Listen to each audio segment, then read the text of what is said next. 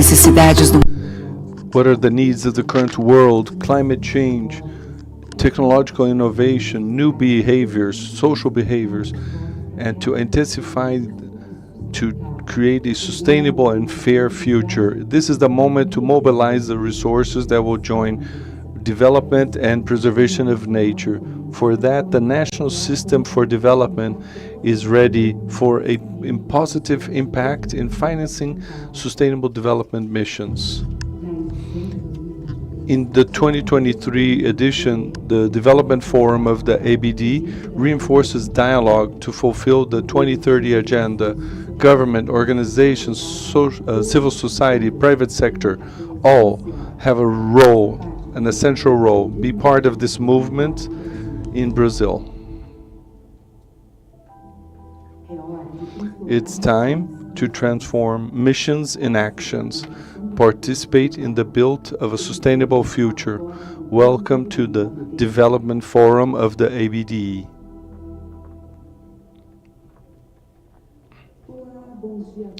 Good morning to all. You are very welcome to the second day of the Development Forum 2023, promoted by the ABDE, the Brazilian Association for Development. It's a pleasure to review all of you for one more day of important discussions for the future of the Brazilian development.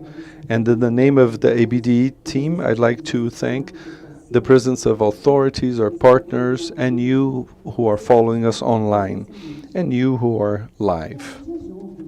So yesterday we had the opportunity to follow panels that detail the potential of financial institutions in the transformation of plans into actions for development, for sustainable development. We also had a debate on strategies for growth allied to the protection of the environment, the role of the private sector in the implementation of the 2030 agenda, and sustainable practices in the health sector.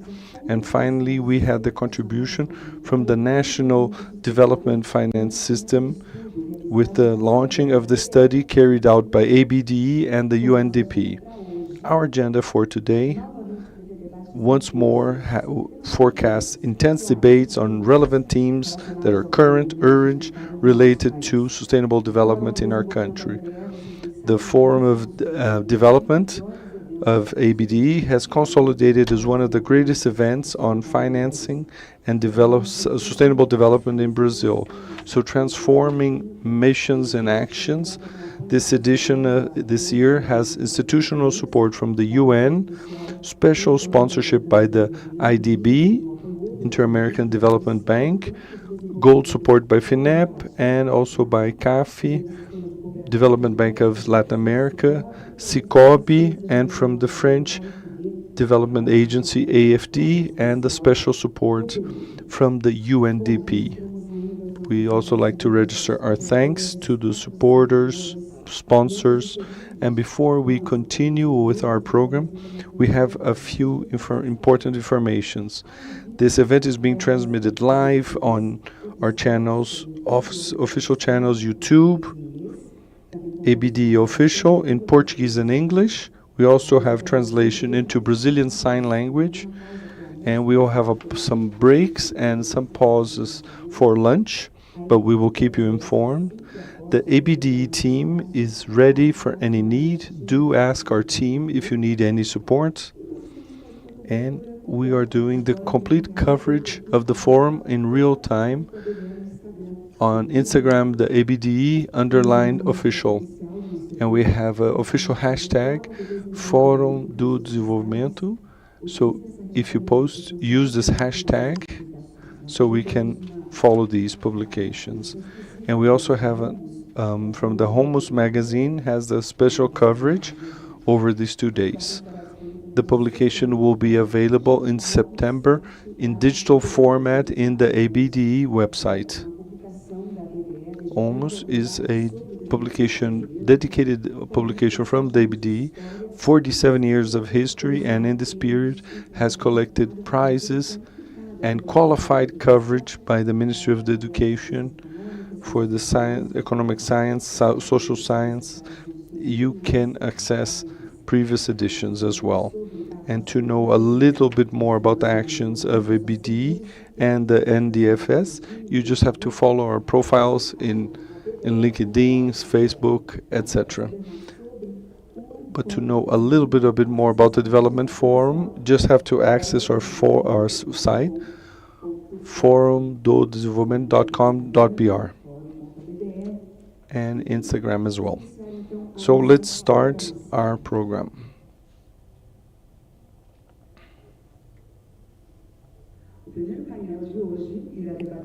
The first panel today will have the crucial issues about macroeconomic policies and industrial macro policies in Brazil, and instruments that might give impulse, and also in our country. The specialists will explore the economic situation and how it is possible to join economic progress with conservation of the environment effectively in the 2030 agenda in Brazil. For the panel, Future of the Brazilian Economy, Economic Policy in the Route of the Sustainable Development that is an Inclusive Development, we will have Professor from the SOAS University of London, Mr. Ha-Joon Chang, who honors us with his opening speech.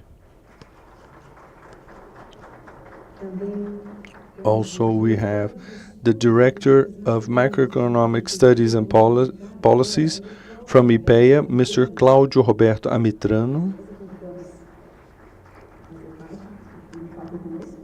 And also, research and professor from the Higher Institute of Lisbon, Mr. José Roberto Afonso.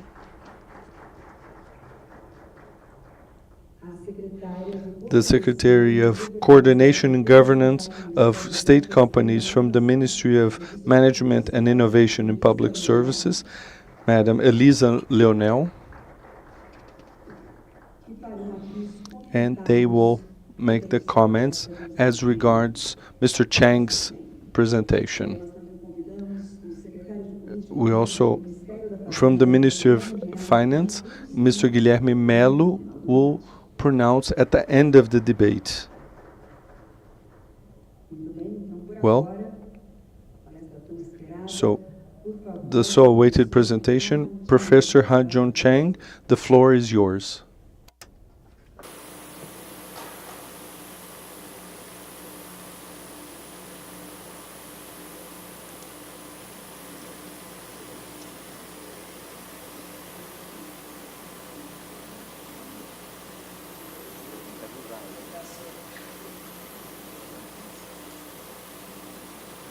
Professor, we're not sure if you can hear us. So, Professor Chang, can you hear us? Okay, so we are all listening to you from now on. Okay, yeah. Okay. Can I put my PowerPoint up? Let me see. Where is it? Yes.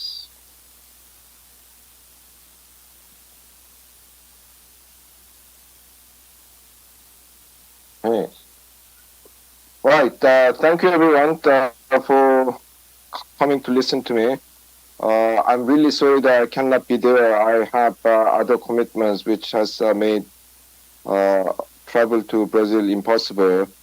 But I'm so honored to be invited to give this presentation on the future of the Brazilian economy and the role of development finance institutions. Now, since the 1980s and the 90s, the exact timing depends on the country, the manufacturing industry has declined dramatically in most developing countries, with the exception of China and a few Asian countries. My friend, Chilean economist Gabriel Palma, first called it premature industrialization. Now, many people think it was Danny Rodrik who invented the term, but it was actually Palma who did that. And I mean, this is a very widespread phenomenon, but no other developing country can actually beat Brazil in the scale of the industrialization. In the late 1970s, according to the calculation by Palma using the World Bank data, in the mid-1970s, Brazil's manufacturing output was almost as large as the combined output of China, India, Korea, Malaysia, and Thailand. Today, Korea alone produces twice of that of Brazil's manufacturing output, whereas China now produces nearly 24 times that of Brazil's. Brazil, as you see from this figure, used to be the manufacturing powerhouse of the global south. You could almost say that it was the most important manufacturing nation in the global south until the 70s, but now it's the relatively insignificant player. To give you a more concrete example, in 1980, Brazil produced nearly 1.2 million cars, whereas my native country, South Korea, produced only 120,000 cars, 10% of what Brazil was producing. Today, Hyundai Kia, the biggest Korean car company alone, produces 4 million cars worldwide, while Brazil produces only 2.3 million cars. It's just over half of what this one Korean company produces.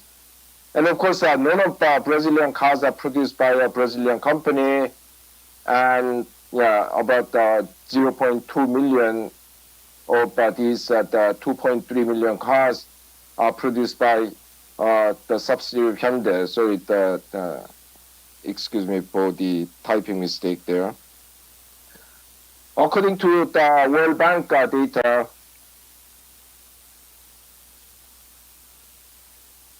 in 1984, manufacturing accounted for 34% of Brazilian GDP. Today, manufacturing only accounts for around 10% of Brazilian GDP. Brazil's manufacturing value added per capita is only 20% that of the United States, 16% that of South Korea, and only 8% that of Switzerland, which, contrary to the popular belief, is the most the industrialized nation in the world, producing the highest amount of manufacturing value added per capita in the world. Brazil's per capita MVA, or manufacturing value added, is only just over half that of China's, and even lower than that of Argentina's. So this is a serious decline. That in the relative terms, I can think of no other country that has gone through this other than where I'm living, the United Kingdom. Yeah? So Brazil has experienced this huge deindustrialization, and as a result, the country's dependence on commodities in its export has increased rather than decreased in the last couple of decades. Yeah?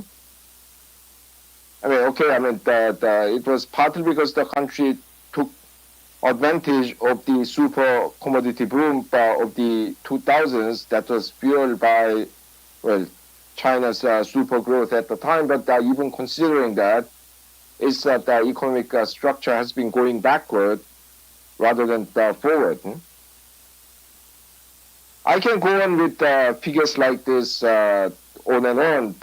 Of course, the exact figures depend on the year you look at, countries that you compare it with, also the World Bank and the United Nations keeps revising the data, so that the exact place and the number and so on will depend on exactly what you look up. But there is no denying how dramatic Brazil's manufacturing decline has been in the last few decades.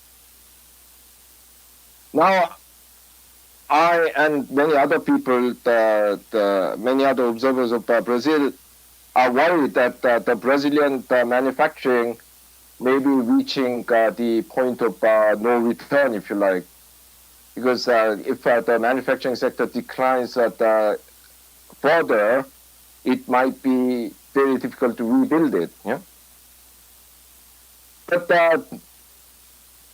today there are things that are happening that means that Brazil really needs to revive its manufacturing capabilities urgently before it reaches this point of no return.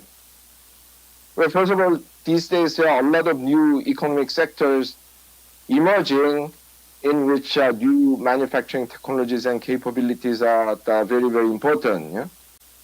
Renewable energy, advanced digital production technologies, new materials, nanotechnology, artificial intelligence, biotechnology, and so on. And yeah, some of these sectors do not necessarily involve making things in factories, but the kind of technologies that need to go in there, they are largely developed by the manufacturing sector, and these sectors require a lot of inputs from the manufacturing sector. Yeah? So in order to run artificial intelligence programs, you need efficient computers, some agricultural activities, including in Brazil, have benefited from new technologies like drones and sensors and things like that, but these all come from the manufacturing sector. Eh? So falling behind in these new sectors will push Brazil further behind.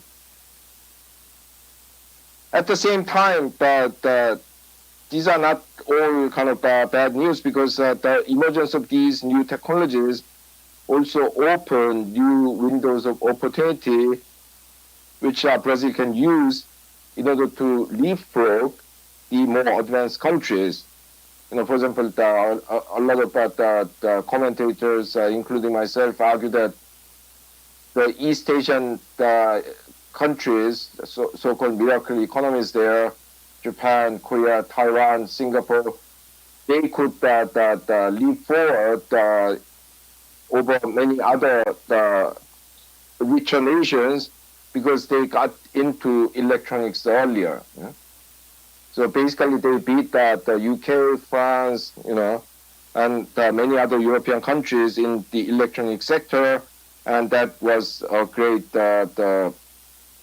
boost to their economic development. So these new sectors pose both challenges, in the sense that if you don't keep up with it, you will fall further behind, and opportunities, in the sense that these are sectors in which the leadership of the more advanced, economically advanced nations are not as great as in existing sectors, because these are new sectors. So if you get into them early, you can actually make significant progress. And, to be frank, Brazil has done some of it. It has gone into wind power and things like that, which I commend, but, more needs to be done. Yeah? In addition to these new technologies and sectors, what is making it necessary for Brazil to revive its manufacturing sector is continued and even increasing dependence on natural resource exports. Yeah? And of course, we have known for several decades, the Celso Furtado said it, the many other Brazilian economists have said it. We have known that reliance on primary commodity exports lead not only to low productivity, because they tend to be the sectors that have slow technological progress and productivity growth, but it also makes macroeconomic management difficult, because your export revenue is unstable, and this restricts your ability to import technology and machines and intermediate inputs from the economically more advanced nations, and it means that because of this restriction, you tend to invest less and so on. So, I mean, I don't need to explain this in front of the Brazilian audience. I mean, it's not that you don't know this. But I think it's becoming increasingly obvious that there are more kind of also other consequences of Brazil's dependence on natural resources. Because given the importance of the Amazon rainforest in the global fight against climate change, if Brazil continues its reliance on natural resources and even expands that reliance, fighting global climate change that will be so much more difficult. So, for all sorts of reasons, productivity, investment, macroeconomic stability, and the fight against climate change, Brazil needs to reduce its dependence on primary commodity exports, and that naturally means increasing its manufacturing exports. Okay, I mean, you can increase the service export a bit, but the scope of increasing service export is quite limited anyway. And with the emergence of artificial intelligence, the first things that are going to be hit are going to be this relatively low productivity services that countries like India has been specializing in, like the basic accounting, basic legal services, reading MRI scans, and yeah, I really see the prospect of exportable services that are quite unpromising, on the top of the fact that it wasn't going to be a major export industry anyway. Okay, now if Brazil is going to revive its manufacturing sector, I have been saying these things for the last at least 15 years. It really needs to totally reset its macroeconomic policy, especially the interest rate policy. Until recently, Brazil had some of the highest real interest rate in the world, which led to chronically low levels of investment. I mean, you can see it from my slide. You see that as a proportion of GDP, in the last 20 years or so, Brazil has invested only 18%. Not only is this lower than what comparable countries are doing, like upper middle income countries, which are on average at investing 31%, or even the lower middle income countries, which Brazil is not, but the other developing countries, 27%. It's even lower than the average for high income countries, which actually do not need such high rates of investment. I mean, of course, I'm not saying that the high interest rate policy was the only reason behind Brazil's low rates of investment, but it will be difficult to deny that, because when you have the most expensive capital in the world, I mean, you are naturally naturally you not invest very much, because basically your macroeconomic policy is saying that we don't value the future very much. The present is more important. High interest rate policy also meant massive overvaluation of the currency, which has hit export-oriented manufacturing particularly hard. So that contributed to the relative decline of manufacturing. Of course, Brazilian manufacturing has survived this extremely hostile macroeconomic environment and maintained strength in certain areas, aircraft, deep sea oil drilling, renewable energy, and so on. But this is only because there are sector-specific industrial policies supported by targeted long-term lending from, well, basically the members of this association, BNDES and other developmental financial institutions. And without these DFIs, Brazilian manufacturing would have collapsed even more. So the job that the DFIs in Brazil have done is very impressive, but that's only given the circumstances. There's a clear limit to what industrial policy can achieve, lending by DFIs can achieve when you have this kind of the macroeconomic policy regime that is extremely hostile for investment and export. Of course, I'm not naive enough to believe that just someone saying this will make people change macroeconomic policy, because there's a very deeply rooted political economy behind this. Yeah, I cannot go into that, but basically, in the last couple of decades, the Brazilian financial capitalist class has gotten so used to live a safe and lucrative life, because simply by buying government bonds, you are assured a very safe and high yielding, very safe and high yielding asset. But unless you change the things, change macroeconomic policy and force these financial capitalists to accept more risk, lower return, and more the longer time horizon, I dare say that the future of the Brazilian economy is very bleak.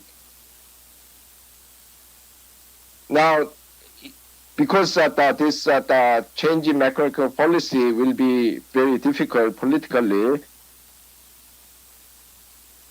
it's not going to happen very quickly.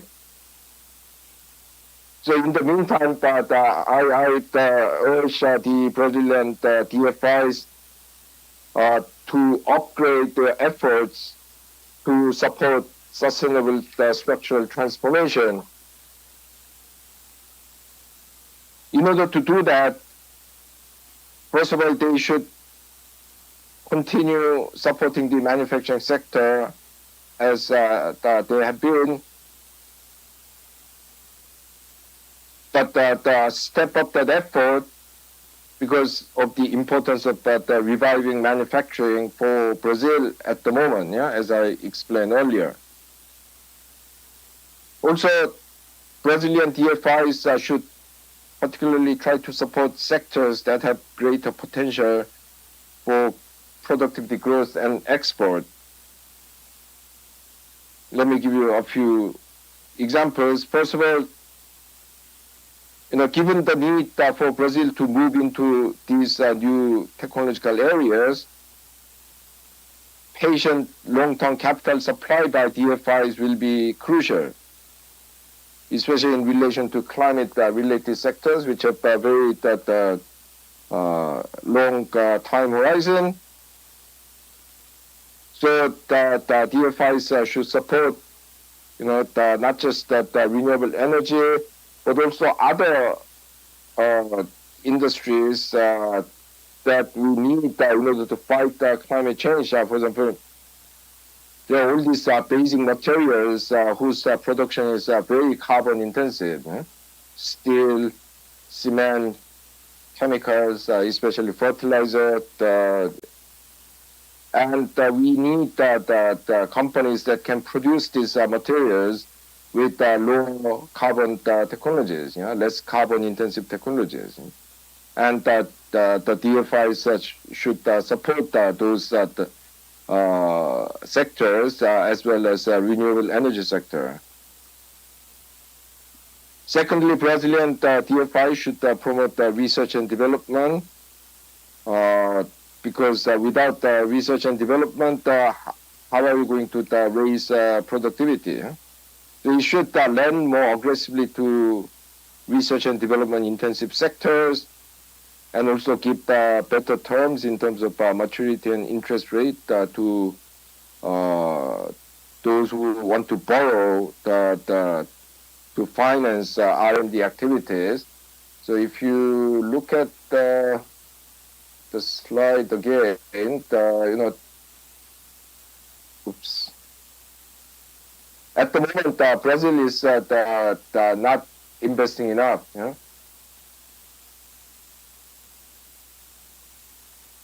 I mean, not to speak of, oh, no. The first one is that there's a typo here. The first one, this is Korea, not China. The figure for China is this. So not to speak of countries like Korea, which invest nearly 5% of GDP in research and development. Brazil is not investing enough in R&D, compared to, say, China. I mean, it's even lower than Malaysia, higher than South Africa and Argentina, but that's not much of a consolation. Yeah? So Brazil needs to step up its investment in R&D, and DFI is particularly suited to support these kind of activities because they have the longer time horizon and they can provide lower interest rate. Yeah?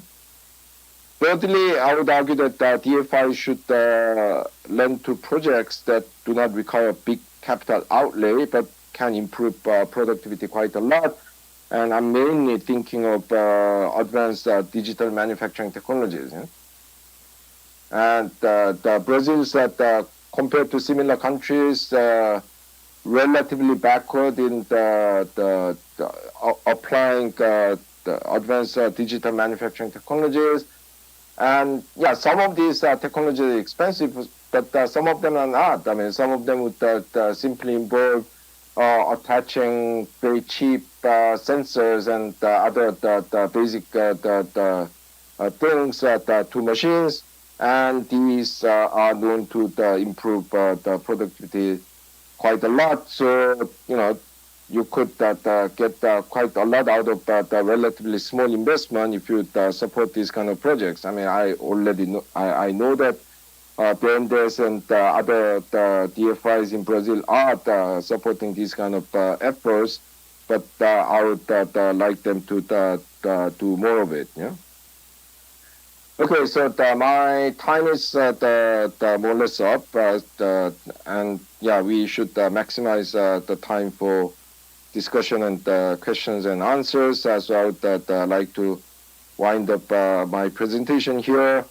So I have argued that Brazil has experienced a dramatic decline in manufacturing. Now it might be passing the point of no return, beyond which it will be very difficult to revive its manufacturing. There are new challenges and opportunities that require the developing the manufacturing sectors. And yeah, in doing that, we need to do our best to change the macroeconomic regime of this country, because frankly, Brazil, in between the government ministries and the DFIs, have very high capabilities for industrial policy. So it's not like some other countries which have never done it and don't know how to do it. It can do it, but the environment is very, very hostile. So we need to change that. But recognizing that these changes will take a lot of political struggle and time, I have made some suggestions as to what kind of activities that Brazilian DFIs could support.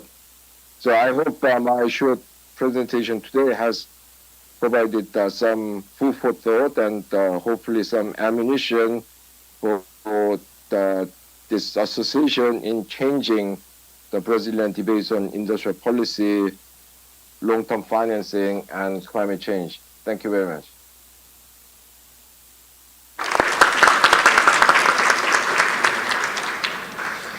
Bom dia a todas e todos. Good morning to all. I'm Mr. Medrano. I'm from IPEA for Macroeconomic Policies Studies. I would like to thank ABDE for inviting me to this event. I would like to greet Professor Haishu Shangi and thank him for a very interesting presentation on economic policies and development. I'd also like to greet my colleagues here, Elisa Leonel, Guilherme Melo, and also José Roberto Afonso in Lisbon. Due to time, we had a different program. I will hand over directly to Guilherme Melo, Secretary for Economic Policies, to comment on Professor Chang's presentation. Thank you, Medrano. It's a pleasure to be here. It's a pleasure to be following here Dr. Chang's presentation, also with José Roberto, which is also a reference for all of us, especially fiscal policy and others that are studying macroeconomics, and of this public that is selected public that is here, and known colleagues that discuss development. I'd like to thank the ABDE for the invitation. Unfortunately, I will have to speak and leave. So today is a complicated day. Things are a little bit busy in the Ministry of Finance. But I would like to leave a few words in respect to the theme of this panel and the theme that Professor Shangi brought for us. Every time I think of development, and we are here in the ABDE, I try to simplify, because the concept of development is always very much debated and complex, but I treat it in a simple and practical way. Development, in my view, is structural change of the productive structure or the social structure. If you are able to combine both, and both move side by side, you can characterize a process of economic development with an adding that in some decades we didn't see that, which is a theme of sustainable development and decarbonization. So we have here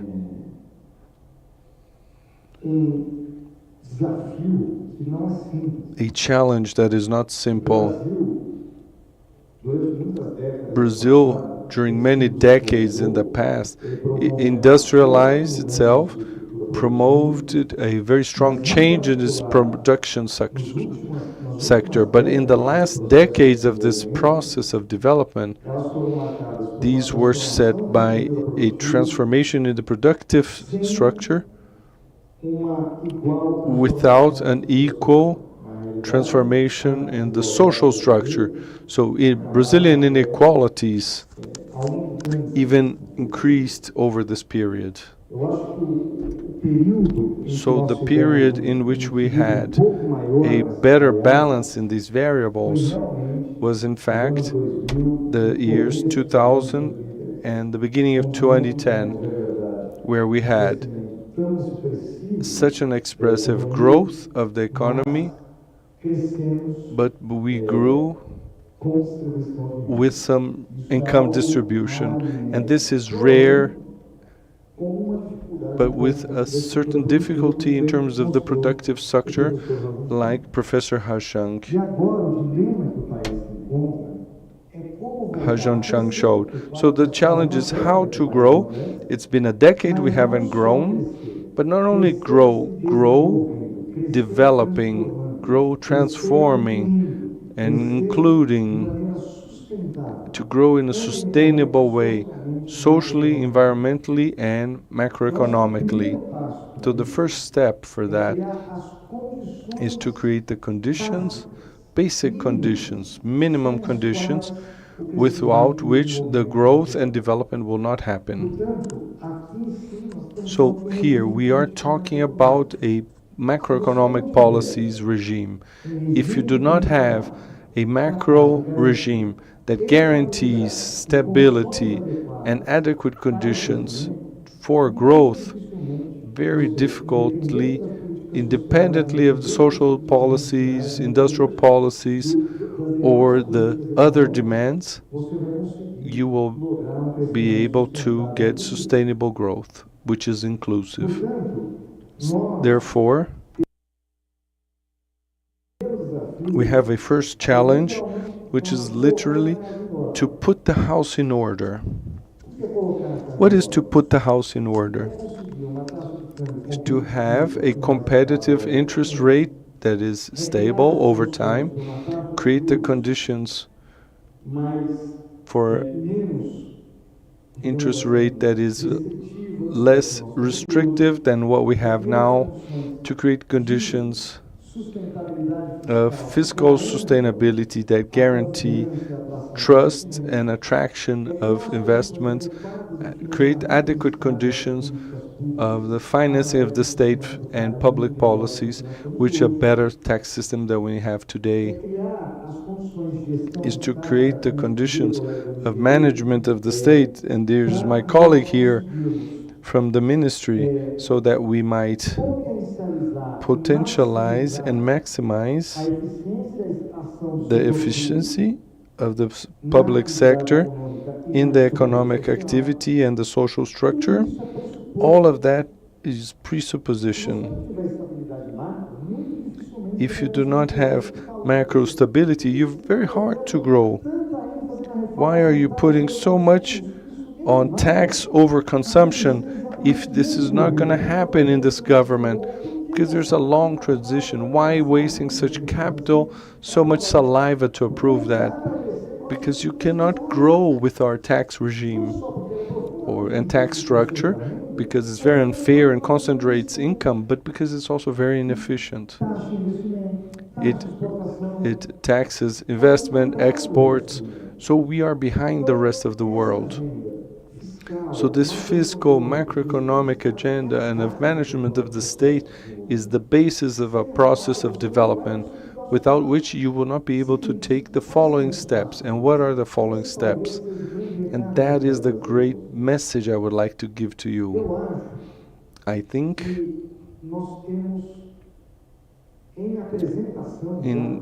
to be presented more than elaboration, a new strategy for economic development. Our homework, the macro part, the consolidation of stability conditions, better management of the state and innovation, we are already addressing. We are also addressing the strategy of development, what I called in the old CEPALs, which is our style of development we are proposing for the next decades. That fundamentally dialogues with three big axes. The first is the axis of the increase of investment, of attracting investment and improving the infrastructure that is set in the new PAC, which has a great participation from the private sector, to say that investment infrastructure is not public or private, it's public and private. And the more synergy, the better. The second axis, that is in the process of elaboration and advancing quickly, is the axis which Vice President Alckmin and President Lula were talking about, neo-industrialization, because Brazil went through a deep process of deindustrialization. But it's not possible to go back to the past, to go to the industrial structure that we had in the past. We have to build a new productive structure that dialogues with the new technologies, new demands, and the new industrialization dialogues directly, or will dialogue in its missions, with policies based on missions, connected to social themes and environmental themes. And here I would like to add the third axis of the strategy, which is one of the fundamental pillars, if not the most important, which is the plan for ecological transformation. I always tend to say that the issue of sustainability was seen in the past as a cost. I have to do the spending to guarantee sustainability, because if I don't do it, everyone's going to die in the future. So the price of having not done something in the past. In the last years, the issue of sustainability, environmental, was seen as an adversary, almost like an enemy of the process of development. And in this government, there is a complete change on what is the role of the transformation of sustainability, the environmental theme, and the ecological transformation in the development project. We see ecological transformation as the great opportunity of Brazil to develop. It's not even a cost or an adversary, it's an opportunity to attract investments, to renovate our productive installations, and we are already leaders in many of these sectors. Like, for example, biofuels, energy sector, we have a clean matrix for energy matrix, so we have comparative advantages, and we can have competitive advantages to build the path of development with social inclusion and environmental sustainability. And the ecological transformation plan is not only ecological, about creating jobs, income, it's a plan of development.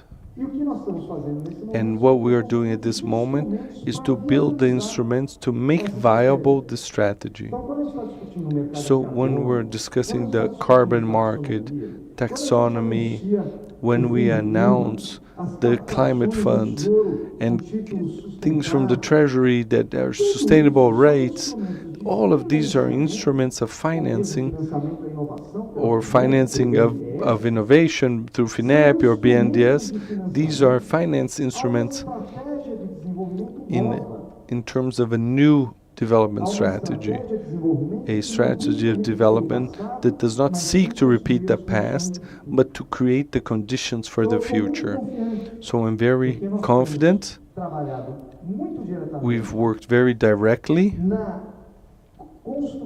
in the construction of the conditions of macro conditions that will allow that this development strategy be consolidated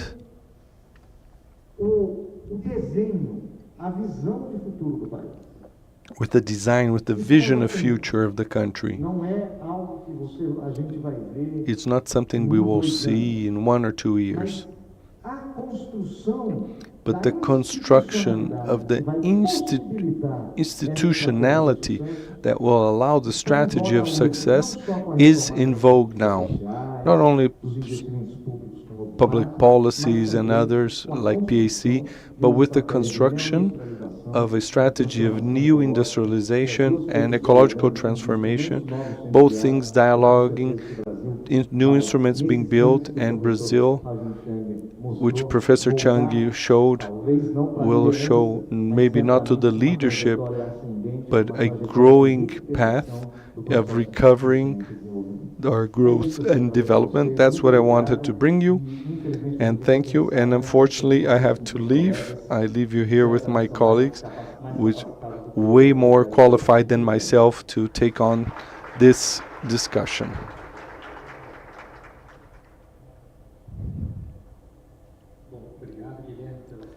Thank you, Guilherme, for your speech. Very interesting, and connects to Professor Chang's.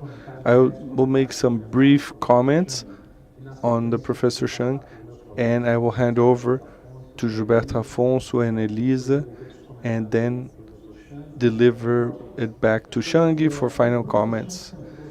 So Professor Changi put his speech in the risks that the process of deindustrialization has, and how the process of development, and center many of his speech in the importance of adequate macroeconomic policies can have in the promotion of development. Guilherme, and taking on Guilherme's speech, he centered on the creation of central view in the macro conditions, and he's right. Development process has or come from a structural changes from low productivity sectors to high productivity sectors. That's the path of development. And I would like to centralize my speech in a similar perspective, but focusing in other thing, which is the importance of fiscal policies, and to talk about it in a distinct manner. The fiscal policy has a role that is very important in the promotion of development, especially in the structural change aspect, because fiscal policies have significant impact or can have significant impact on the process of growth through the fiscal multipliers. What is that? Is the impact that the variation of the public spending has on the GDP. These fiscal modifiers do not depend only of the magnitude of this public spending. They depend especially of the composition of the public spending. Different items of spending have fiscal multipliers that are different. So one of the strategies from a strategy of development is one that connects public spending to types of spending that has fiscal multipliers that are high. And the good news on this news is that the international literature shows that the type of spending that have a high elevated fiscal index is public investment and social investments. An important aspect that the international literature points out is that the fiscal multipliers are bigger in the lower ends of the curve when there is a lower economic activity. And the new fiscal framework, when it contemplates an anti-cyclical component, goes in the sense of what is a good fiscal practice. But for the change of the composition of the public spending to be efficient, to amplify the fiscal multipliers, it has to contemplate a few fundamental requisites. The first is to observe and to be paying attention to the complementarity of public sectors. Another important aspect which I'd like to highlight is the fact that the fiscal policies and of spending has to be aware of the production chains in long chains, production chains, because this increases the potential of these public policies. A third aspect that this spending be related to intense knowledge and technology intensive sectors, to increase what is conventional in the international literature of economic complexity. There is a high relationship and correlation between economic complexity and levels of per capita income. More complex sectors are the ones that the economists call that they have the greatest elasticities, sectors for which that when the income in the world grows up, the demand for the more complex products grows more even than proportionally. And evidently, the power of the fiscal policy, the tax policy, has to be connected to environmental sustainability. And as Mr. Guilherme Melo mentioned, this is an important component of this promise to promote development. The second point I would like to mention, and I believe that it is something important within this development strategy, is related to the connection between development policies, productive policies, and also international insertion policies. The Brazilian government has an important role in connecting these two elements, but this is not a simple task, and it's not simple. It's not simple because around the world we have the global value chains, and moving on the value added on these chains that are well established. This is very difficult to do. I would like to wrap up now, and I would like to pass the floor to our friend José Alberto Alfonso, who is in Lisbon, and he's going to speak with us directly. Thank you so much.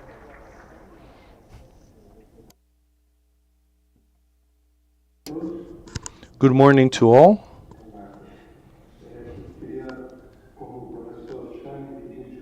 Like Professor Shang, I would like to also apologize for not being live with you. Also to thank ABDE for the invitation and the choice of the theme, and also the main presentation from Professor Chung and the comment by Guilherme. I have very little to add. And I would like to first get the aspect of how Brazil fell behind. And Professor Shangi has a lot of books on industrial policy and others. A century ago, the Brazilian economy was a primary exporter economy and was able to make a transition and quickly to industrialization, not only to create an industry of weight, but also to diversify, and that's where Professor Shangi started. And I ask myself, if 1 century later, if we are not in front of the same dilemma. I don't export coffee, I don't have coffee barons, but I transform the coffee barons in industry barons. So what path should we carry out? I'm not going to call the people from agro or mining as barons, but how do we take on these opportunities of great exports of the agro and mining industries? And they're not falling sectors that are falling behind. I would say their sectors in terms of innovation and in technologies are ahead of the industry, especially the agro-tech. When we talk about logistics of mining, despite all the problems of Brazil, this segment, I think sometimes the logistics itself is more important than the minerals itself. But our role is to look at the future that I like. So what path, Professor Shangi, to reindustrialize? It's not that I have to reduce the primary industry, but I should take on these opportunities. And going from the past to the present, and there was an emphasis on economic policy, Professor Shangi, Guilherme, and I saw that the professor recently published a text, a very curious text that is not very well known in Brazil, where the professor tries to estimate of what did they do and what they say. And Brazil is part of this panel. I don't know, but it's surprising, even if something recent in terms of the situation, how do we put that the financial institutions, the policies for development get in the way of monetary policies? And what has happened, that the interest rate is high, given of the directed credit in our economy. I've seen studies from our colleagues in the BNDES that says the opposite. but the thing is not econometric, is ideological, and he worked, as the professor worked in the international level, he could bring something. The weight of the interest rate and something which I specifically see that doesn't exist in the rest of Brazil, a possible conflict between public and private banks. And because we have financial institutions of huge, bigger size, and so long-term private credit is very small, and I need to increase the basic interest rate for these DFIs as well as the public debt, and making a reverse subsidy, which the accounting of the government itself shows that I needed to do that so that the private sector could grow. And it grew way more in short-term credit than exactly in the long term. But we want that in the long term. And what is missing for this greater partnership, especially like Guilherme mentioned, but there's a component of this ideological debate. Professor Changi published recently on this subject, and he could maybe talk about that once more. And third and final, the issue of the future, and I have no doubt that it's a consensus, it's almost a unanimity. We need to have a development strategy that is more green, more inclusive, and more digital. And this is works for the country, and for the country is special in terms of development. I don't have time to talk about COVID and the Ukraine war to get to this new globalization, new industrialization. You can use a power expression, but in fact, in concrete, it opened enormous possibilities for Brazil in the area of energy. Few countries in the world have the potential that we have of increasing solar and wind production, and especially green hydrogen.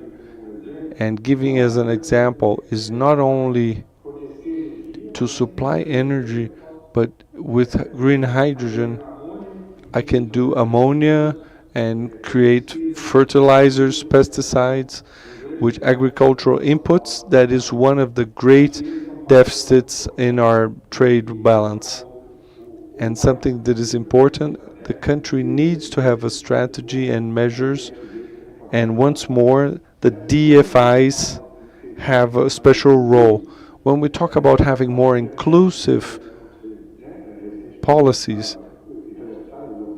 and still recently, and the COVID is coming back, the issue of health, together with demographic changes, which in the Brazilian case is way quicker than what happened in Europe, means to invest heavily in health. And here we can once more combine. You're having measures that provoke, that induce the industrialization, be it from hospital equipment, but all of the pharmaceutical industry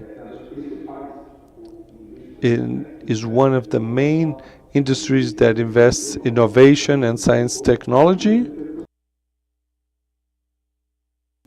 And with that, I can improve the population and also to increase industrialization and digital.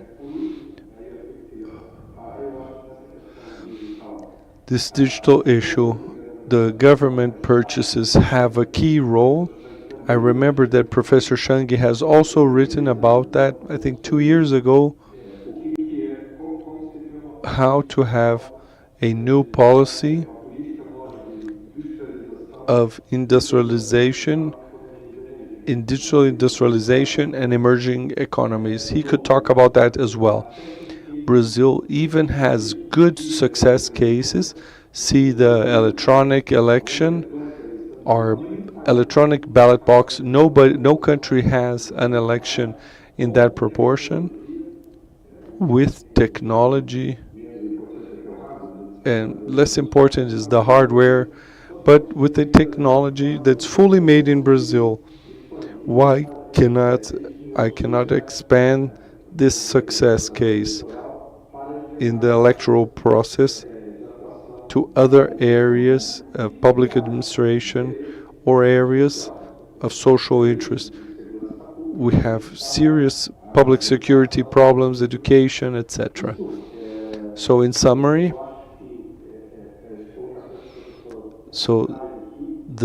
what the professor brought here, and I repeat, Brazil, for many reasons, has great opportunities to go forward, but we need to take the lessons from our past and to look with more care and in detail of our present to see where we are, and from there trace a route, a plan of where I want to get in a country that is more industrialized, more wealthy. So to finish, the professor showed how Brazil fell behind other countries. More important than the industry, the whole economy fell behind. We lost and areas, and other sectors compensated and led to expressive economic growth. We've collected decades lost of economic growth, and this has a very high social cost, and that's why we are here together in ABDE, so that we can change this situation. I'm available to contribute to the debate and like to hear more Professor Shangi on these issues.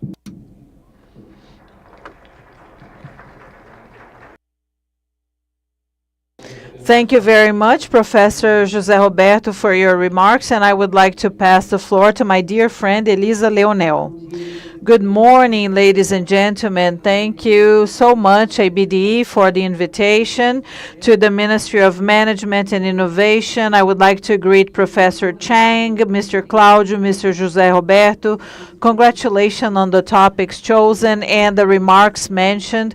We at the Ministry of Management and Innovation, we do not see a way forward for the development of a new economy so that we can have inclusion, sustainability, unless we have state bases that are well established. We need to renew our capacity, the state's capacity to be able to act, to implement its public policy, totally aligned with this development agenda. Our friend has already mentioned the PAC, the neo-industrialization, the ecological transformation, and these are the priorities of the federal government now, and I would highlight social inclusion because we believe social inclusion is a big part of the government's agenda. To align all of the ministries, all of the entities, institutions of the government to promote this development, we created the Ministry of Management and Innovation for Public Services. Even though the topics of this ministry, they were part of the public administration, but there has been a high advancement, and then we created the ministry. The ministry's role is to reinforce the public services capacity so that we can deliver public services to our society in a better way, in a stronger way, in a sustainable way. I would like to mention some examples of the projects and the topics that we are facing. We need to strengthen our capacity, the conditions of the public administration to face the challenges, the development challenges, the development that is happening now. And the secretariat that I had the Secretariat of State Services. We talk with the public companies, the public agencies. We need to strengthen the governance of our government agencies. We need to make them aligned with all of the public policies. We're trying to discuss new methodologies, investment portfolios, so that these agencies are totally connected to the industrialization policy of the new PAC, of the ecological transformation. So the state agencies, they have to be totally aligned so that the Brazilian administration can evolve. We need to hire new people. Some topics related to the government expenditure regarding, there is an increase of the spending of the government, but we have to invest in human resources, in the capacity, so that Brazil can grow in a sustainable way. And also an essential part of our ministry, it's part of our name, the challenges of innovation and digital transformation. Our ministry has been analyzing the new technologies, how we can implement new projects so that we can become mature enough in our digital transformation. And this is essential so that Brazil can become more competitive and more developed. We are even discussing a national strategy regarding digital government with the participation of all the municipalities, states, and the federal government. The federal government is a driver of innovation. And how can we become a catalyst and transform our administration, the government? Because this is part of the foundation so that we can have the economic development we aspire to have. And very briefly, I would like to mention this because my time is short. The strategies that we understand that jointly with the macroeconomic policies are necessary, essential, so that we can build a sustainable development in Brazil, an inclusive development in Brazil, and analyzing all of the perspectives, diminishing regional, social, and economic inequalities. Thank you very much once again. And I would like to greet you for the topics chosen and for all of the presentations given. Thank you. Thank you, Dr. Elisa, for your comments.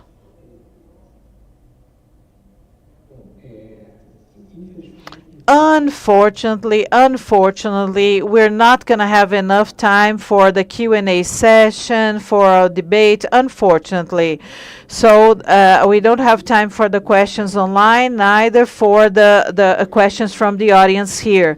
But please, professors, give us your final remarks. Professor Chang, you're going to be the first one. You have 1 or 2 minutes for your final remarks. Professor Chang, the floor is yours. Thank you, everyone. Mr. Mellor, Professor Afonso, Dr. Claudio, and Mr. Leonard, thank you all for your comments. I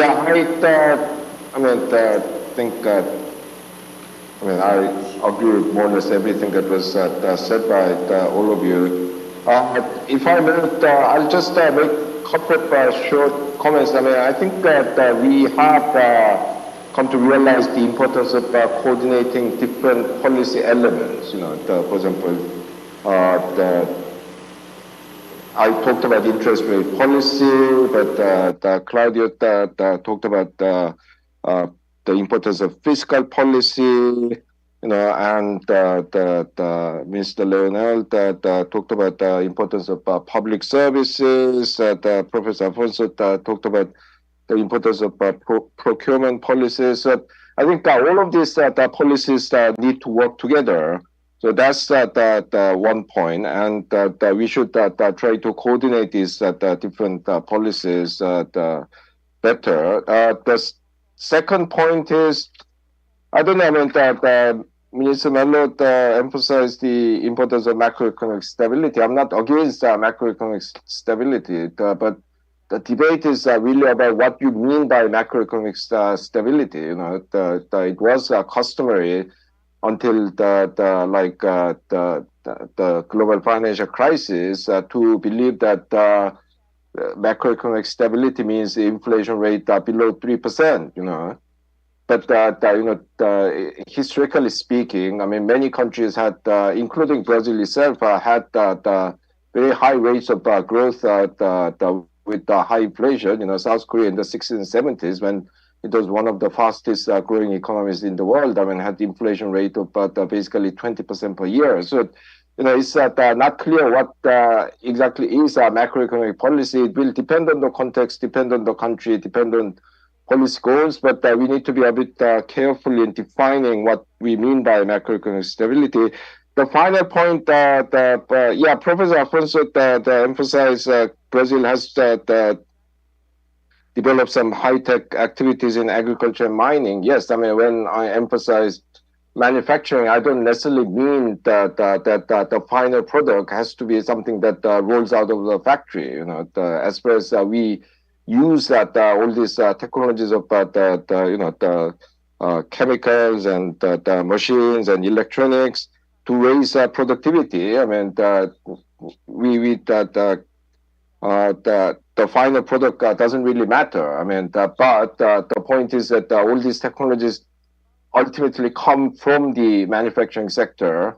You know, this is why the Netherlands, for example, despite having one of the highest population densities in the world and very small amount of land, is the second largest export of agriculture in terms of value after the United States. So we want the agriculture, but high-tech agriculture. We want mining, but as the Professor Afonso said, not just the minerals themselves, but the whole logistics that built around it, and the processing and so on. So yes, I mean, but I'm thankful to Professor Afonso to remind people that, you know, we are not really talking about the final product. We are talking about the process of making things.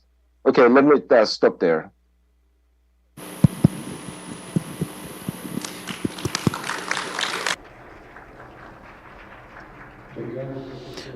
Thank you, Professor Ha-Joon Chang. And now I would like to pass the floor to Mr. José Roberto Afonso so that he can make his final remarks. Thank you, Claudio. I just have a little to add, and I wanted to hear more. I wanted to hear Mr. Chang more, what else he had to say, but I would like to emphasize strategies, the word strategies. We're also discussing a lot that we must have more harmonious economic policies in Brazil. But I would like to emphasize that for the long term, for the long run, we have to create strategies, well-defined strategies, and that we may define them in a clearer way. What are the opportunities for Brazil? So it's useless to check out the Asians. I won't be able to replicate their success because they have already occupied this place in the world. But which strategies, which industries do we have more opportunities to get into? And so then you have to define the adequate means to do that. Mr. Guilherme mentioned the tax issues, the fiscal issues. That's very important. But we have to be careful because 34% of our GDP represents our taxes. Korea has a high rate too, but the Asian countries usually have 21% of their GDP representing the taxes. So besides their fiscal structure, their tax structure, we should not depend so much on the taxing or taxation of the salaries. Our government seems to be more interested in having more taxes over the salaries. It's closer to Europe, and we have to think about where we're going to, where we want to go to, and adjust our policies, our fiscal policies. What is the path ahead that we want? Today, more than ever, we need to have a tax or fiscal structure that thinks about how can I have a greener economy, a more inclusive economy, and a more digital economy. And I believe that this is also related to the DFIs that we're going to be discussing throughout the day. Thank you very much. Thank you very much to the ABDE. Thank you very much, Professor José Roberto, and now Ms. Elisa Leonel. Thank you very much. I would like to thank all of you again. I agree now with Professor Chang's final remarks. We need to coordinate our public policies. We need to establish and structure our policies. We have to consider that these worlds and scenarios and sectors, they complement one another. It is a construction that we have to do jointly. And the Ministry of Management, we have to analyze the governance of the public administration, and we're trying to strengthen more and more the products and services we deliver to our society. Thank you very much. Thank you, Elisa. My final remarks are in line with what most people mentioned. It's very, very important for us to have a development strategy that is focused on stability and having higher productivity. And I would like to agree with all of everything that was said. The private sector and the public sector, they complement one another. And we need harmonious public policies so that we can promote environmental sustainability, so that we can have a more sustainable and more inclusive society. Thank you very much. Thank you very much to all of the participants of this panel. Once again, thank you so much for your participation. So the financial sector is a catalyst, an essential catalyst to promote sustainable policies. And the development sector is essential to implement public policies aimed at the development in Brazil. In the next panel, our guests are going to discuss how new techniques and technologies in the agribusiness sector promote agricultural practices that are conscious and allow for new scenarios and for sustainable production in the fields. Among the points we're going to discuss, experts are also going to discuss how to encourage the adoption of better conditions, labor conditions, and the reduction of inequalities in the field. We would like to invite Mr. Bruno Brasil, Director of Sustainable Production and Irrigation from the Ministry of Agriculture. We would also like to invite the General Head of Embrapa when it comes to agroenergy, Mr. Alexandre Alonso Alves. The Executive Manager of the Bank of Brazil, Ms. Dione Mari Cordioli. The Superintendent of the Cicobi Institute, Mr. Luiz Edson Feltrin. And the comments are going to be made by the head of the Department of Regulation, Oversight and Control from the Central Bank of Brazil, Mr. Cláudio Filgueiras. So let's have one more productive panel in chat here in the 2023 Development Forum. I would like to pass the floor to Mr. Cláudio Filgueiras. Thank you. Firstly, I would like to thank for the invitation for Central Bank to participate in this forum. This part about sustainability in the financial system is a theme in the Central Bank since 2014 with a resolution, which is a resolution 4327, and I confused it with the other one. And recently, this part of sustainability of the agro, what do we do since the 2020? We did the agenda sustainability that the financial institutions should have a policies of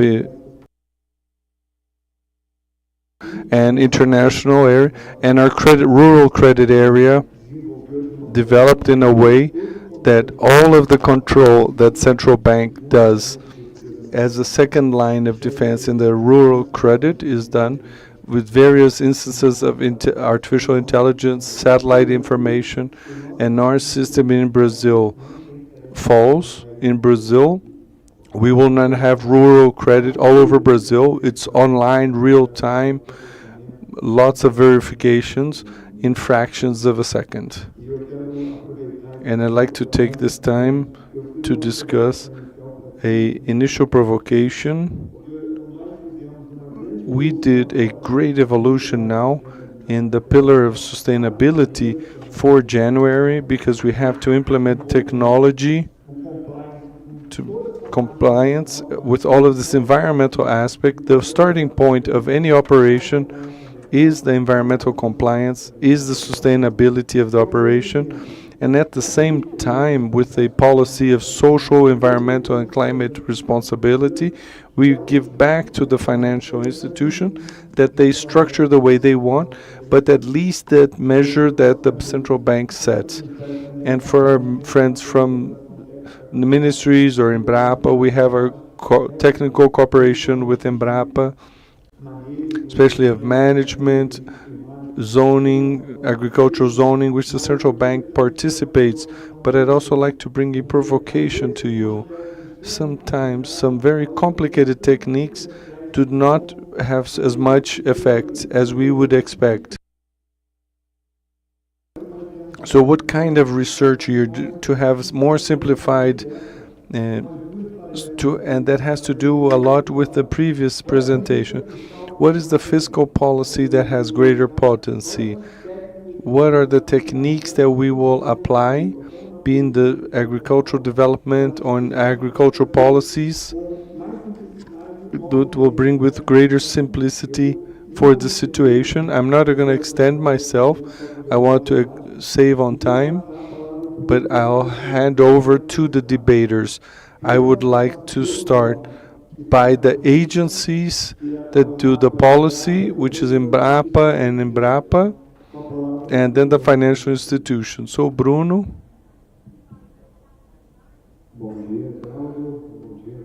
Good morning, Claudio, debaters, those who are live and online. It's a pleasure to be here. I thank the ABDE for the and since I am the first one to open the debate, to spend the first 2-3 minutes to recap the trajectory of the transformation of the Brazilian agro, to bring it to the present moment and to understand the imperative of sustainability transforming our agro, especially in the last 2 decades. Brazil, I don't know if all of you know this story or you remember, but until the 60s, we had an agrarian structure. The greatest population in Brazil was in the rural areas, and we were not this great producer of food and bioenergy and fibers. We were importing basic foods and about to go into an accelerated industrialization the next decade. We had food insecurity. We were incapable of feeding the Brazilian population. Now in 2023, we feed 5 times more than the Brazilian population, 800 million people around the globe. And how did we do that?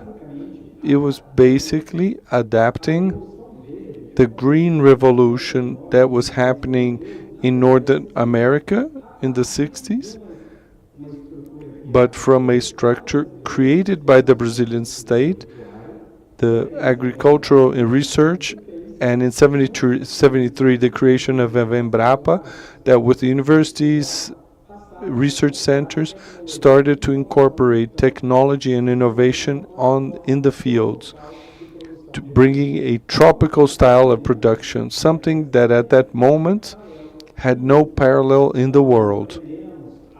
So we learned how to manage these poor acid soils of the Brazilian Cerrado, and we advanced agricultural border that was in the south of Brazil. Then we advanced to the center-west, and now to the region we have now Cerrado, Matopiba, until the end of the 90s. We tropicalize various species of plants and animals. Soy was restricted to the south of Brazil. Now it's in Mato Grosso, Tocantins, with genetic improvement, with a lot of research. Our cattle of Indian and European races, the brachiarias that we brought from India, that with a lot of technology and research, and developing a tropical platform of production of food. And now we are world-class food production, and the next 2 decades we became the greatest exporter, but now with a different condition. Now our production system is basically in the introduction of practices and technologies that gain vertical gains of production in the same area to produce more. The greatest example we have is the advance of the second and third harvest, that is 22 million hectares in the same territory. The integrated systems of forest, plantations, and cattle raising from 3 million to 17 million hectares, all of that associated of the recovery of degraded pastures, 26 million hectares from 2010 to 2020. This helped us gain efficiency and to use less of the Brazilian territory. This is the condition of the 21st century for the world cattle raising. So it's in this context that Brazil has been developing since 2010 a public policy that is the ABC plan, low carbon agriculture.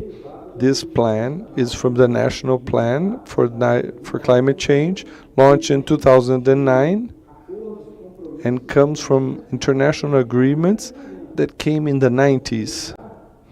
You will remember, but in Rio 92, the countries agreed to create a framework convention to face climate. The UNFCCC and these parties agreed that every year they should meet in the Conference of Parts, which we call COP28 at the end of this year in Dubai. From this came many commitments, climate commitments, and many environmental conditionings that interfere, including in the commerce, particularly in the exports of the agribusiness, since it's an intensive use of natural resources. In that sense, the ABC plan has been fundamental to accelerate this transformation and a development of a sustainable platform. During the first years, 2010 to 2020 of the ABC plan, it was based in the adoption of 6 sustainable practices: direct planting, recovery of degraded pastures, nitrogen fixation by inoculants, treatment of dejects, planted forests, and integrated systems of production.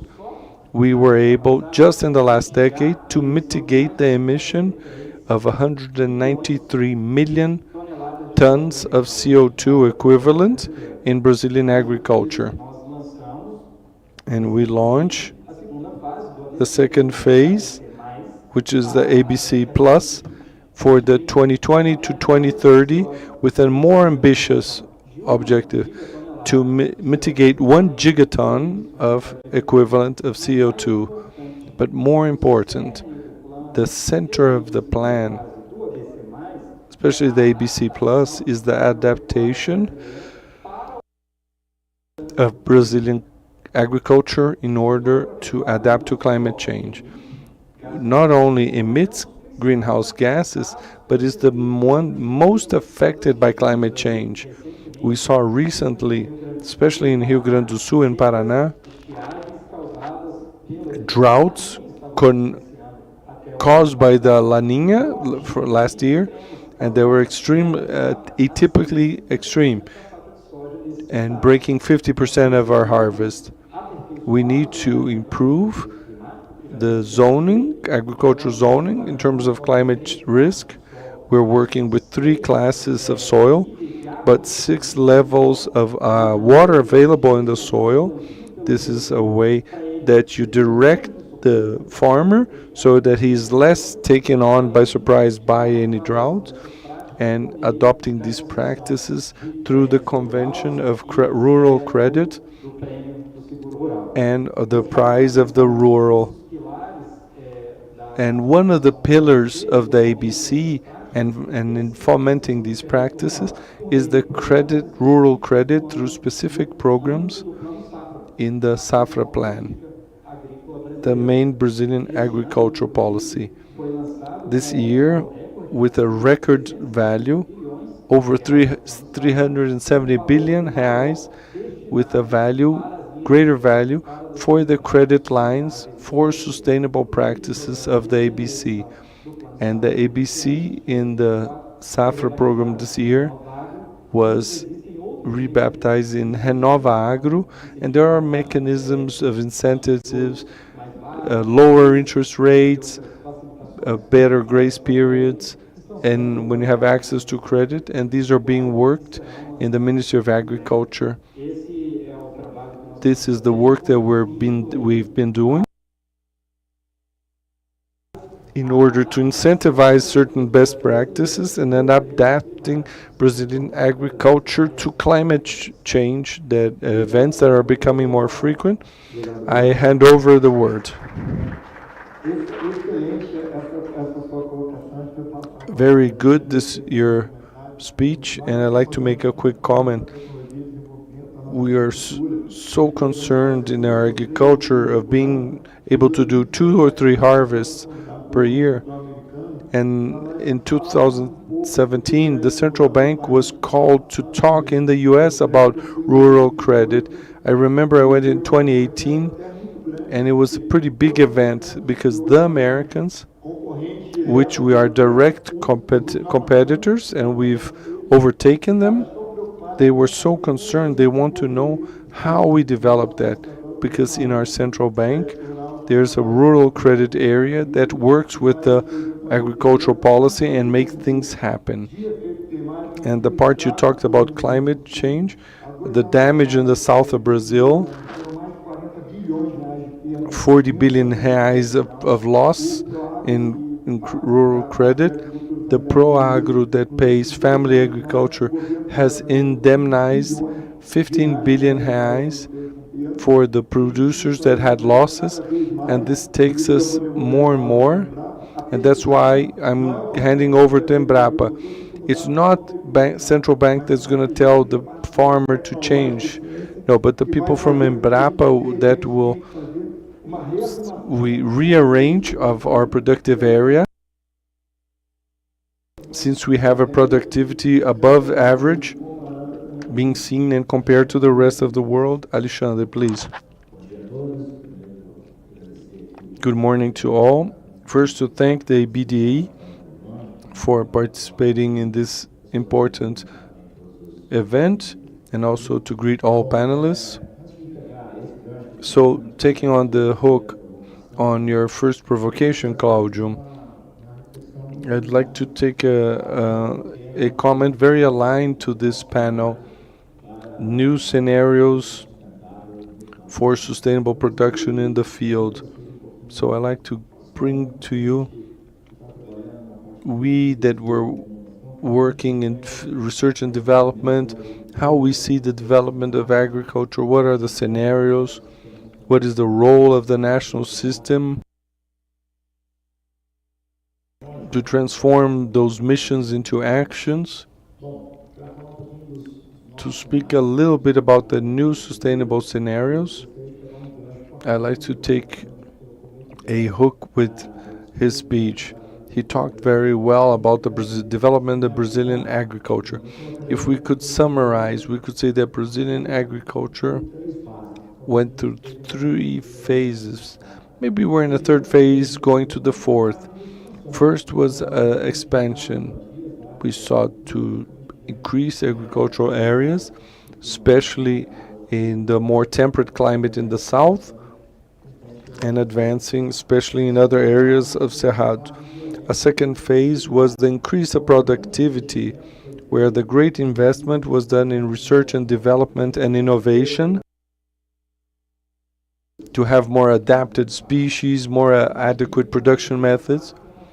And we're in the third phase, which is of sustainability, where the Brazilian agriculture incorporated a series of practices and actions seeking not only to reach productivity levels, but to do so with sustainability.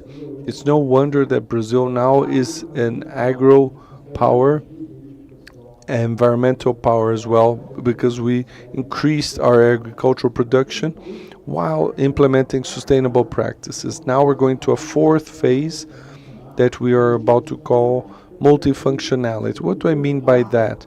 Agriculture starts to have a role way beyond only providing food and energy. It starts to work in connection to other agendas, climate, new industrialization, finance. So based in these four movements, we project a scenario where the sustainable production in the field will happen in a different way in the future. We probably will see a development of agriculture in an adoption of a more ample of integrated systems, the connection between the field, the livestock raising and forest, and decarbonization networks and new practices of low carbon being implemented so that agriculture can assume a regenerative low role and of greater resilience. So we will increase the agricultural production even when we are improving others. And we also have an agriculture that is more diversified, multifunctional. We have a series of new products that came from this, and this will be done by the development of new technologies, not only the development but the implementation of these new technologies by our rural producers. So a scenario for production, that Brazilian production become more technological, more automation, more bioinputs, digitalization, traceability, artificial intelligence, added value, biorefineries. This will transform the Brazilian agriculture as a source of biomass to the development of a new bioeconomy, green circular economy, where we can diversify many products.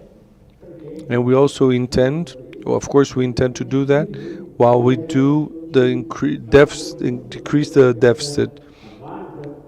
We know many producers have these high-end technologies, but others have less access. So we had to decrease this difference and create benefits to producers. And I'd like to highlight the fundamental role of new technologies. If you get the National Development Program, you'll have three projects. One is to increase sustainable standards, the one to reduce costs and loss, and this will be obtained from the development of new technologies and the adoption of these technologies in the field. So I would like to say, what is the role that we think is very relevant and involves many of the institutions, besides the conventional instruments with focus in improvement of equipment, infrastructure, storage. We also need to foment in a more decisive way science and technology and innovation in Brazil, to have a focus and direction for the development of new technologies that will allow for sustainable production. This can be done from development for the National Fund and Scientific and Technological Fund, and many institutions can participate, and also venture capital that can support the development of new businesses with technology based, or we have a silo of new production, the so-called agri-techs. Many of these startups need some kind of support and financing of some more incisive investment so they can size up the product and put it into the market. And going to your first provocation. and also to invest in the development of ecosystems or special places so that we can implement development models, regional development models, sharing the best practices, sharing the best technologies via these hubs, these ecosystems involving associations, cooperatives. And by doing that, obviously, we can reduce the productive deficit that we have. And I always say that the difference between a large and a small farmer is not the level of the technology that they use. It has to be the size of the property that they have. They should have access to the best technology. Oh, so maybe this technology should be simpler. Yes, maybe, or maybe not. Maybe it has to be customized to those farmers' different realities. And so one input that is used by a large farmer and produced in large companies, factories with a pharmaceutical grade can be adjusted to small farmers. At the BNDES, we're trying to know how to find and to create new biofactories. And Embrapa has a long history for the development of new technologies to help all of the sectors and segments of the agricultural sector. I believe that over 50% of the articles and technologies, they are aimed at small farmers, family farmers, and we need to reduce this productive deficit by implementing, by creating more technical assistance so that these technologies can be used. The deficit is not a deficit to generate technologies, but it's how to take this technology to all farmers. And the ecosystem that the science, the sector, the government, the DFIs, they can work so that they can identify new models so that we can transfer technology, not only transfer technology, but co-create customized technologies for small farmers. And by doing that, we're going to reach this new sustainable development scenario. We're going to diminish our CO2 emissions, and we're going to diminish our emissions of greenhouse effect gases, okay? So I would like to emphasize the essential role that the sciences and technology have. Brazilian agriculture is moved by technologies more than the tractors and machinery. We have the brains, and the entrepreneurship of our farmers. They are the main protagonists of our agriculture, so that we can develop these technologies, share these technologies, and that's how we're going to produce sustainable agricultural and livestock production in Brazil. Thank you, Alexandre. So agriculture, awareness, and technology. That's why when we established our first partnership with Embrapa way back when, and at the beginning of this year, this is when we have this interaction of technologies. That's why Embrapa has been helping us in many technical decisions that we had to take regarding rural credit. Now, we're going to discuss the financial organizations, and we're going to discuss something that in the past would be unimaginable. But due to the resources that we have from Fibras, we can work with imaging. And our system that registers all of the rural transactions in the world, we have all of the rural credit transactions in Brazil geo-localized. Can I analyze each property, each land that is being used to produce? Yes, we have about 0.5 trillion reais. All of the credit of the country is invested in our agricultural sector, and every year we have 2 million new operations. So I would like to pass the floor to Ms. Gione Mary Cordioli to discuss the technologies that we discussed, because today I can get to the financial institutions and I can question or ask questions about a property that has been geo-located, okay? and we can use AI so that we can analyze all of the rural credit operations that have taken place in Brazil. And this is going to become a reality soon. Thank you, Claudio. Good morning to all of you who are here in the audience and those who are online. This question made by Claudio is a partnership, right? We, as financial institutions, we follow a lot of things that the central bank puts to us and to improve. How can we support and improve our farmers? And since 2013, we have been building everything together. The bank at that time, we started with geo-referencing. How are we going to use this? The bank accepted this challenge and brought about the possibility for the farmers to do all of the georeferencing from their mobile devices. So with their mobile devices, they were able to map their entire property, upload this onto the bank system, and we made this available on Secor, the database that we were creating and developing. So since the very beginning, this was a great partnership, and these pieces of information have contributed to everything that we have been doing. The bank has also been working with information from many databases, checking the entire area that belongs to that farmer. We call this socio-environmental diagnostics. We verify the property, we verify if they have invaded indigenous lands, maroon communities, and at the same time, we support the farmer when they are building their business. So the greatest role that this bank has, and it is a public bank, aligned with all of the public policies that we have, things mentioned by Bruno, the innovations that Embrapa has created, the transformation agent, and we offer the credit so that our farmers can do that. And they can be inside the financial institutions. And the bank supports them, and we are one of the largest supporters. The bank has a portfolio with about 321 million reais invested in agribusiness, meeting the demands of all of the farmers, from the small one to the large ones, going through the cooperatives, the agribusiness companies. We have been fostering and bringing, jointly with Embrapa, the ministries, the Central Bank of Brazil, the transformation of our agriculture so that our farmers, via credit, they can work in a more sustainable way.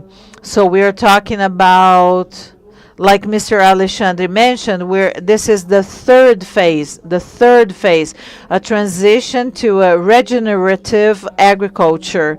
And this is what we do with our farmers, to make this farmer join us and use innovation. So nowadays we have all of the consultancy, all of the legal framework to offer to them. And we also have the possibility for these farmers to be purchasing bonds, using our operations, transactions. We place them in a marketplace, which is Broto, and they can negotiate the purchasing of inputs, the sale of tractors, whatever. And so we make this chain move a little bit, and we join the sellers and the buyers so that they can have all the inputs and machinery necessary. So this is something that the bank has been building. And besides that, what have we been trying to get? Partnerships. Our work is based on how, jointly with other companies, agribusiness companies, how can we foster this and bring this farmer to the sustainable agricultural sector so that they can notice that this movement that he or she is doing is a movement that is adding value to the product that they are producing. That's how we're going to try to maintain this farmer, encourage them to have a better production. And the Safra plan this year is helping us a lot, because once we generate a benefit for our farmers and that they start understanding that his work or her work in a unique way concerned, worried about the environment, social aspects with everything that they do, they make this be very successful. So it's, in general terms, it's a partnership. This is a set of things that we're building together and trying to generate this transformation of the Brazilian agriculture. Thank you very much. Thank you, Gione. Before passing the floor to Mr. Filtrin, he works at Sicobi at the moment, but in the past he worked at the Central Bank. We worked at different departments. And what you mentioned about the Bank of Brazil is very important, because the Bank of Brazil never stopped growing in the agricultural sector, but its part in the market decreased a lot, because many other banks and cooperatives entered in the rural sector. Maybe the Bank of Brazil had the largest Pronaf portfolio, but the cooperatives, they have been growing. The private banks have joined the agribusiness, and so many players joined the sector, and this huge entrance of new institutions brought about improvements, more opportunities, and now we're trying to have more and more transparency, and we're trying to diminish the asymmetry. Everything that is related to agribusiness is on the internet, on our website, totally transparent. Everything is available on our website. And regarding the operation, the city, how much is produced, the values involved, everything is on our website. And then we can promote social oversight. And now I'm going to pass the floor to Mr. Filtrin, because he's here representing the Sicobi Institute. Good morning to all. Congratulations to the ABDE. Congratulations on organizing this event. I would like to greet all of my fellow panelists and our moderator of this panel, Mr. Cláudio Figueiras. It's a great privilege to be here representing more than Sicobi. I'm representing all of the cooperatives of Brazil. And when Bruno mentioned the production, we have grown. We have stopped being a country that imports basic food, food that we have on our citizens' dinner tables, and now we are producing for the equivalent of 5 Brazils. And our cooperatives, they have a very important role in this production. 50% is produced by cooperatives all over Brazil. But the largest individual exporter of coffee in Brazil is in Guaxupé. Whenever I go to Paraná, the largest company in Paraná is Coama. It is a cooperative in Campo Mourão. So this is Brazil, and the cooperatives, they are contributing for us to have a great agricultural sector. And Claudio has mentioned this. The Americans, they wanted to get to know how Brazil is different. Why is Brazil different? Because Brazil can have 3 harvests a year. And this impacts and shocks people abroad. So thinking about our cooperatives in a whole, so we have 7 sectors that are filled up with cooperatives. And we have a great agency that organized this, the OCB. And they have a large agenda to promote sustainability. So we're trying to promote how the cooperatives are working with this. When we go to the credit cooperatives, and I really liked the opening ceremony yesterday, and Mr. Enio Mining mentioned the following. I believe that we are reaching now 21 million of members of cooperatives.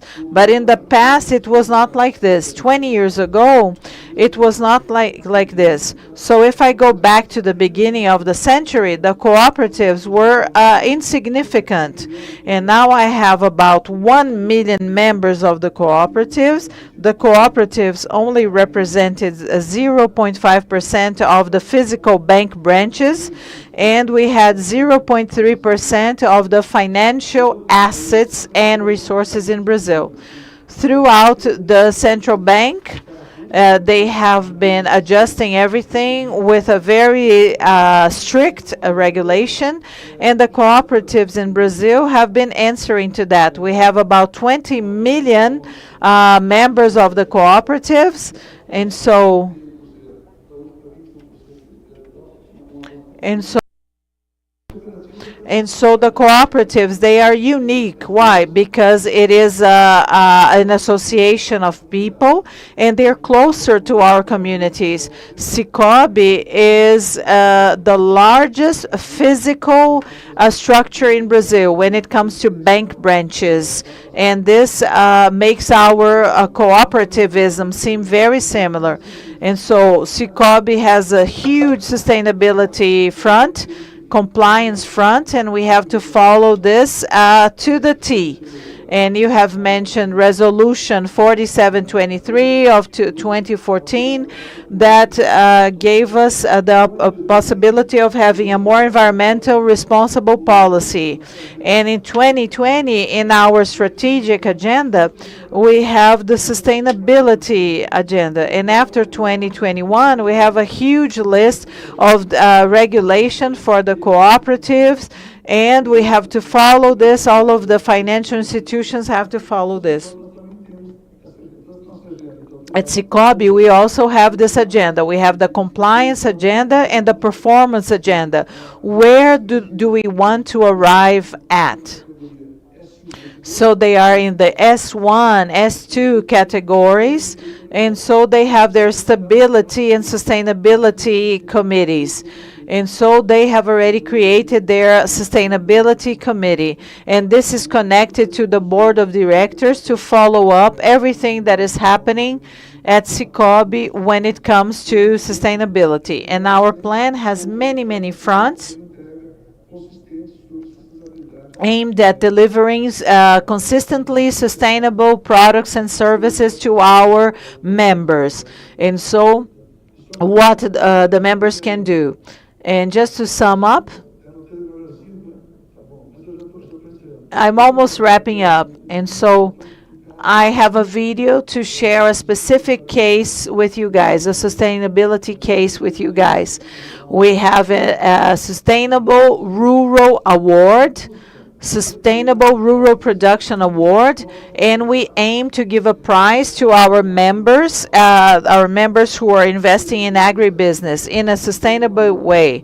Okay, so initiatives that are sustainable based on a certain criteria that have been established and that can be replicable and sustainable. And this is happening in the north of Brazil, in the Amazon, and the Amazon is a huge concern, and it's a great opportunity for Brazil to show what it can do when it comes to sustainability. And this is done with a group of indigenous people. Embrapa has helped us, and Cicobi as well. And they made the indigenous coffee farmers to so that they could be able to have exporting level coffee. Thank you once again. I'm going to leave 2 more minutes for Mr. Claudio to use. Thank you for the invitation and for this opportunity. Thank you, Mr. 14. Unfortunately, we're going to have to wrap up. We're not going to be able to have the Q&A session. So we can now pass the floor to all of you so that you can make your final remarks, okay? So please make your final remarks, but first of all, I would like to share something important with you. Some years ago, we started, and this did not happen long ago. We in the international and national scenario, technology developed, and we have a lot of technology developed, not only in terms of machinery, equipment, and we try to increase the productivity in a very, very fast speed, and people abroad were even shocked by this, and we created many standards, many and the minimum compliance that we want to have is way higher than what other countries around the world do. So agribusiness in Brazil, the more you develop, the more you are able to add sustainability elements to our agribusiness, the better it's going to be for our country and for other countries. So that's why I am teasing you. Some technologies are a little more expensive to start, but they bring a huge yield in the future. And this is something that is maturing now, not only here, but this is a practice, and many central banks of Brazil are doing that. And so our central bank is one of the leaders in the world, and the financial institutes, they have to worry not only with the capital flow, but also with the impacts that we have, the climate changes, sustainability, social impacts of the operations that are done with their clients. That's why we, in this agenda, in the social, environmental, and climate agenda, and all of the rural bureau that we built, so that our rural credit in Brazil is not only going to be seen here, but shown to Brazil and abroad as something that is highly developed and brings about sustainability. To wrap up this panel, I would like each one of you to give your final remarks, and each one of you has 1 minute. Thank you very much.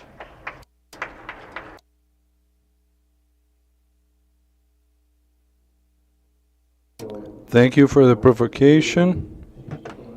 So we're talking here about sustainability, and sustainability depends on the economic and social environment. When we talk about environmental, but it is only sustainable following those pillars. That is why the concerns of good practices in the ABC and ABC Plus plans, these are technologies generate income and gains for producers, and with the environmental benefit as in parallel. And the perennity, he adopts it, he has a greater income and productivity, and his neighbor adopts it, uses the same instruments to have access to that. These technologies are with the partners and others exactly to this kind of technology in which the technical assistance is ready to take this to the producer, technology that can be customized so that we can have and adopt it more easier. There are many barriers in agriculture, and the foment of development that takes into it, and we're thinking about this customization and easing, and so the agriculture can. And then a provocation with Dione mentioned that the environmental agency that is responsible for over 40% of the Brazilian exports, that is the case of Agro, that is based in agriculture and brings risks and opportunities. And another opportunity Dione mentioned is to recognize the producers and the products that bring this environmental benefits and to use and add to them. So you can add value to Brazilian agricultural products, and I would say that that is one of the main challenges that we have at the moment. Thank you. Firstly, before I would like to thank you for the invitation. And we saw in the panel, in the previous panel and in ours, that we have a preeminent need of coordination, cooperation, and this is very much relevant when we're how to make the agricultural systems not only more productive but more sustainable. We have to invest in the interaction between the various actors that are part of this ecosystem in a complementary manner to have synergies. And we've had this in Embrapa, especially in agroenergy in Embrapa, in a constant collaboration optic, private sector and public sector. And to end, I would like to say that Embrapa and agroenergy are available of the national financial system for development and obviously for the government, so that we can, in a collaborative manner, develop new technologies that will allow us to reach this greater sustainability.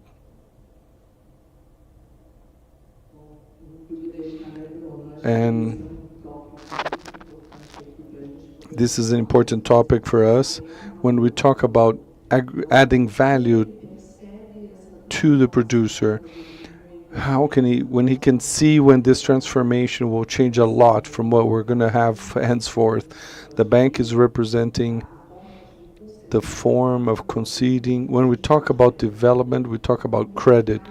How do we do this credit to reach the producer so that he can do this transformation and generate these benefits, and that these benefits can be perceived by society, by the financial market? And is one of the great points, and I say a lot this, Bruno agrees with me, I agree with him, we have to rethink in how we can change how the financial market works, bringing ways and benefits and incentives to producers so that we can really have this movement of transformation and to get a more sustainable agriculture for our country. The financial market, there isn't a country, an economy that can develop without a solid financial system. But we have that. We have a regulator, but it has brought a more and this issue of coordination. We have to use this moment, and the ABDE has a relevant moment there. Brazil the candidate to the COP30 in 2025 in Belém in the Amazon region. So in 2024 we will take on the rotation and become the temporary president of in 2024. So these important agents in Embrapa and others have to have a great coordination, so we can in fact make a difference and show what Brazil is. We give incentives to our farmers. Bruno mentioned this subject. And we have the scenario is highly positive. ABDE, you have a fundamental role in this process as well. A great entity that joins the institutions that help development in Brazil. Claudio, thank you everyone. We were able to do 2 full rounds when we changed the pillar of changing the qualities and the potentialities, and this part of coordination is very important. I was commenting with Filtrin. We in the last years did 12 cooperation agreements with agencies of the government. We need to have this coordination with the Ministry of Agriculture, National Treasury. We did an agreement that came in the press with IBAMA. We have it with FUNAI, INCRA. We have another with the Ministry of Environment. So we're building agreements with all of these entities that somehow are related to agriculture so that we can have the coordination. I know people complain that the regulator has a heavy hand, but the idea is always to bring solidity, stability, and especially outside of Brazil, not only here but abroad, the trust that our financial system and how we work and do this rural credit should be highlighted. It is well done as compared to any other place in the world. Congratulations to ABDE. Thank you for being able to coordinate this panel, and I hope it achieved its objective. Our sincere thanks to the participants of the panel. Stand forward so we can register this moment. Once more, thank you for your rich contribution in what is the second day of our event, Forum of Development ABDE. So our next panel will discuss the access to credit of micro and small companies and the productivity in the 2030 agenda. The specialists will discuss the barriers to access for small companies in our country and the strategies to reduce these difficulties. After all, credit could help the adoption of sustainable practices and giving impulse to Brazil in terms of having green growth.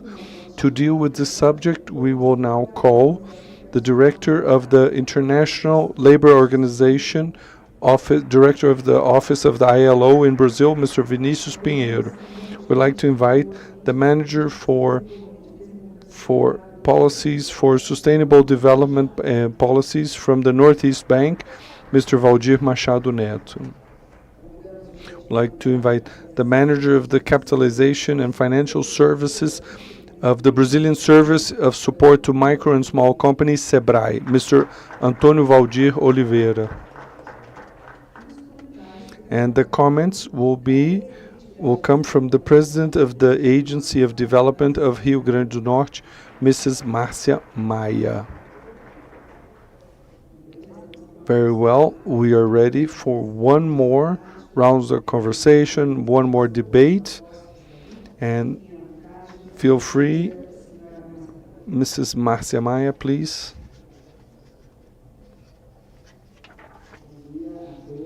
Good morning to all.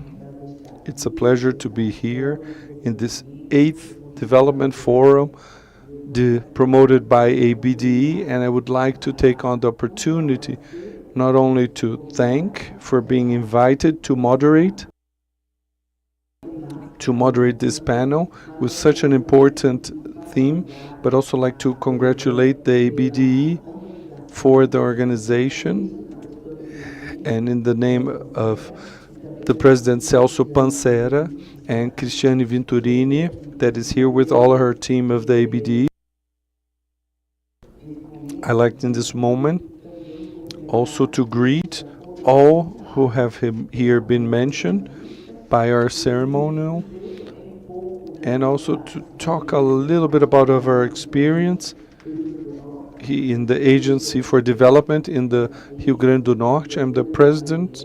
I'm also a director of the ABDE in the Northeast region, and we have a work that is extremely important, especially in terms of gender. The first woman in the 20 so years of the agency, I was the first to occupy the presidency. So we've sought to stimulate the participation of women in entrepreneurship. So our director of operations is here. So our portfolio, active portfolio, we have almost 60% of our clients are women. And this is very important. At the front, we understand that entrepreneurship strengthens and empowers women and giving them autonomy.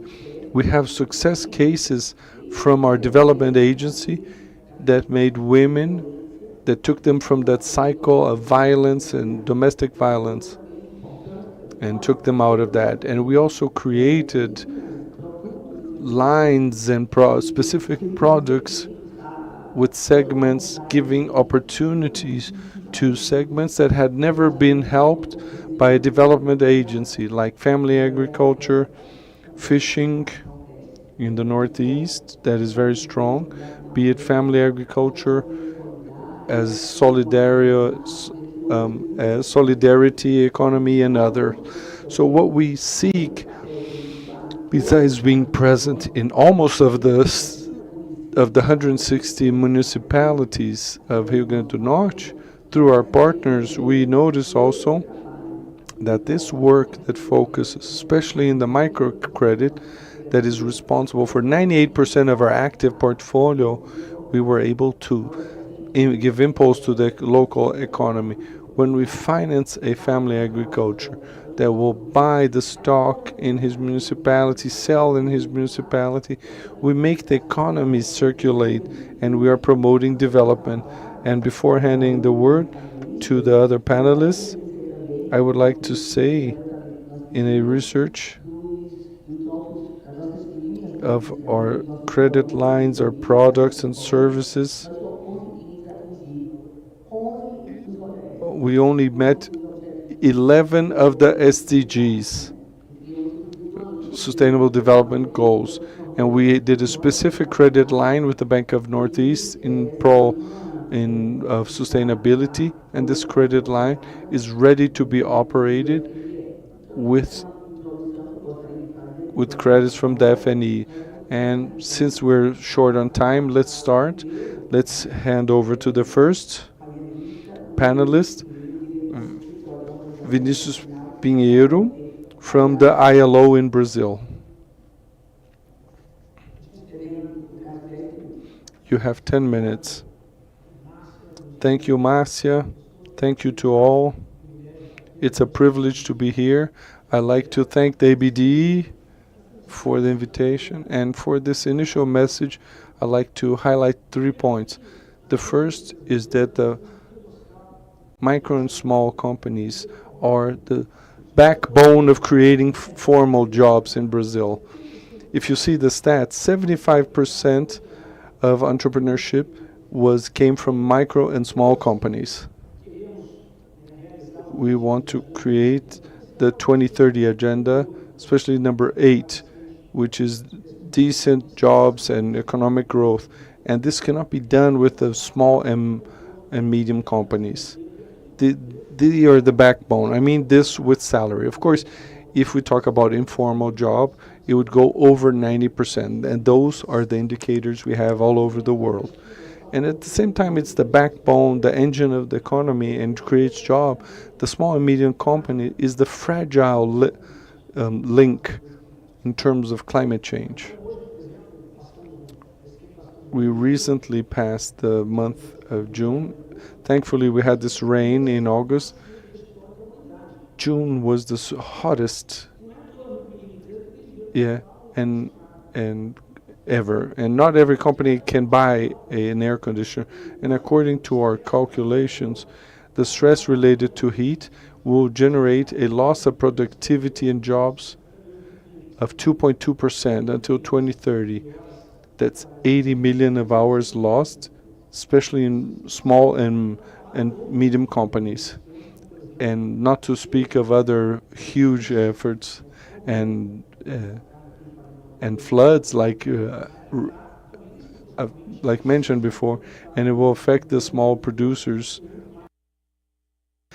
And smaller producers have less, the smaller the producer, less chances of being able to protect from climate change. So in terms of these effects and extreme effects, there will be an impact out of proportion on the smaller ones, be it the micro or smaller and vulnerable populations, that on the other hand, will impact the generation of jobs. And that's the scenario we're working with, and so that everyone is aware. The second point, which I'd like to highlight, when we talk about transition to a low-carbon economy, in principle, this can have an aspect or a positive liquid generation in terms of creating jobs. We were talking about jobs and energy transition to low carbon as being contradictory, especially due to the pressure of groups, especially the US and other advanced economies. They were concerned about losing their jobs, and legitimate concerns, and there was a backlash politically pushed themselves against energy transition because they want to keep the status quo of the economic situation of the international and national energy matrix. A good part of the transition doesn't happen due to certain groups and goes if they are or boss or employee that are related to this sector in terms of fossil fuels and other pollutants. But if we make the numbers that we can do this from matrices of production and with IDB and other partners, that the liquid impact is positive because the coefficient of jobs in low carbon areas and car production that use electrical energy, wind power, requires more jobs than fossil fuels. So, for example, an oil platform hires about 100 people. So when you compare this with other ways of generating jobs, it's very different. And the chains regarding the production of low carbon products, they are more complex and they help the SMEs way better than those that involve fossil fuels because they are large companies. Of course, the productive chain of fossil fuels, they have intermediaries before arriving at the company. But the networks, all of those related to the implementation and installation of solar panels, this is way more complex, mainly in the countryside. But our calculations say that there is a huge potential for the creation of jobs. So you can generate jobs and you can do the transition. No, it's the other way around. You can strengthen the SMEs, you can generate jobs, and then you can achieve the 2030 agenda goals, the SDGs and other ones related to climate change. But this doesn't happen overnight. There's not going to have an invisible hand and say, let's change everything to a low carbon economy. No, we need public policies so that this transition can work properly, so that the SMEs can do it, promote the transformation, because we're going to have bankruptcies, we're going to lose jobs. So we need to create a protection mechanism for the workers, and the workers that are going to be impacted by this. We need income transfer programs. We're going to have to retrain them. We're going to have to offer capacity building to them.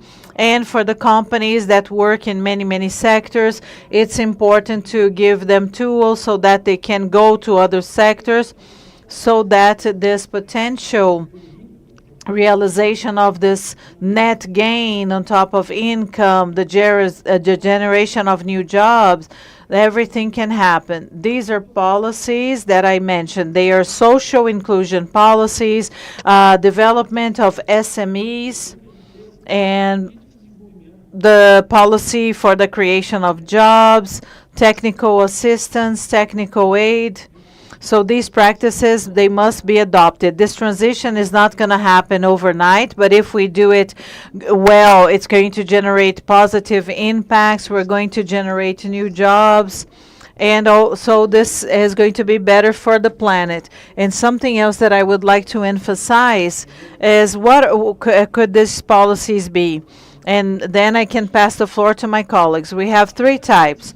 The first one is funding. The second one is digital, and the third one is, I'm sorry, I didn't hear what he said. There is some kind of static on the audio. And so it's difficult to have an energy transformation, and it's difficult for the SMEs to have the best loan conditions. And this gets even worse in a transition scenario or in a transition world. So all of the problems that existed before transition, they are worsened during the transition. So the companies, they exist, they are the weak link of this chain, and during the transition, the SMEs are going to be the most impacted. So if it is important, it's going to become more important. And now the digital transition or transformation. This was increased by the pandemic, and now it has become more necessary than ever. And the third one, and not least important, has to do with the development of technical capabilities. So SEBRAE and other organizations, okay? Not SEBRAE, SEBRAE is here. SEBRAE is a partner that we have, and so it used to be important, and now it's more important, okay? And so we need to catalyze this kind of policy. And what happened? And just to wrap up, Ms. Marcia, the SMEs, they have an important role when it comes to achieving the SDGs. SDG number 8, decent labor, decent employment. The other one, healthcare SDG, education SDG. And so climate transition, inequalities, because they generate income for the neediest people in our society. But in order for them to become operational, they need to be supported. We need to help them to help themselves so that we can achieve the SDGs. And this goes through the policies that I mentioned. Thank you very much.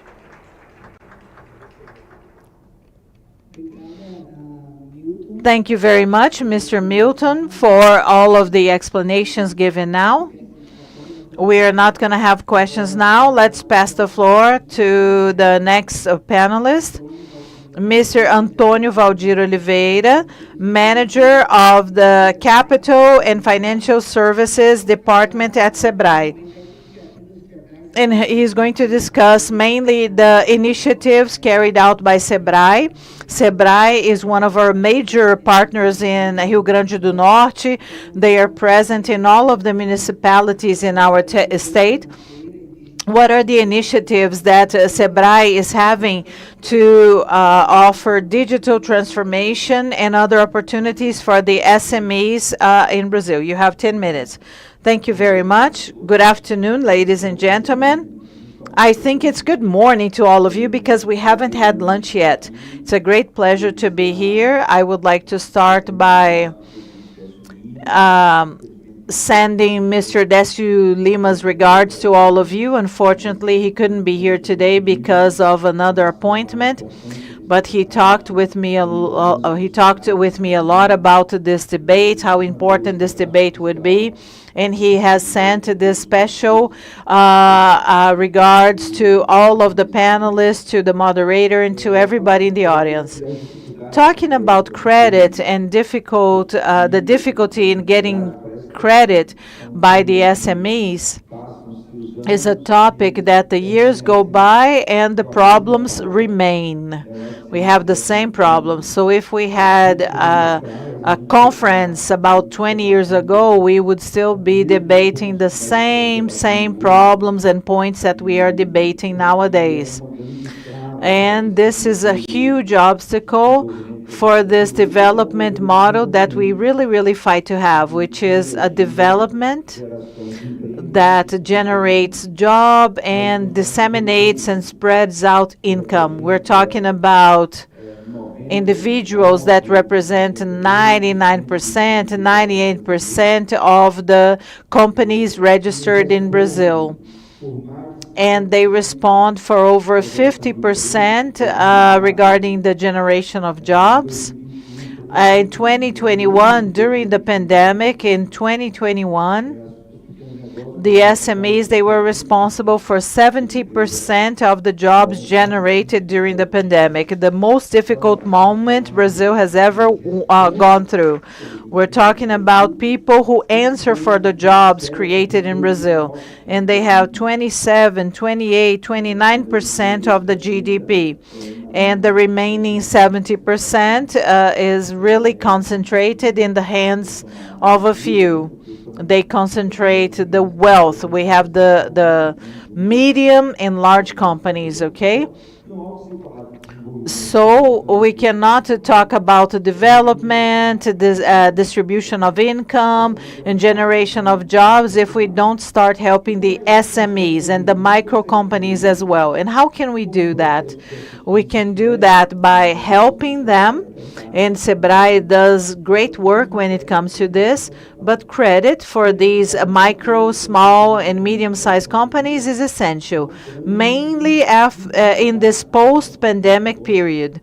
So the small companies are now all indebted, and this is very difficult for them. And many of these SMEs, they fell into a trap, a credit trap, because they got an emergency loan. I believe that the UN carried out a study that small companies cannot survive when they have 26, 27 days without having business or doing business. So they do not have enough money without doing business, and for months and months they didn't do any business, and they got an emergency loan that started with 3.25% a year and the interest rate of 1.25, and in 1 year it went from a Selic of 13.75%. Those who got the 3.25%, they started paying 19% in interest rates, over 19% in interest rate, and that was a catastrophe for the SMEs. The small companies, it was very difficult for them to pay off their loans. So they had access to this emergency loan, and micro companies did not have access to this emergency loan. And those who earn 120,000 reais a year, 150,000 a year, and those that have 80,000%, so all the other countries in the world, they gave an emergency fund to these small companies. So we opened up the doors for these people to get credit, for the SMEs. In 2020, we were in another level, so we shared a lot of credit, mainly for the small companies, the small enterprises, but they had no conditions to work, and so they got that credit, even though they knew it was a credit. And so now we have many people who are indebted due to the PRONAMP. PRONAMP is a huge problem in this country.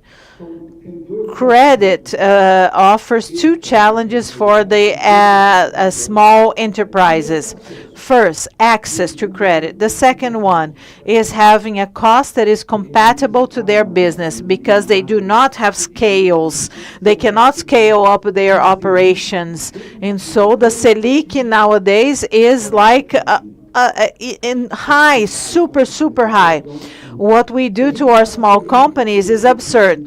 If a Selic of 13.25% is absurd, the average interest rate for SMEs is 20 points above the Selic. Our small businesses are paying 35%, 36% interest rates a year. This is unfeasible for a business model that wants to help these small businesses.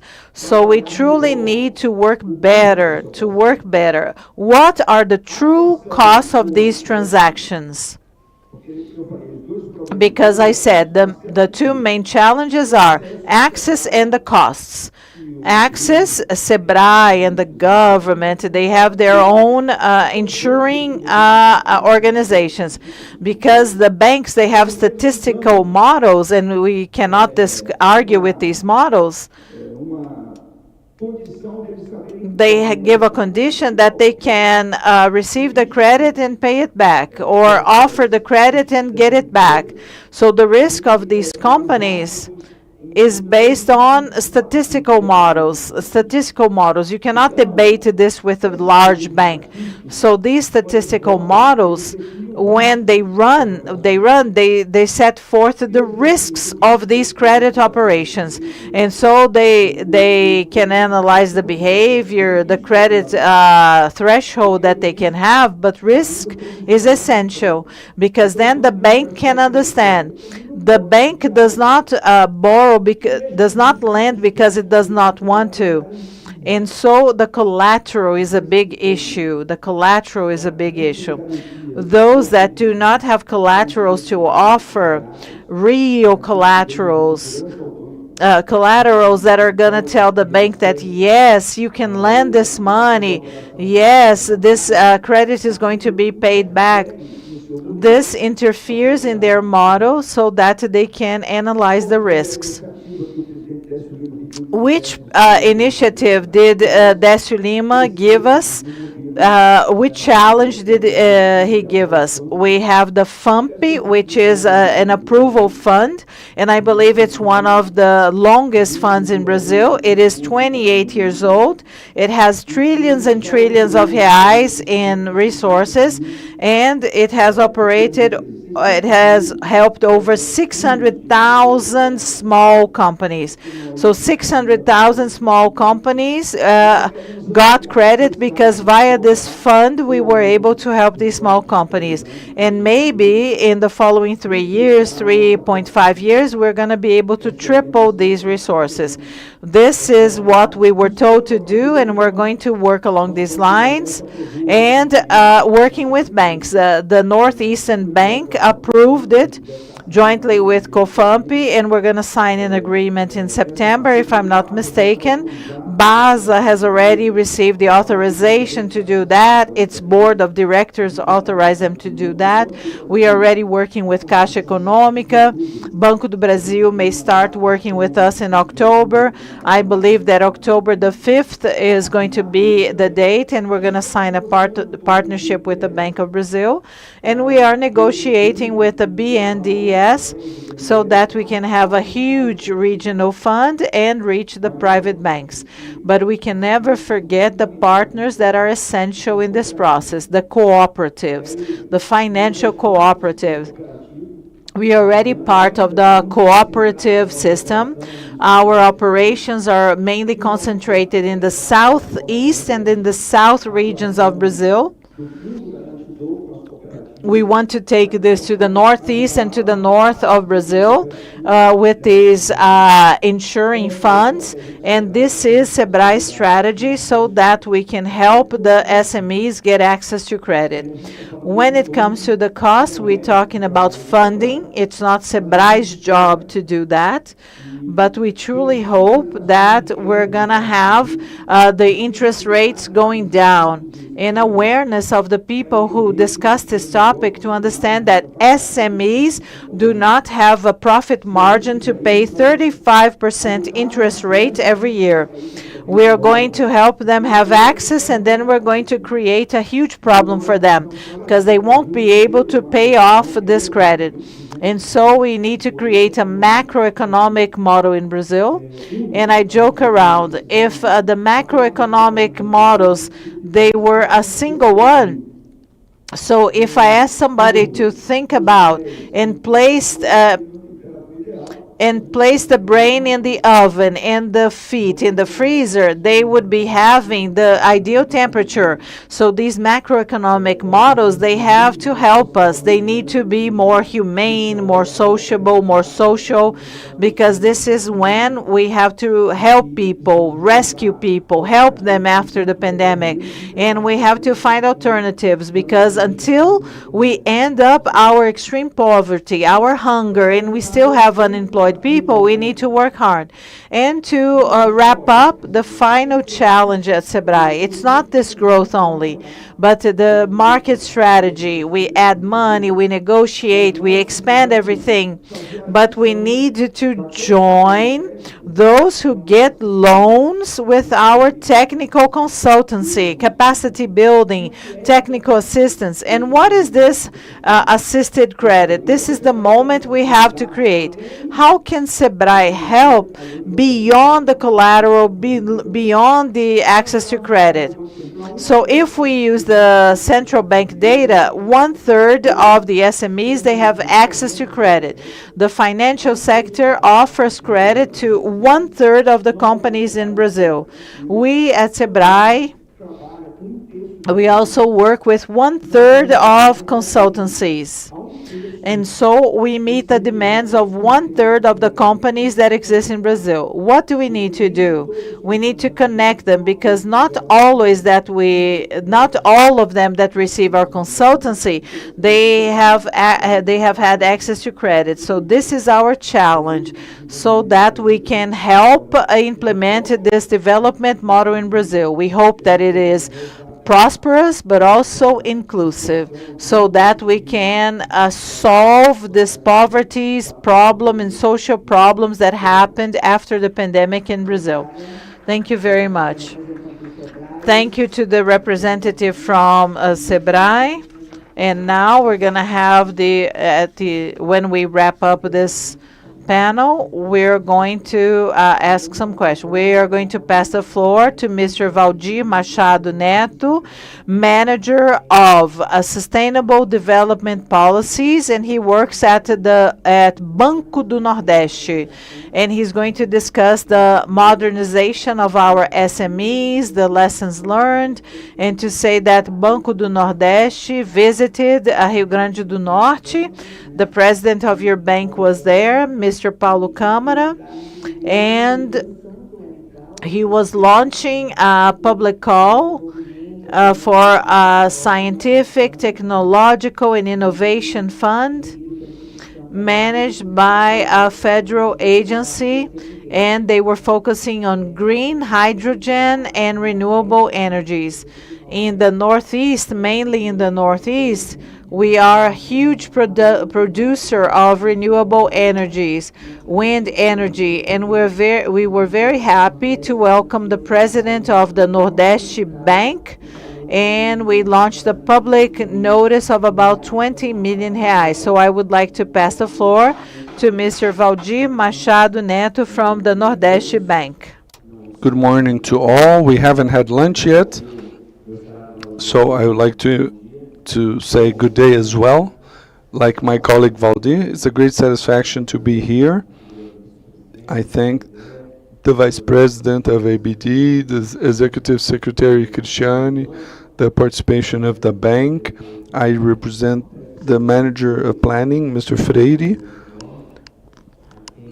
to whom I give the welcome.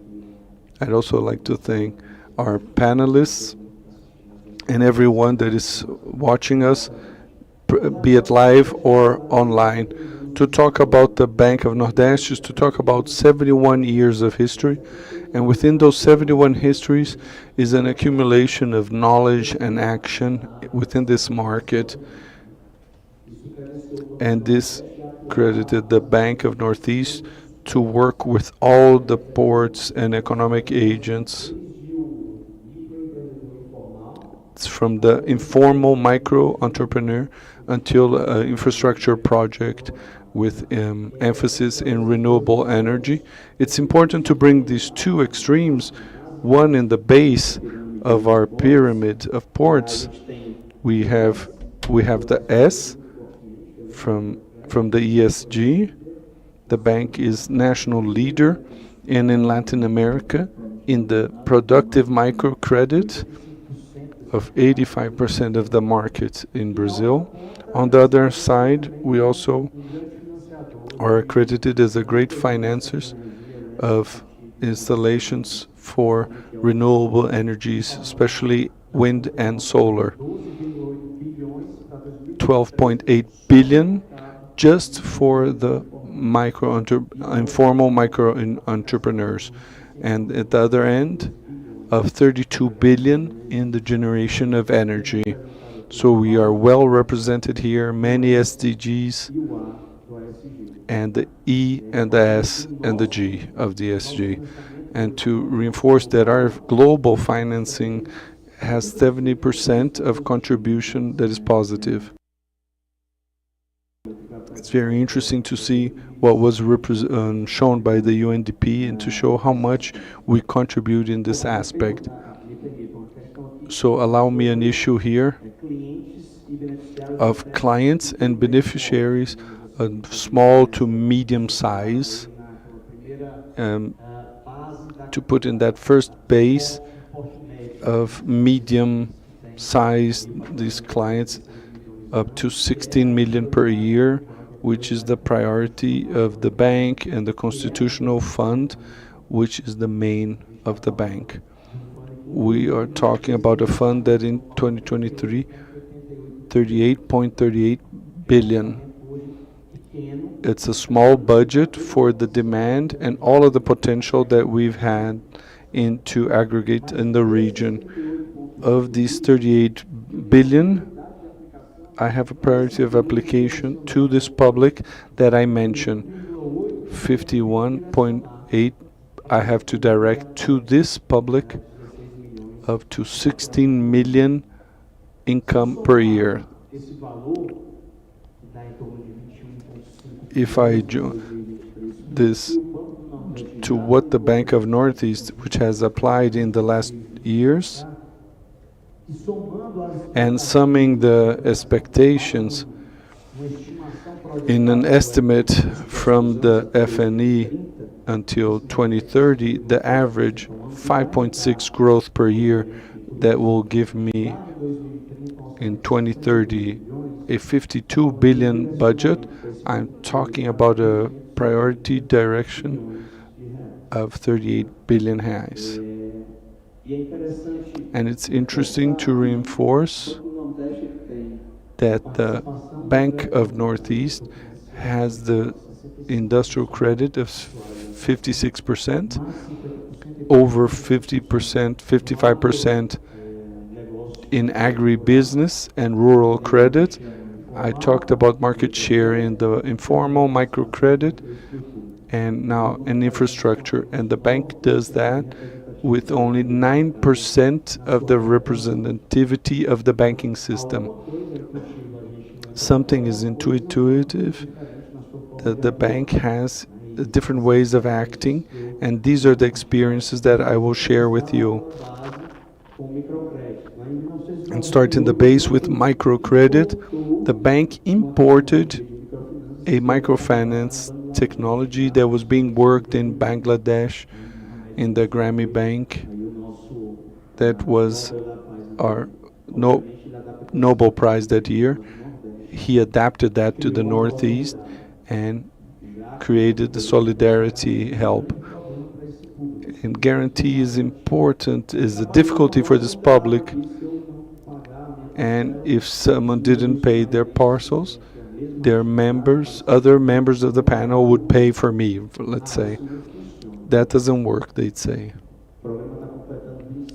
It's 25 years tomorrow in an event in Fortaleza. So within this period of 25 years, the bank learned a lot, adapted this microcredit technology to the rural area. Now we have 2 million active clients. No, it's not 2 million clients that went through the programs, that are 2 million that are active now.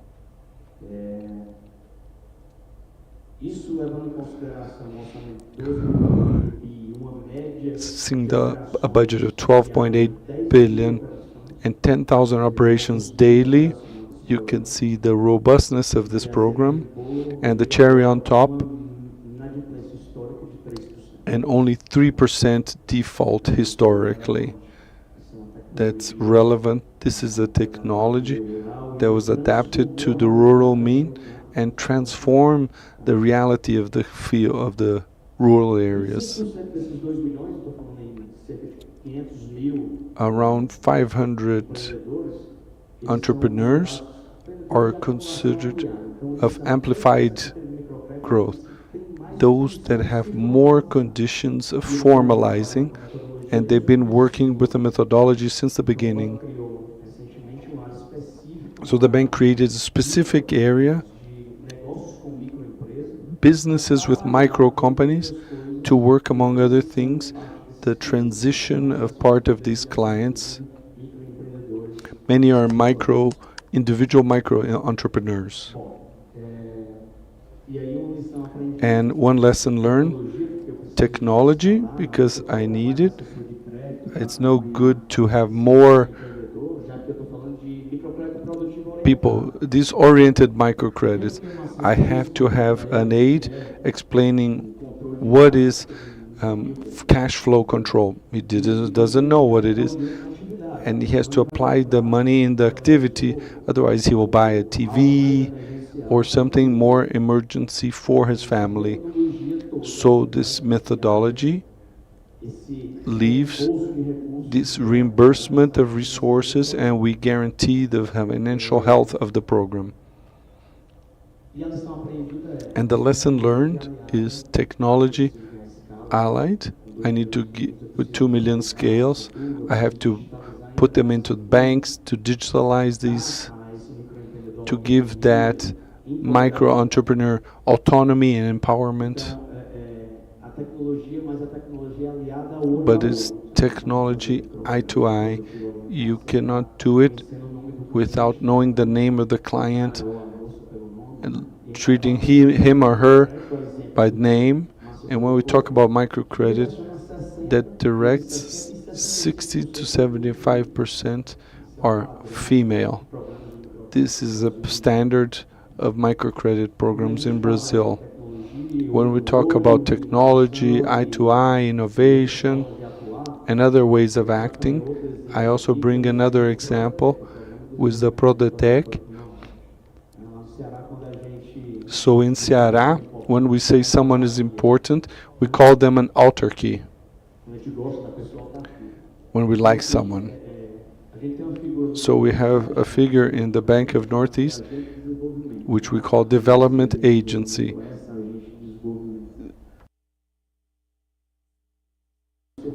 Because their role is 180 of them. Not all our employees are. This guy has to have vocation. He has to be trained for this. He works, and is not present in all branches of the bank. He operates like an advanced branch. He doesn't wait for the client to come to him. He goes to the client, to the street, to the fields, to find the client. And his main objective is to identify in the municipality, that's why it's called Territorial Development Program, and to identify in that territorial activity what is the vocation of that municipality. He has to identify what is the vocation of those activities where he is acting. And from them he developed a territorial plan with very well-defined objectives. He will explore the bottlenecks of those productive chains in which he is inserted. And from an engagement, he, besides working a conceding credit, he works as an articulator, and he tries to give incentive, giving technical assistance from maybe a big company. But sometimes the big company gets the inputs from another region, and he sees that there's a potential of developing those micro-entrepreneurs to supply those inputs locally. So Protete is another action that the bank, besides the innovation hubs, we talked a lot about innovation. In 2016-17, we saw our first hub of innovation, one in Fortaleza, one in Recife, and another in Salvador, and they work from these headquarters or poles. The innovation hub works outside the bank and inside too for dealing with bottlenecks, with work, be it in the issue of to open co-workers, especially startups, and concessions, and non-reimbursable credits. And from that we have from Fundesc, in terms of and we also had startups additions in 2021. All of this adequate to specific fundings. And Valdir, I take on your speech to finish here, that the FNE's funding has this reach because it's a funding with a different interest rate, well below that level you had you mentioned, which is the level. We talk about 7.9% a year for small or micro companies. It doesn't reach 11, 10, 9 max, including investment, cash flow, capital, and with micro generation of energy by photovoltaic panels. Okay, time over, and I'm available if you need anything. Thank you, Valdir. Thank you for the explanation, the experience of the Banco Nordeste, and this great microcredit program that we've followed up, and what the Northeast Bank is doing is development agencies have done in terms of stimulating those who are in the informality to go into formality. So we've been doing this work very strongly in the municipalities, going to where entrepreneurs are, and sometimes with Sebrae. Here we have a question. The question is directed to all panelists or speakers. As regards, we still have, our time is short, but we can answer what happened here and how to prepare the population for green jobs that are dignified and sustainable. This is for all speakers. I would like to hand over initially to the representative from the ILO in Brazil, Mr. Vinicius Pinheiro, in 2 minutes, to answer in 2 minutes, as preparing for the population for green jobs. Thank you for that question, which I think is a key question for us to understand the economy the next decades. First, you have to start in the school, this creating awareness in terms of green jobs, climate change, and the role of citizens in a way that's already internalized of the abilities that will be necessary to deal with the sector. We have to start at school. This goes through a restructuring of all of the curriculum. The green jobs, they work in engineering, finance. So this is transversal, goes from the medical, exact sciences. All of this has to be. If we have to deal this in a serious manner, this has to be taken on seriously, and to change the content of higher education as well. And finally, the actors that have a fundamental role are those with the technical professional education. Maybe that's a more immediate answer. All of this, from the basic education, secondary education, the same way it's being restructured to include digital literacy. It might take some time. The most easier answer goes through technical professional, where we can do the reconversion. The green jobs will be for the new generation. It will be for this generation. Someone who works in civil construction he would build his house in a way, he will have to do it in another way, and this needs 3-4 months. The way he was building it before wasn't sustainable. Or someone in a car factory that worked gasoline powered cars, now he will have to deal with electrical car, and you have to change your industrial installations. He'll need employees that work with these new technologies, and this requires a cost, and it can be the same employee. If there's an immediate plan for the technical professional training, those who haven't started it are delayed, and a medium to long term, and to work in schools until you get to the level of higher education. Thank you, Vinicius, who spoke here answering this question. But in fact, it was a question for all panelists, and he spoke very well that it has to go through education, training, so that we can have this awareness as regards green jobs. We are already closing this panel since we're short on time. And now let's go to the representative of SEBRAE so that he can answer this question as regards the green jobs and to finish the panel. Thank you very much. So, awareness, information, training, that is the right path ahead. The instruments that we have, the credit is an instrument that in fact it's only going to help out if we are totally aware of how important it is to discuss this topic for the future generations and also for ourselves. We discuss the future, but this is already here.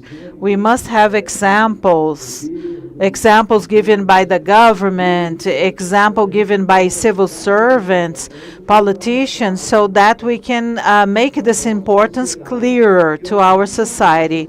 And once our society has this awareness and they are able to build that, because the instruments we have, Professor Yunus, I had the opportunity in 2001. I went to Bangladesh.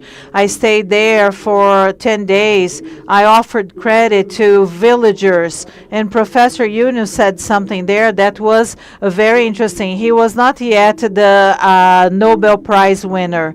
The credit that was built in Bangladesh was the credit that had as its main objective deliver people from extreme poverty. And the credit example there was an example that was able to rescue the vulnerable people, the excluded people, the women. Because of the culture in Bangladesh, they were the excluded people. And when I got there, the prime minister was a woman. When they implemented a bank in the 1970s, the women could not even vote. And he created the bank for women. So the bank was the bank the agent that caused the transformation? No, it was only an instrument. But the awareness told its society that they should change. And here we have the same thing. We have instruments. We have important instruments to transform our country. When we see what Pronamp did, billions of reais offered as credit. So the problem is not money. It is establishing or setting up the priorities in an interesting way for our society. And if we are able to do that, we're going to be able to transform this country in a more developed country, in a country in which the environmental policies are as important as they should be. Social inclusion is part of the agenda of our people. The empathy of those who have power. So the pain that one citizen feels should be the pain that the government feels, and so that's how it's going to solve the problem. This is the evolution that we all hope to implement in our country, and credit is only one instrument. And so I would like to thank all of you once again on behalf of President or CEO Delcio Lima, a special regards to the ABDE and to all of you, and to say that SEBRAE is your partner, is a partner in the struggle. So, with everything that I mentioned before, we have huge opportunities to help this process that Brazil is going through now. Development model that is more inclusive so that we can minimize the post-pandemic impacts. Okay, the poverty grew again because of the pandemic, the scenario that we're living through. We have to hug people warmly. We have to welcome people warmly. And this is what we have to do, because while we believe that there are struggles that are important for the country, but people are going through difficult problems. And so the mission nowadays is to get together, unite ourselves so that we can rescue these people and offer them a better quality of life. We have shared our model, but these models, they complement one another. We need to automate our processes. So it's important to have agents that are not only going to offer credit in our development model, but in order to expand this, we need to advance this automation. We need to learn with this digital model and to bring this digital model to our work so that we can reach more Brazilians. It's another challenge that we have in this market. Thank you very much to you and to all of you. On behalf of CEO Delcio, thank you once again. Now, Mr. Antônio Valdir, representing SEBRAE, regards to President Delcio, and now we're going to go and to discuss with the other Valdir, the president of the Nordeste Bank. He's going to make his final remarks, and he's going to answer this question regarding the preparation. So, my answer is going to use keywords, some keywords. When we see what we have as a perspective for the future, mainly in the Northeast, we talk about transmission, distribution, and of renewable energies. We talk about biodiversity in the Caatinga biome. Yesterday we discussed the Amazon biome, but we also have the Caatinga biome, which is similar to a desert, like the Brazilian desert or dry areas. We have green, hydrogen, neo-industrialization, and power sharing. Power sharing. And the zero grid, the production of solar energy, and all of this is going to demand us to prepare ourselves. We need workers who are going to be able to meet all of these demands. It's not only a huge project, but all of the productive chain that is going to involve everything that I have just mentioned. And if we don't have the capacity building or the training of these workers, we're going to have to import workers. So this is another opportunity.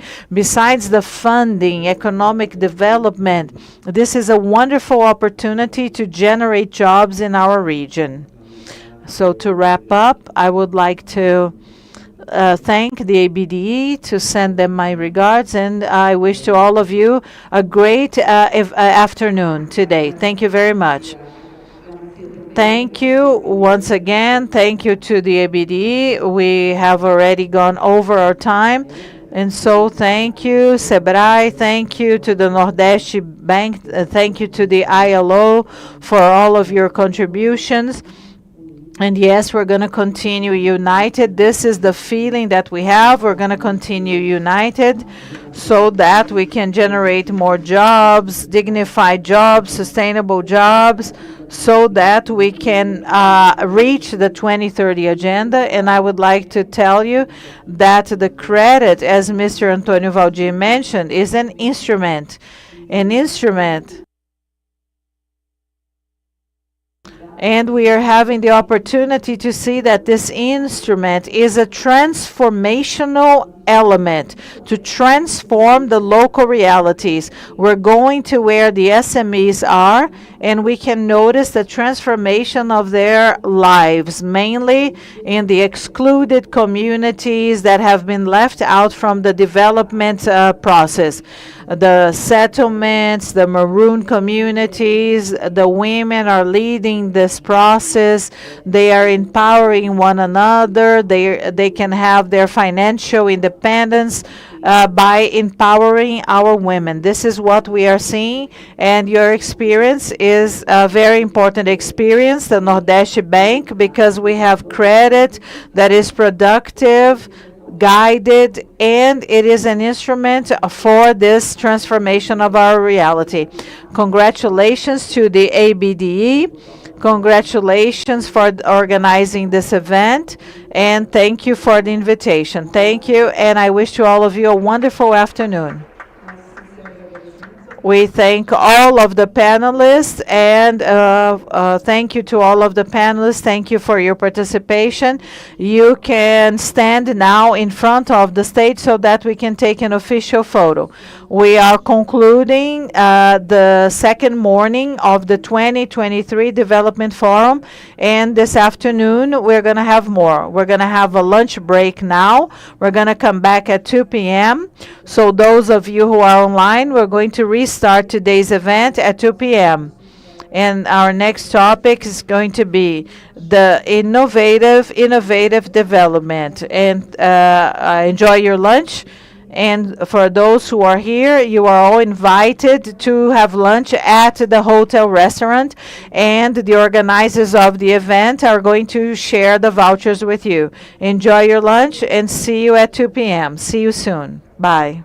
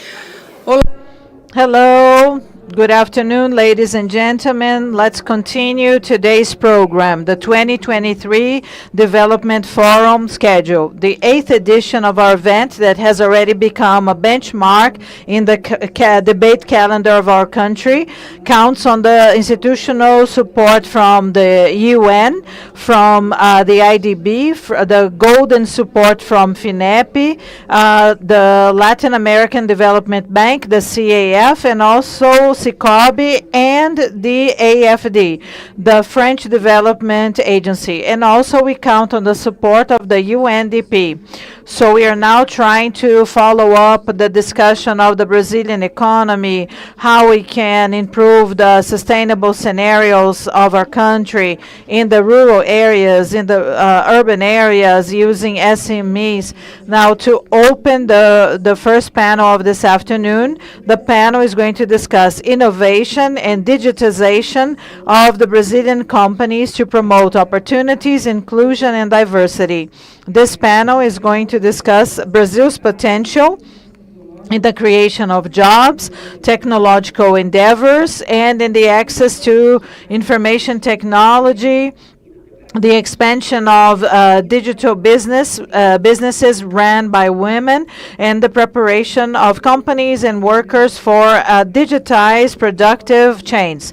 Now, to start this panel, I would like to invite the Director of the Department of Innovation, Industrial Strategy from the Ministry, Mr. Osório Coelho.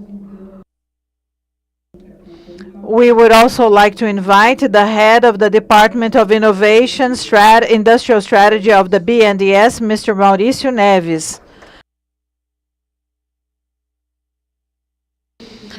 The manager of the Department of Decentralized Operation at FINEP, Mr. Gustavo Cruz Barcelos. We would also like to invite the senior consultant from the IDB lab, Ms. Luana Moraes. The Business Administration Director of the Development Bank of Espírito Santo, Mr. Salvio Caçador. And the moderation of this panel is going to be done by Mr. Rafael Lucchesi from Senai.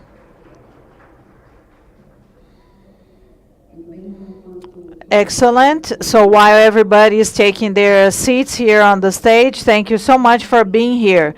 Thank you also for all of you who are watching this event online on ABDE's official channel.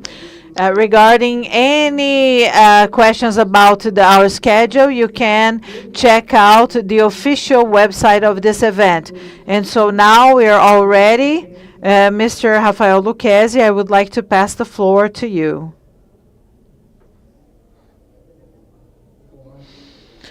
Hello, ladies and gentlemen. It's a great pleasure to be here in this event organized by the ABDE, discussing such an important topic, such as the innovation agenda. And it's very relevant when we discuss the transformation cycles. We have been watching an inflection point in which the developed countries, they are more advanced regarding the implementation of the 4.0 industry agenda. There is a set of opportunities that are placed before us in a very favorable way, especially for Brazil, and especially when it comes to the energy transition, the decarbonization of our chains, a green economy, bioeconomy. And for sure, this is the great scenario that we have. We have challenges, strategic missions when it comes to defense, healthcare, digitization, but mainly the main name of the game that is going to guide the economic complexes of the country so that they can establish successful activities is going to happen around sustainability and having sustainability as a value. And this is decisive for mankind, for humankind. We have a serious problem in Brazil, which is a precocious aging of our institutions. We have some difficulty in behaving like an emerging country, a country that we are.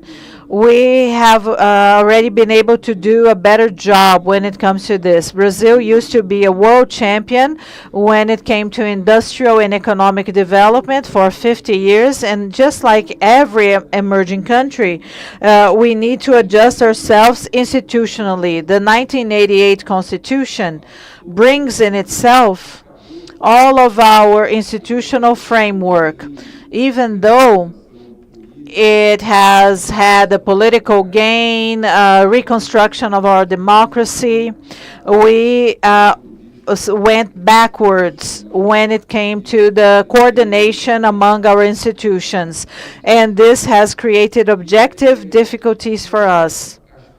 Another important aspect, and I would like to open the panel by saying this. Every time I switch on the TV, I feel that we are in the 80s or in the 90s. That is a clear sensation that I have, that I am in the 1980s or 1990s, because the TV stations in Brazil and the communication channels in Brazil, they say they defend the liberal ideas and the ideas from Washington. And so Brazil was a great, great winner during that time. I believe that we were the economy that had the best performance. And given this hypothesis, we have to defend this with very, very ardently. And we have to believe in the facts. Information is based on facts. When we analyze the facts and the information, and journalism should be based on that, based on data and information, Brazil is the country that most lost in the neoliberalism cycle. When it comes to structure, it is the country that most went backwards, economic structure, industrial structure. And then I ask myself, so why do we maintain this idea as if it were a consensus? And maybe we could center our debate is, how can a peripheral country such as Brazil, how should we engage in this innovation agenda? How can we overcome the precocious aging of our institutions? How can we create a mindset to connect ourselves to the green economy, the energy transformation and transition, neo-industrialization, overcoming these ideas that are really, really outdated when it comes to inserting Brazil into the current reality. And in this mission that I have now as a member of the BNDES and its board of directors, I'm going to ask Mauricio. Mauricio, so I have a challenge for you. What would you do? Well, first of all, good afternoon, ladies and gentlemen. It's a great pleasure to be here, my dear boss. Okay, it's a challenge to be here. Thank you for the invitation, ABDE. I would like to greet all of my fellow panelists, and I have already been with them in other events. But what I would like to discuss with you regarding innovation, the first important piece of news that I would like to share is that innovation went back to the BNDES. It's now core in our strategy. So in the last 15 years, all of the work that the BNDES has done when it comes to innovation, it's like a pyramid. So you have the apex in 2015. At that time, innovation represented 6% of our credit, and the credit diminished in the past years. And everything regarding innovative projects also went down to 0.9%. Besides that, there is a qualitative issue. when we leave the center of our strategy, this 1% that was meant for innovation, it was highly connected to a technological diffusion or dissemination projects. Of course, it is valuable, but we wanted to invest in riskier projects. And I only said that the news are good. The BNDES has come back. It has come back to doing that, and the National Congress approved this in May. In May, they passed a new law that 1.5% of the FAT would be connected to the TLPs.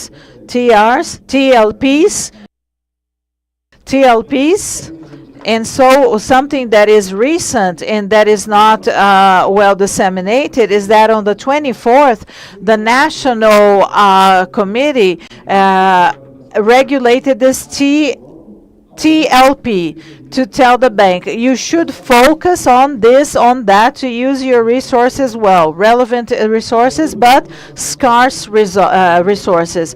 And I'm going to attract your attention to important things. And now analyzing Rafael's question. First of all, we have been authorized by the National Financial Committee to invest in research, development, and innovation as long as we are connected to the neo-industrialization of our country. And the National Industrial Development Committee has approved that. And so we have national missions that talk to our industries and also analyze our society. How is this industrial policy and innovation is part of that?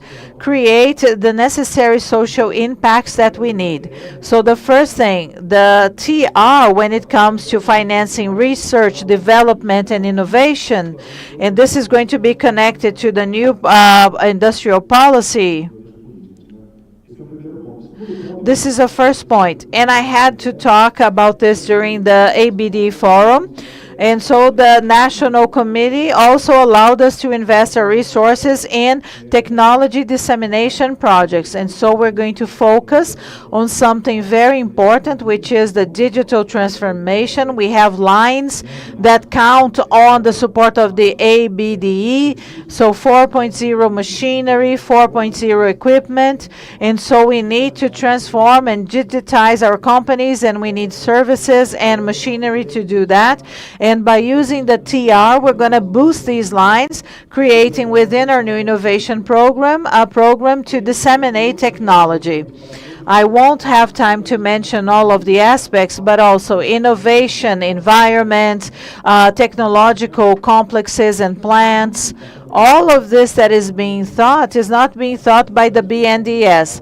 If we want to foster something that has to work within an ecosystem to strengthen an ecosystem, and so the development agency has to understand the stakeholders of this ecosystem and work together.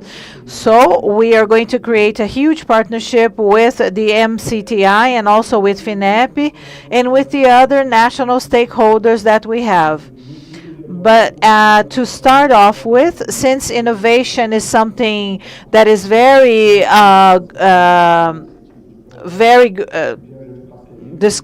always discussed by FINEP, and so there was an event in São Paulo that discussed this a lot. So for the first time in history, BNDES and FINEP, we were partners at another time. And we have identical facts, and we had the care. We are operating together, so the conditions have to be, the deadlines have to be the same, the way you operate has to be equal, so that this partnership materializes in the more operational aspect. In the strategic, it's a great of the new industrialization and what you have of funding and that are privileged. To make my last step here, I know I have very little time. I have to talk about, and when I think about innovation, I think about the startups. This digital transformation startups are fundamental. We have good examples of this, and if TR is the funding for credit, and in terms of the products, we have the box of tools, and via funds and BNDES Garage, and these more and more are being given impulse. I don't know if it's general knowledge, but BNDES now has participated in 48 funds that are active for venture capital and others, 6 billion of capital and almost other billion. And when I talk about this, not only the funds that invest here directly, but also funds of guaranteeing. It's important to know there's not only a single measure. It's important to have this. Each company has their own need, and its innovation is in the center, and always looking at the great mission is the north of what we are pursuing. We have a relevant opportunity to create this pact that gives a vision of long term, because there are four relevant politics, and it's in the convergence that we have this north: new industrialization, the policy of science and technology, the PACs, which is the relevant generator, and the ecological transformation, which is being anchored in the Ministry of Finance. The joining of these four and understanding that there are clear areas of convergence, I think, is the north of what we should seek and makes this discussion very new. I'll stop here. Thank you, Mauricio. Cool. Thank you for your excellent presentation. Osório, going in the same direction of the elements pointed out, I had a meeting with Rafael through ecological transition. We see a new stage, despite it being a government, a coalition. Okay, and there is a certain maturity in the great bet on new industrialization, led by Vice President Alckmin, and the construction of this as an excellent consultation on FINEP, BNDES. So to a logic of the market with that I represent here. How can you advance this in the ecosystems of the regional agencies of a continental country like Brazil, represented here by the ABDE? How do you see this agenda? Thank you. Thank you, Lucchesi, and my colleagues here in the panel. It's a complex question. So I'd just like to restart that in the time of the government transition, that this issue of neo-industrialization, the new or reindustrialization in different bases, all of them, but all indicating the same objective. It was a vision that was specifically in the group of transition.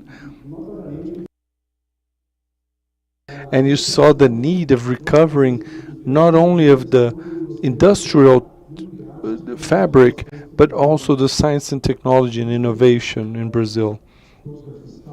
All of us here know that innovation happens basically in very general terms. It's in the industry and it has this bias, but all of the process depends obviously of having science and technology in order to get to innovation. When we identified this and we anchored this vision within at that time still a proposal for the FNDSC, which is the greatest science and technology fund that we have, we identified that we need to create bases that have a strategy, that they give a vision on long term for this reindustrialization. And for this, the 6998 directive points out what are the four axes that will make up the new strategy for science, technology, innovation for 2030.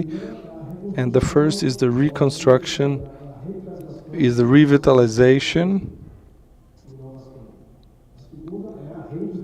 The second is the reindustrialization in new bases or any name that is put forth.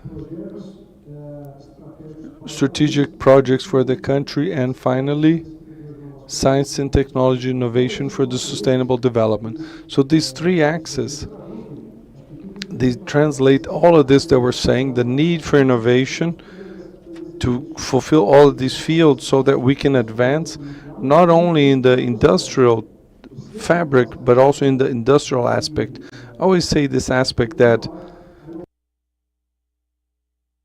innovation in the process, for example, we talk about technology transfer, it becomes without effect. The product is commercialized, it gets to the market, you got the transfer of technology. You probably heard me in any other presentation. I always say this. It's not only that you have to create a social impact over society. So I think this new vision of the government in anchoring all of the projects within these three or four axes is correct. So how are we now?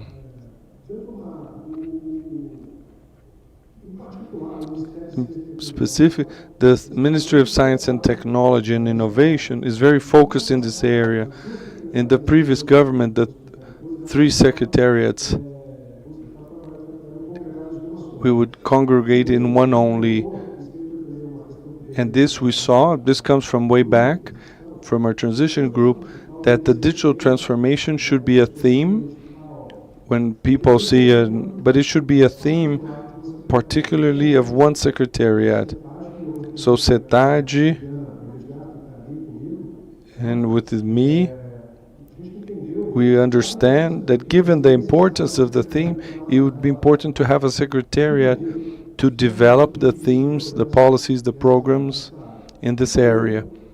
And the other secretariat, which is CETEC, which I am part, which is a technological development. So to speak in general lines, which I think interests more to you, ladies and gentlemen, this idea of the programs. Brazil now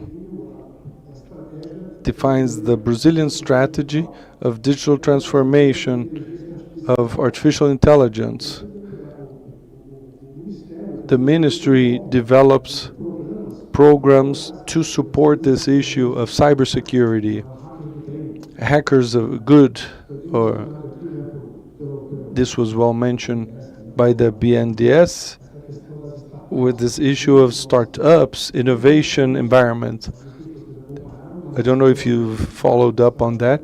We launched very recently by FINEP and Professor and Pancera and the Minister, 240 million to support new technology parks.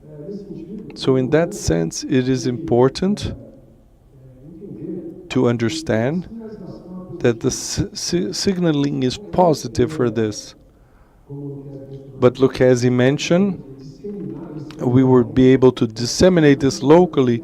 We have to, that science, technology, innovation act to minimize these regional asymmetries. And for that, we have to use these equipments, innovation environments, startups, centers for innovation, these policies. We have to run away from the south-southeast axis and to reach the north and northeast to have a more homogeneous view of science and technology in Brazil. So given the positive signaling of the government for the four axes I mentioned, and the vision of the national strategy for 2030, and the support through FINEP, and my colleagues here from FINEP, it's very important to have within our national system a development agencies that can execute, implement the science, technology, innovation agenda, which is designed and discussed in the Ministry of Innovation. So I think it's a very complex theme. We're not going to run through all of it, but I would like to this positive signaling that the government, through the Ministry of Science and Technology Innovation, through the leadership of Minister Luciana Santos, has a very positive view of digital transformation, innovation, environment, and entrepreneurship. I think under the great umbrella of the new industrialization. Thank you. Very well put, Osório.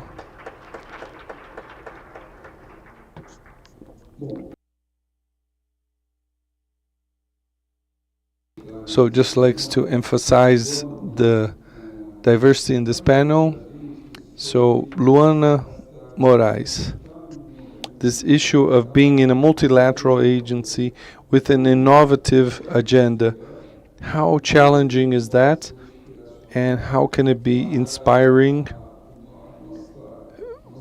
for our structure and our institutional infrastructure, especially in a multilateral financial organism? How can much it can set the clues in order to innovate it? So firstly, good afternoon. I'm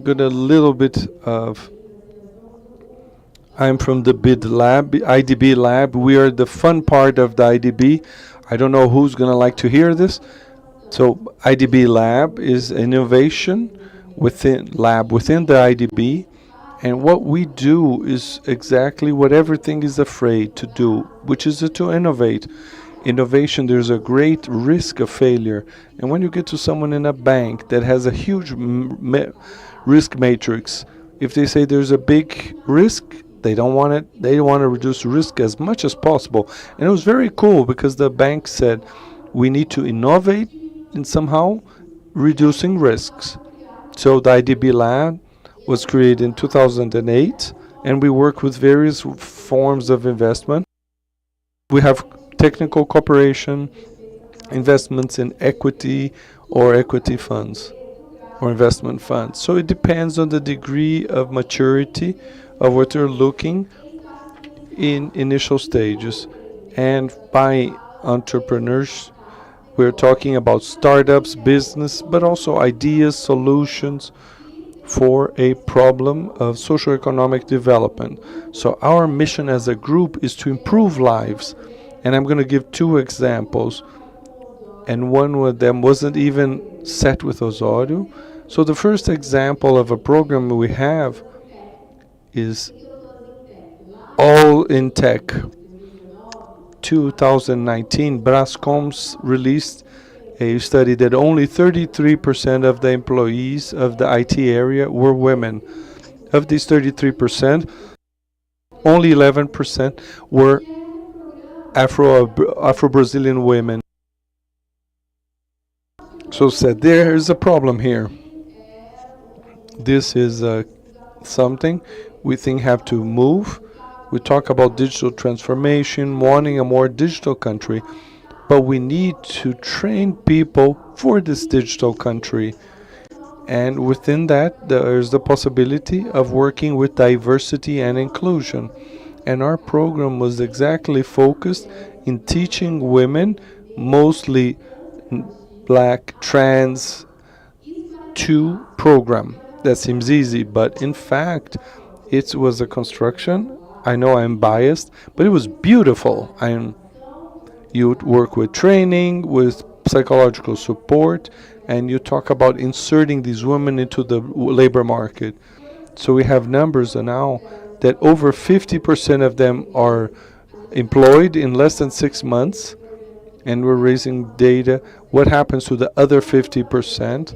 One indication is that they start to study, they like the technology area, and they continue to study in the technological area, and in big companies are knocking in Programa's door and asking for these professionals.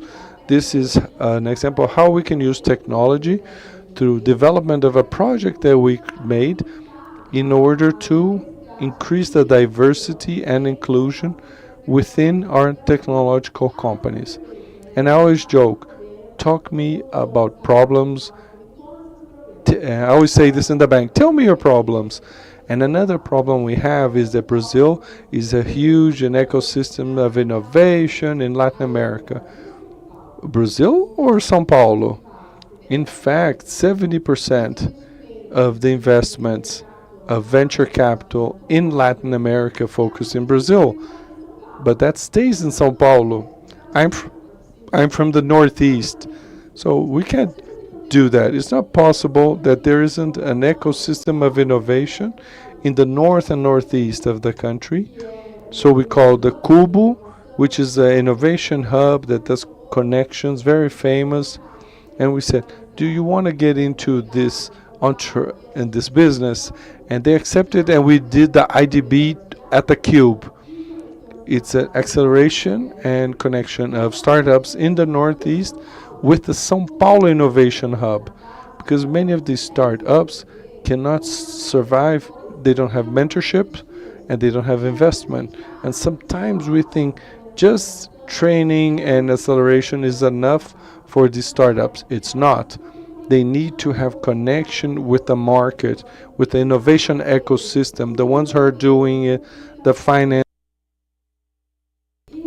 with those doing the investment in the IDB Cube.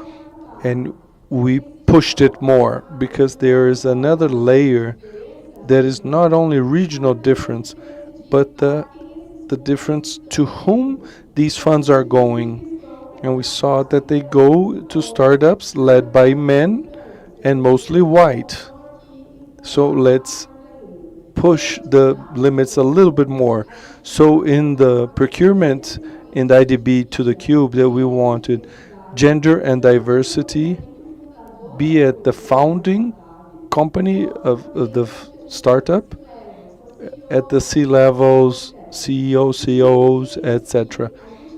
That meant that we were able, and this was interesting because the first question that comes, but are you going to find startups with all of these requisites that you're putting? Not only we found them, we had 200 of them to select 15, and all of them were in the requisites we've put. So we pushed a little bit more, starting to talk about startups in diversity, because it's important to talk about how technology innovation can help us in the area of bioeconomy, because we're talking about the Amazon. We saw 80 startups for a program that was for 15, and within this framework we see that there's still a lot more to do, and within in the IDB lab to start to talk to our older brother, the IDB and IDB Invest, in order to give that step in scale.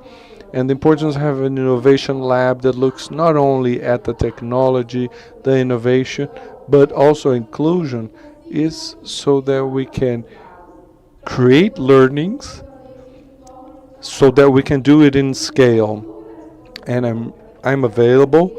Anyone who wants to learn with us how we did it, all of our knowledge generated, and everything we managed to get through this in joining technology, diversity, and inclusion. It's not only talking about gender and diversity in terms of people, but also geographically, considering the huge country we have. Thank you very much. Excellent. So, Luana, I'm also from the northeast of Brazil. I'm from the state of Bahia. I was born in Rio de Janeiro, but I am from Bahia. The next time you want to find some startups, talk to me, talk to Protec, talk to the digital port personnel. There are many, many things. There is a rich universe of startups in the northeast. Congratulations on your initiatives. Gustavo Cruz Barcelos, you can see that FINEP has been challenged to push forward this innovation agenda, and this has been a mantra since FINEP was created. And now we have an agenda that is more connected, an agenda filled up with public policies that is centered in the government. How do you see this challenge? How is the FINEP team? How are you guys doing? Tell us the story. Good afternoon, ladies and gentlemen. Good afternoon to all of you here on the panel with me, to the audience. I love the proverb that you use. Are you so happy that you cannot control yourself? Because the best thing is when you feel challenged, and this is perennial within FINEP. So centrality is the key word for us. Whenever we discuss this new industrial policy, whenever we discuss these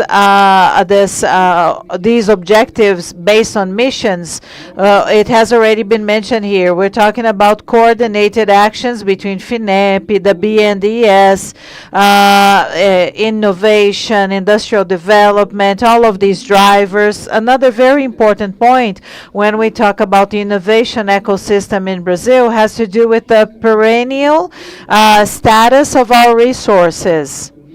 We have already discussed these topics a lot, but I would like to emphasize something. It's not only the amount of resources we're talking about. We have superlative resources when we talk about investing in the innovation ecosystem. We're talking about 10 billion reais that have been handed to investors this year. Next year, I believe it's going to be 10 billion or 12 billion reais being handed out, but how perennial these non-refundable resources are. Any country that invests in innovation has a diversity of resources such as these. And Brazil was able to maintain these resources being perennial, continuous. So the expression, I'm really happy. And so we can execute our public policies the way they should be, sharing the risks. It's important to share the risks with our companies. When Luana mentioned this, this is very important. Credit is very advantageous, but sharing the risk continues being a huge bottleneck. And economic support is wonderful for us to overcome these difficulties. When we're talking about development, when we're talking about high risk, high impact projects, we have to consider this, sharing the risk. Yes, and we feel challenged. We're trying to find other ways to apply these instruments. So starting last year, FINEP started implementing subvention flows, continuous flows. And we're just trying to leave the public call. We need that it's a public bidding, there is a competition, there is a regulation aspect involved. But many times we miss out on the timing regarding a company, a project that is being developed that is not appropriate for that moment of the public notice. So we already have two instruments going on this flow, radical innovation for the electrical sector and another one. Other topics, they have a greater profile of having a continuous flow and others do not. Only public notices. Besides that, it's important to say that once this new policy is created or was created, FINEP, since last year, started already moving itself towards achieving this mission. So we had the 4.0 industry aimed at producing technologies for transformation industries, and it was one of the public notices, and that I remember at FINEP, it was the most relevant because of the number of projects that we helped. It was 144 companies, 144 projects. Another important aspect when we talk about this kind of technology is infrastructure, connectivity. We have a huge country. We have many difficulties regarding connectivity. We receive a lot of technologies or foreign technologies, and we had another round of resources, which was the 5G technology for the development of connectivity devices and technologies, and this was very successful. And that's why we're discussing this topic now, among others. Along these same lines of policies, public policies, the public administration, we are supporting companies that create AI solutions to overcome challenges that our public agencies have to deliver better services. So we have great news within this context. Another point that is important to mention, and I believe that this has become clear, is that money is not the problem. Money is multiplying itself, but only money is not enough. So whenever we see the national development system increasing its credit operation capacity, we can see a constant growth in the last 5 years.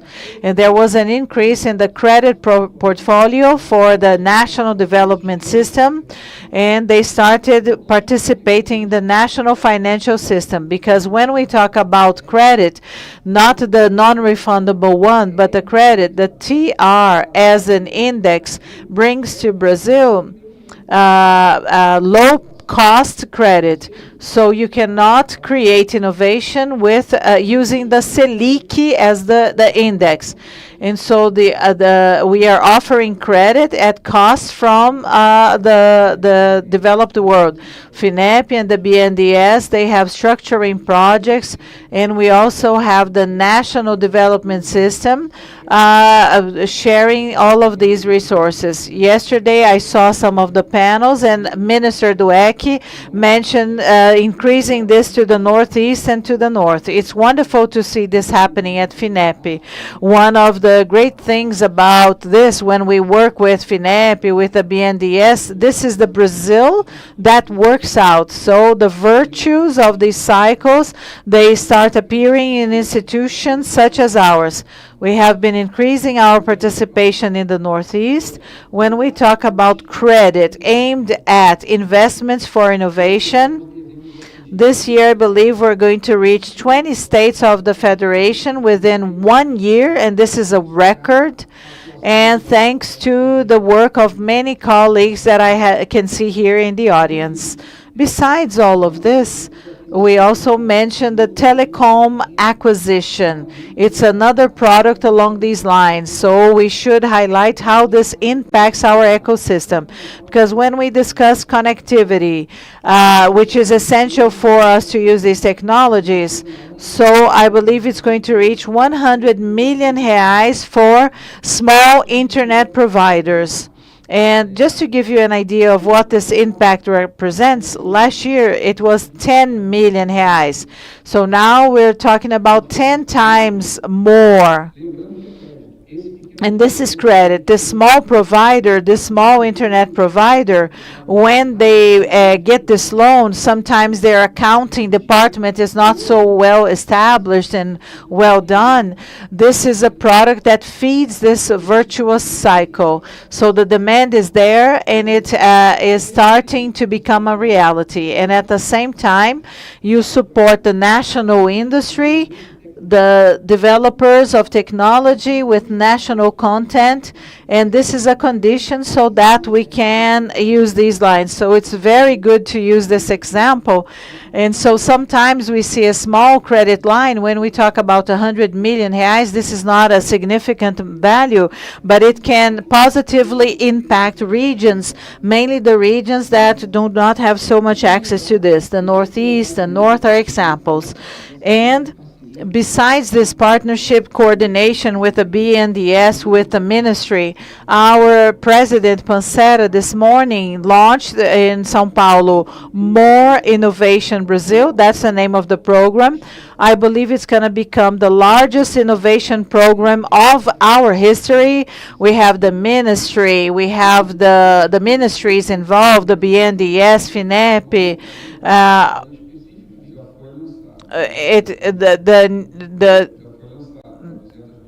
for 200,000 companies, the more productive Brazil, and now it's restarting with new fronts to be established, okay? So within this context, we can see an absolutely virtuous cycle. in restarting to industrialize Brazil. And I would like to wrap up. Congratulations, Gustavo. And I would like to emphasize the point that you mentioned in your final message. This excellent capacity to coordinate everything, creating a favorable scenario. But we still have challenges. Brazil is a large country. We have a huge population. We have large cities. But for example, our bus fleet, and we have everything is internalized to have electricity for our mobility, and this is an ecological driver for our cities. You don't have to import a single bus from China, but you have to have coordination and industrial policy, governments, regulation, and a business environment and this is certainly going to boost our actions. As a few good industrial policy examples, we have aero generators here in the country. All of the activities that were carried out, they were well coordinated with a technological hub. So we have to think about these challenges, about the sustainability agenda, power shoring, the green economy. And so we have to place all of the stakeholders around the negotiation tables. And finally, when you speak, it's going to be important because those who are in the grassroots movements, the ABDE agents, how can we promote in this huge country the policy to get there to the last kilometer? How can we make the airplane land there at the local level? How are you structuring this agenda, trying to create this energy for the local arrangements and systems? Good afternoon, Mr. Rafael. Good afternoon, ladies and gentlemen who are here physically and who are online. So trying to fulfill the mission given to me by the ABDE, besides Rafael questions, they gave me 2 points. One, to talk a little bit about blended financing, and this in Brazil is relatively new. All over the world, many people use it, but we still have a long way to go in Brazil. And the other one that is related to Mr. Rafael's questions is, what are the challenges that Brazil is facing regarding innovation? And how can the national development system contribute to do this? Regarding blended financing. So first of all, I should emphasize that the ABDE 6 years ago scored a beautiful goal when they created its financial lab, coordinated by the ABDE. The IDEB has a relevant role in this. Luana is well aware of this. Other actors, the CVM, and many agencies have been participating in building this agenda. And about 2 years ago, Eulário published a very relevant study about blended financing, and it's on the lab's website, okay? labinovaçãofinanceira.com, and you should check it out. It is very relevant, very pedagogical, very self-explanatory. And what does this study show to us? Among other questions, it teaches us what blend financing is, how you can use funds in a strategic way, funds that are available so that you can leverage the growth of countries such as Brazil.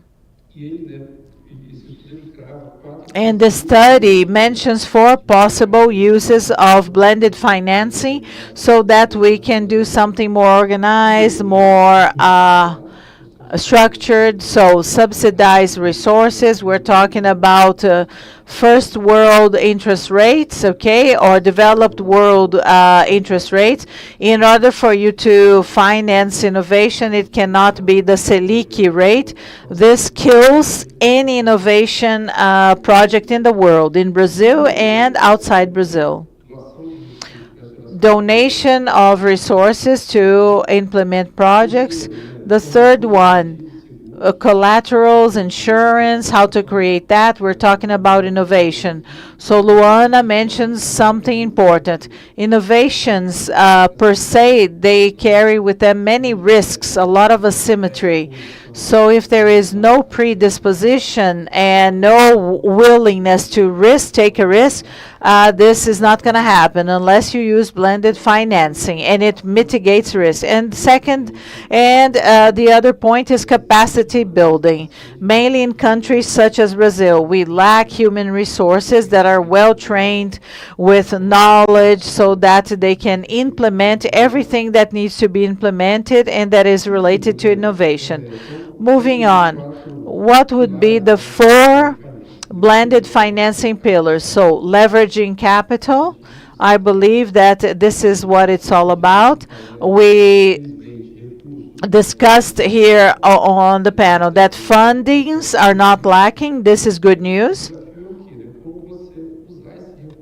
What is the challenge? How to use these resources in a coordinated way, in a conscious way, so that you can reach the results that you want.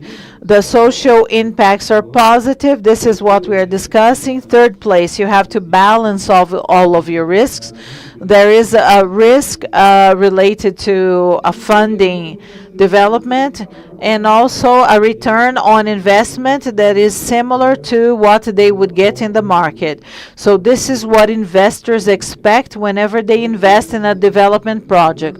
Blended financing also has many challenges because of regulation, legislation. Our lab carried out a study that pointed this out. And to finish this first part, blended financing is important depending on the project. It would be good for projects that have a lot of asymmetry, risk asymmetry, and then the second part, which is the innovation challenges faced by Brazil. And I have some data to illustrate what I'm mentioning. There is an innovation, there is a global innovation index, and over 100 countries take part in this global innovation index. Brazil came in the 54th position of this ranking.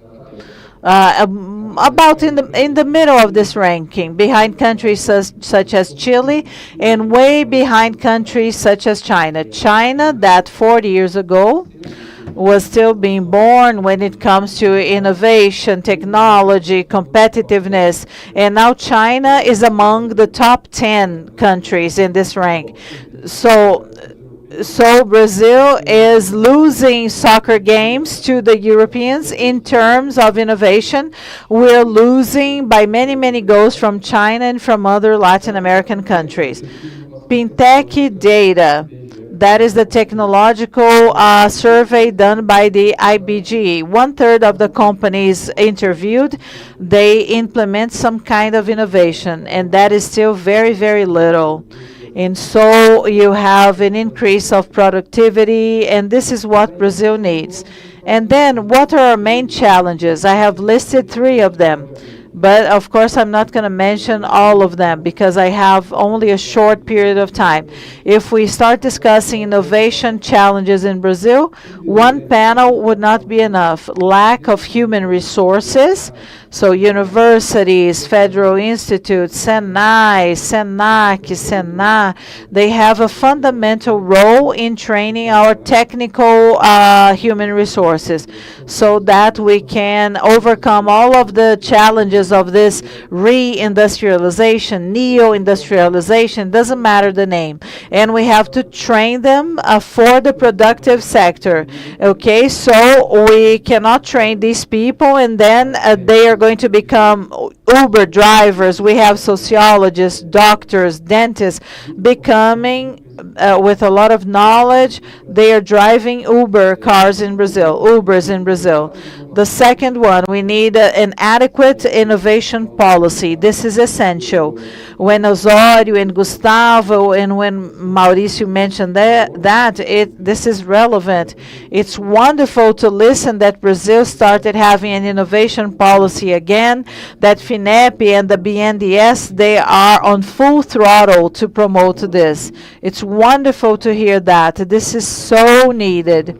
It's important for umbrella institutions such as the BNDES and FINEP for them to coordinate this innovation work that Brazil needs to do, and with lots and lots of capillarity and based on all of our regions. So both of these organizations, they have over 30 development agencies that know the local reality, the local scenario, and they can transform ideas and projects via funding.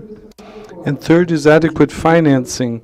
We get into the role that the ABDE and the national system for development comes. And the good news, besides the adequate funding that Gustavo and Mauricio talked about, that Brazil does have a competitive advantage that Brazil has, that the national structure for development is ready, doesn't have to be built. ABDE has 34 associates that have a very relevant role, and this is what we expect from this system, that it transforms projects into missions.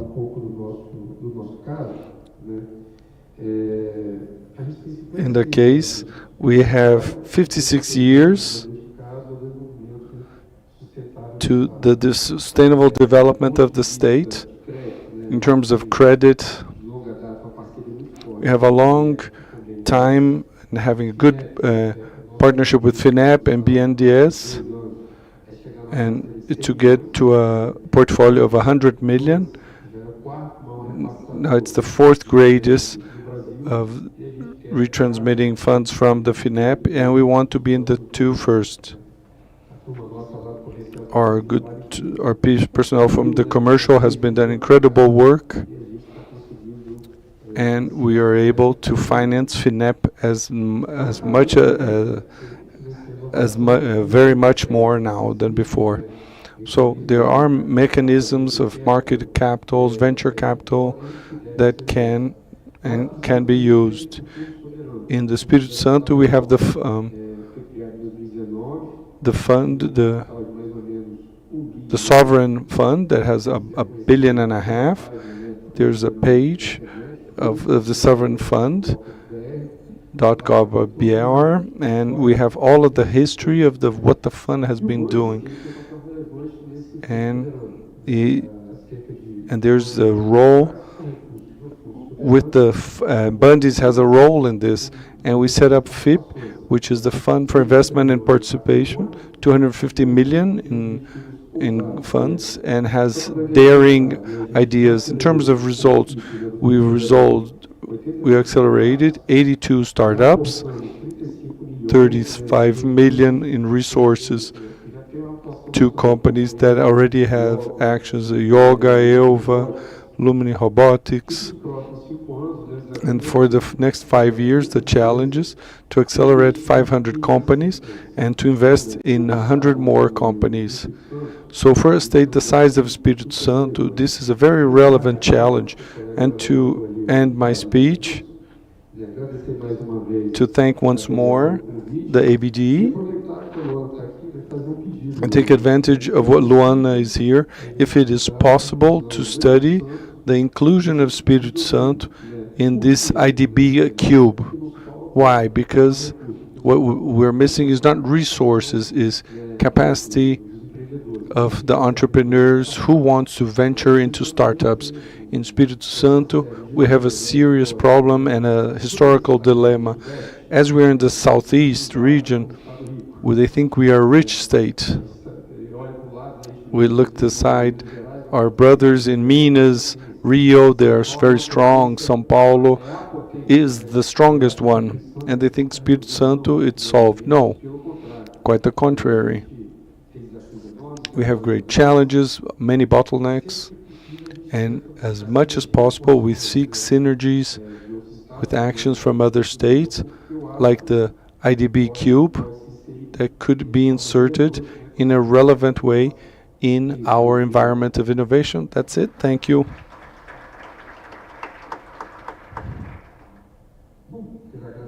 I'd like to thank all.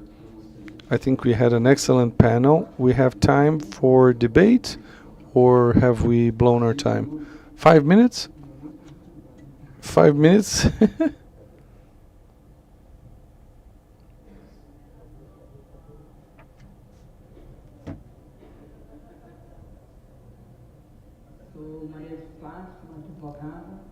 I'm Maria de Fátima. I'm a lawyer.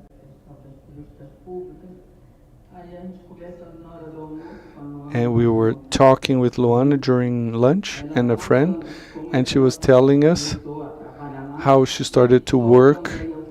And going back to what you said, with diversity, what kind of technology you use, and I didn't understand properly. That's a good question, because we are looking at startups that solve a problem of development. We're doing the edtechs, which are startups in education, health startups, and Brazil has a big number of startups within education and health. But when you look at the data on where the investment went, it usually went to fintechs. So we're looking exactly the startups that will solve problems for the most poor and vulnerable, and that's our focus as a development bank. Excellent answer, concise. Now I think it's over, right?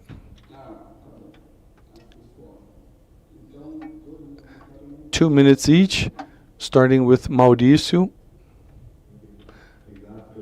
Thank you. It was great to be here. Excellent panel. In closing, getting some of the speeches. Firstly, Professor Shangi in the morning showed how much Brazil invests in innovation, 1.2%, far behind many countries, the developed countries.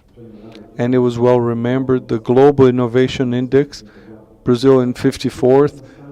But the final message is there's a ranking that Brazil leads, which is the rank of opportunities. How much cool stuff was talked about here, how many opportunities, energy transition, alignment of great public policies, of purchases is in the PAC, the institutional alignment, more than amply demonstrated. So a lot of cool stuff happening. So we are in the front of the opportunities ranking. So taking from Luana, the relevance is the people. We talk about numbers, billions here and there, but what interests is people at the end point. Each project supported what that impact is, and it was a pleasure being here. Osório, thank you. Very rich discussion. Unfortunately, we just scratched the surface of the problems. And the Ministry of Science and Technology here available, and what he talked about, Global Innovation Index. So we're in 54th, and I say that Brazil is the enigma. We're very well in scientific publications. 11th, GDP, I think reasonable, but innovation quite down there. So we only solve this when we create an environment that is friendly and encourages companies to invest in innovation and research and development. And so we had to put the government, one of the main actors of this triple helix, so that the government, and for science and technology and innovation, by regulations and public policies, to encourage the companies to invest and to solve this enigma once and for all.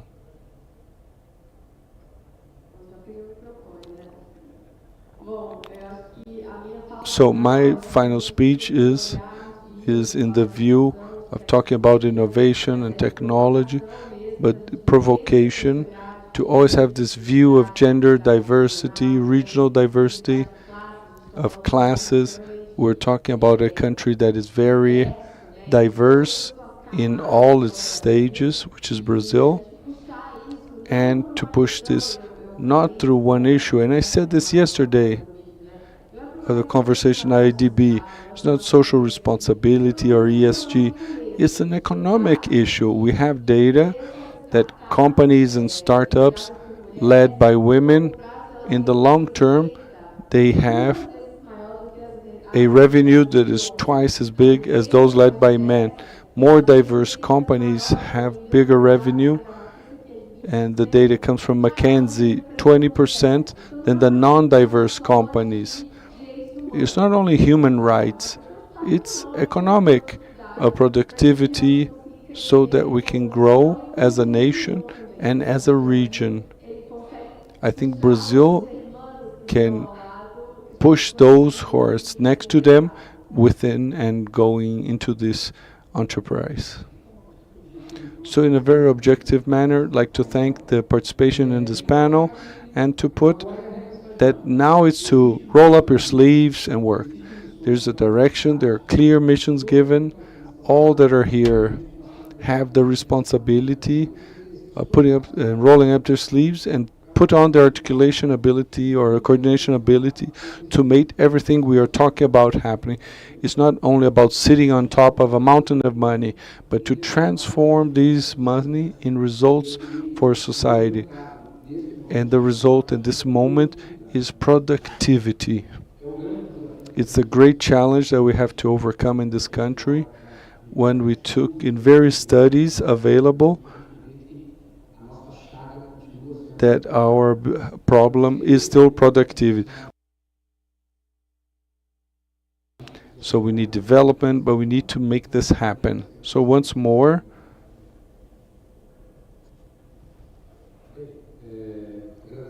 okay, thank you once more, the ABDE, for an opportunity for participating this forum and taking on Gustavo's speech. The motto of the forum is transforming mission into action. So it depends on us. The future we want depends on what we built today. Forum like this that the ABDE carries out for 8 years are fundamental for us to debate and discuss and to organize and to act in a coordinated manner. And Luana, besides everything, you talk about businesses led by women, especially banks, companies financed and led by women have lower default rates than those of men. So women pay better. It's not a favor. Women are not asking any favor, quite the contrary. So affirmative actions like these are relevant. We have transversal lines in terms of finance lines. You can check our website. Thank you very much, Rafael. Okay, guys, thanks. We had an excellent panel. We have a great challenge in our innovation age. So Brazil has a scientific production, very important, and competency in engineering, entrepreneurial sophistication, but we're very distant from having an ecosystem oriented by demands. We have to advance a lot, and we also have an under-saving, too low savings, which is a problem for emerging countries. So we have important challenges that certainly the atmosphere around this panel creates an energy that's important, and that certainly of missions and industrial policies around power shoring, sustainability, bioeconomy, circular economy. It can be an important element in the elevator of the nations for Brazil to have greater density and strengthening of its GDP. We have to think about the science that generates GDP. Thank you. Our thanks to all participants. That's the first of this afternoon. Thank you once more. And feel free, stand forth for the official photo. Thanking the specialists in this panel of this afternoon. It's important to highlight that the national system can contribute to this agenda, especially for the support of innovation, micro companies.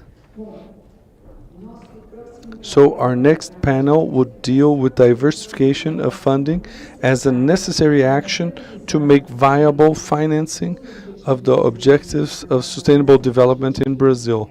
The objective is to discuss how to increase the resources available to implement the 2030 agenda in Brazil and to promote sustainable finance to reach these both.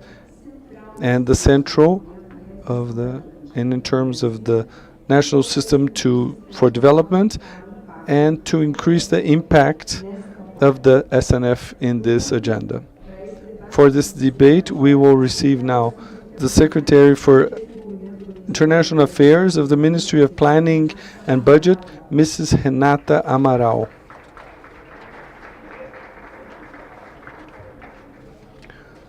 We'd like to invite the Vice President of the Private Sector of CAFI, Mr. Jorge Arbache.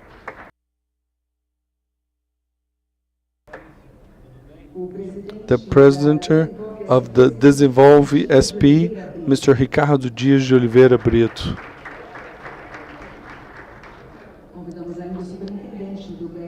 The Superintendent of the BRDE, Mr. Paulo Starkey. And in the comments will be done by the Senior Financial Specialist from the AFD, Mr. Alejandro Bareneschi. And we are ready for one more conversation. Just to remember, we have an official hashtag from our event, and you can put it in your post. Hashtag Forum of Development, so we can see your posting. Now ready, Mr. Alejandro.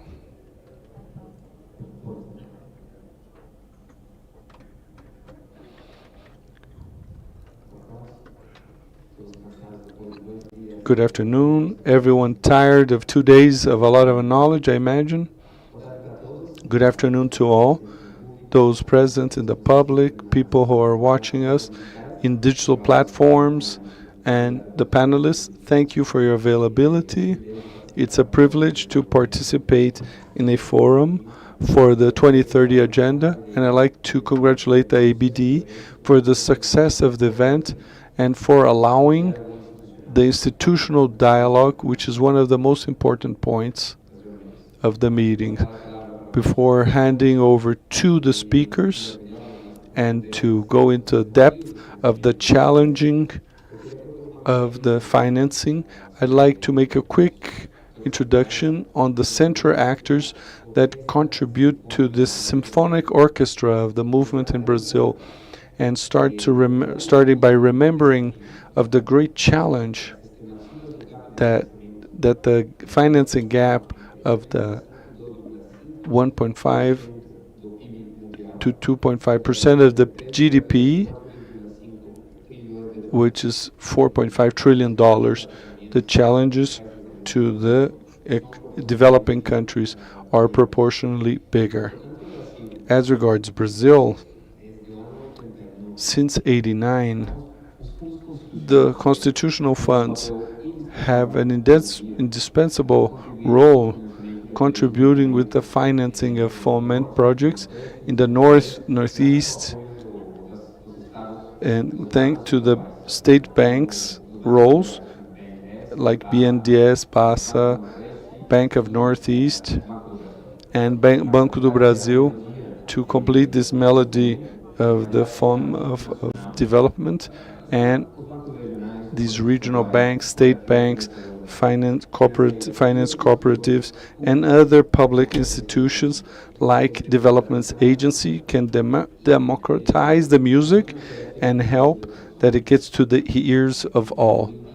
And in 2020-22, the National System for Development directed 52 billion to the SDGs, and in parallel, the federal government does the complex task of coordination of the credit operations in public entities as a guarantee of the Union.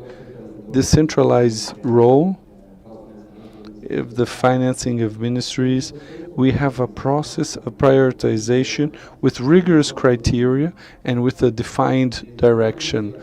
Since 2007, to collaborate in this orchestra, those sustainable green titles, and with new agreements, and supporting with an innovative role the insertion of getting funds from new roles, and in the ecosystem of development are the research centers. Technical dialogue keys, we have international development banks, bilateral banks, multilateral banks, and all of the initiatives and programs such as PRONAF, the Amazon Fund, with a more climate scope, and they aim to reduce risks and expand inclusion. And so the UN has a more centralizing role, and it's a supranational role.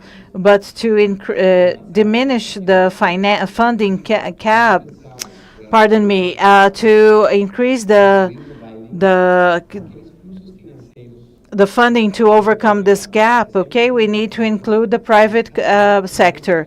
The private sector is only sometimes aiming to have profit, but they have been moved by the SDGs. And I would like to highlight the role of the harmonization of all of the efforts. So the success of the entire orchestra doesn't depend on the individual talents, it depends on joint work, and also of an efficient coordination that is going to consider all of the knowledge available, information available, and so that they can follow the north so that we can have a sustainable future. We have different stakeholders from the funding for the SDGs, and this is going to be a specific scope, and they are going to help us overcome this challenge. So first, I would like to pass the floor to the International Affairs Secretary from the Ministry of Planning and Budget, Ms. Renata Amaral, and I would like to understand the centralizing role, the messages of the public policy so that we can coordinate all of the initiatives of this funding in Brazil. Thank you. Thank you very much. First of all, thank you. Good afternoon to all. It's a great pleasure to be here with all of you, with Jorge, my friend. Jorge has already had my post here at the ministry, and we have been exchanging ideas since January when I took over this job. Good afternoon to all of us who are watching us here live and online. I apologize. I was unable to come here yesterday. This week is very complicated for us. We handed a pluri-annual plan, yesterday. And so we are having a very intense week. And like all the other secretariats, we have been working together. And there was a clear request from Minister Simone Tebet. Everybody's involved all the time and everything. And I'm going to start discussing the pluri-annual plan. We handed to the Presidency of the Republic yesterday to Mr. Rodrigo Pacheco, and it was a very moving work. We traveled to the 27 capitals in Brazil. That was the first time that somebody did that. It was the most participative pluriannual plan of the country. In all of the plenary sessions, we had representatives from the civil society presenting their demands, representing different groups in our society. And this was important for us, not only for us to build a more inclusive pluriannual plan, but it was a reality shock. We left Brasilia, we went to the countryside of Brazil, to the capitals, and we were able to see how diverse Brazil is, and we were able to listen to the entire population. We traveled for 60 days. We traveled all over the country jointly with the General Secretariat of the Presidency. So we delivered this plan yesterday. everything is online. All of the ministries took part in this journey, and all of the society, all of the Brazilian society could participate. We had over 4 million participations on the PPA website, okay? And we had many, many proposals. And on our website, you can analyze our methodology, everything that was done. Why am I sharing this with you? Because the backdrop of everything that we did was based on the SDGs, and that was a first as well.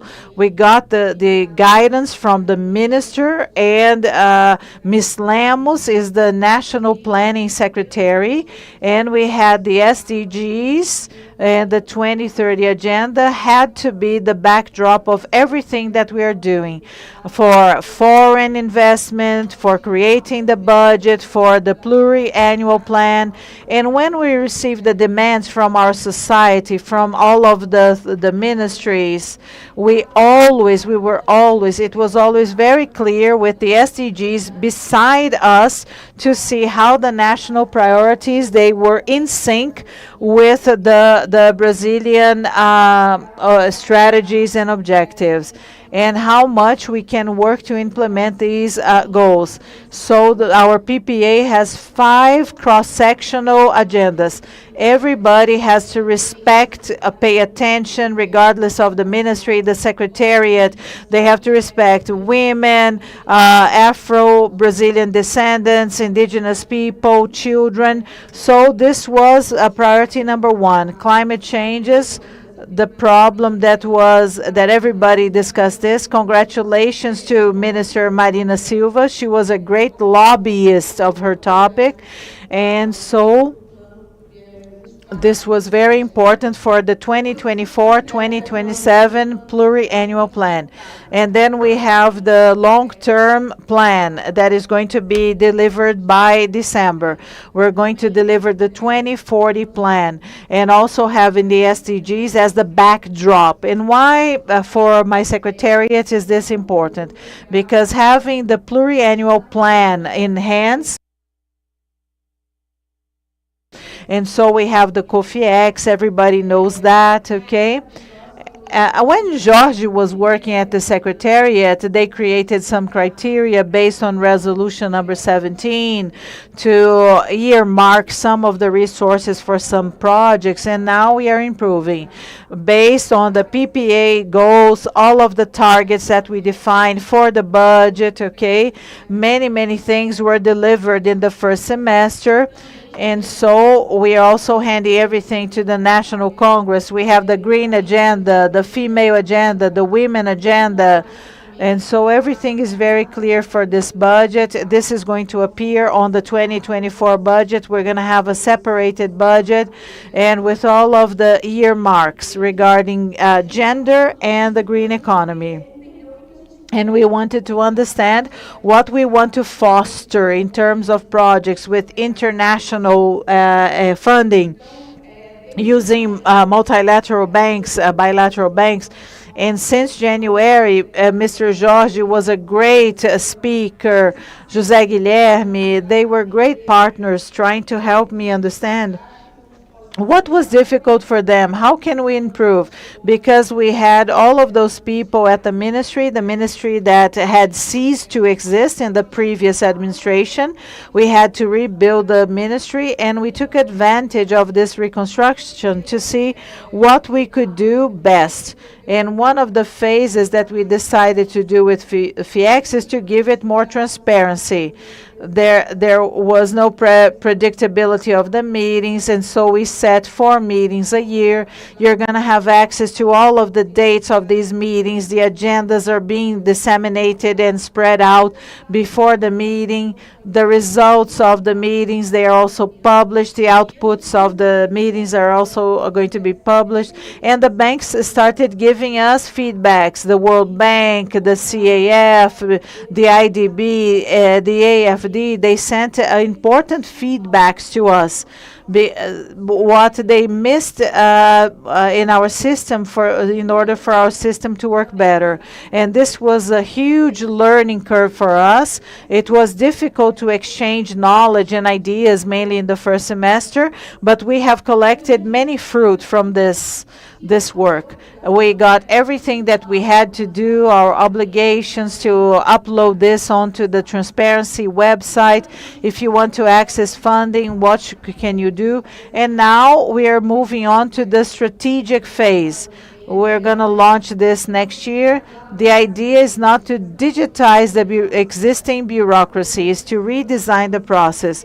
The National Treasury Department has been a great partner. We are including everybody in our conversations so that we can really become efficient for us and for those who are analyzing this from outside.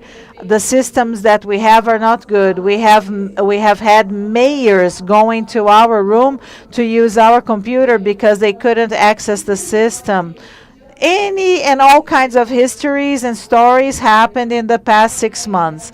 So the idea is for us to have a website, to have a completely dedicated team just for the website.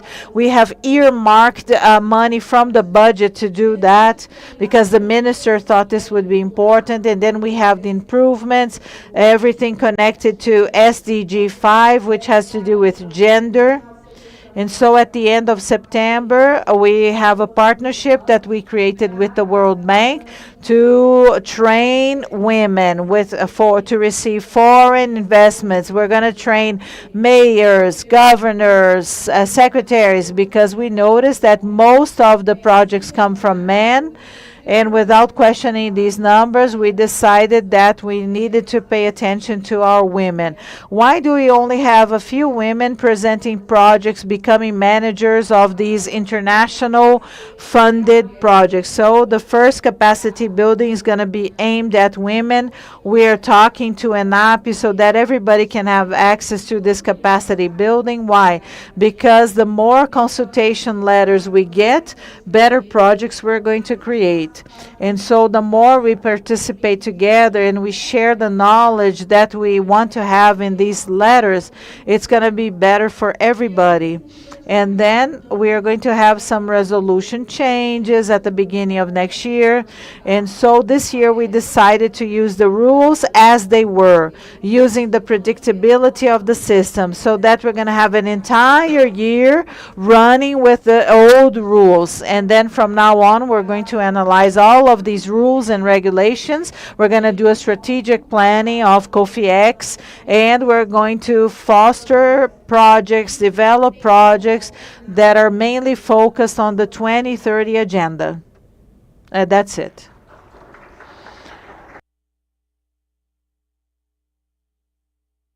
Madam Secretary, thank you very much. And in fact, as a financial institution, thank you so much for your efforts, your consideration, and the inclusive participation that since the very beginning you promoted. We believe that it was a very important change for Brazil as a huge country that it is. And so we need to disseminate our knowledge to all of the municipalities and states and agencies. And so this new tool helps a lot, mainly with the inclusion of the criteria, the strictness that you have to disseminate the knowledge about how important the SDGs are when preparing a project. This helps a lot when it comes to the concentration on the axes that were mentioned yesterday, axis 2, 8, 9. And so this is a necessary step so that we can consider the other SDGs that sometimes are forgotten in the projects proposed. Now, enjoying the diversity of the panelists, we have the Vice President of the Private Sector at the CAF, Mr. Jorge Arbati. And all of the rich experience that you have in the private sector, Mr. Arbati, could you please share with us the experience of engaging the private sector towards funding sustainability projects? Well, first of all, thank you for the question. Good afternoon to my fellow panelists. Good afternoon to everybody in the audience. Thank you, ABDE, for the invitation. If you allow me, first of all, I would like to make two remarks. The first remark has to do with the COFIEX that Secretary Renata was mentioning just now. Now, knowing the systems as a whole, the systems in the region, there's no doubt in my mind that even if some people criticize COFIEX, even though some people criticize COFIEX, it is the most transparent organization, and it is very transparent and very organized, and it has the best governance, and we have to mention this. The second remark is related to the sustainability, funding, development, how can we focus on the SDGs, etc. If we take a step backwards, what happened in this debate? In the mid-1960s up until the 1990s, the mindset, everything that guided the architecture of this discussion at a global level, which was led by the World Bank mainly, was the focus. There were other topics, but the main focus was infrastructure. Infrastructure. That's what they analyzed and focused on. But time went by. And then at the end of the 1990s, the beginning of the year 2000s, and then it changed to eradicating poverty. And after a few years, we had the SDG agenda, also the gender agenda. And this topic dominated the scenario for about 20 years. At the end of the 2010s, 2017, 2018, approximately, when it became very clear that climate change was more than urgent, as we all know, this new agenda started running over the previous agendas. Each new agenda would run over the previous agenda to a certain extent. And the climate change agenda has been running over everything. And to a certain extent, this has been changing the discussion about the SDGs. The SDGs are the great problem. But when we analyze this debate, climate change, the SDGs, sustainable development, what we see more and more, not for all of the countries, but for many countries, and I believe that we include all of them in Latin America, most of the country in Latin America, is because this region combines the SDGs with the climate change agenda, and this is a privilege. Because this continent has almost all of the conditions to make climate change to become a giant business agenda. And what kind of business? Business to help the world in its decarbonization. That is the huge business agenda. Why? Because we have to carry out a huge transformation, not only a decarbonization, but we have to change our production matrix, because most of it is gray, and now we have to change it to a green one, and this is going to require trillions and trillions of dollars. Okay, and why is this region doing well like no other region in the world? Because it's the only region that is so advanced, because we have three essential elements. It has a huge amount of water, okay, drinkable water, sweet water. We have most of the essential minerals to carry out this transition, and it also has a green energy matrix like no other region on the planet. And above all that, this region also has the main biomes in the world, the largest forest, the largest biodiversity.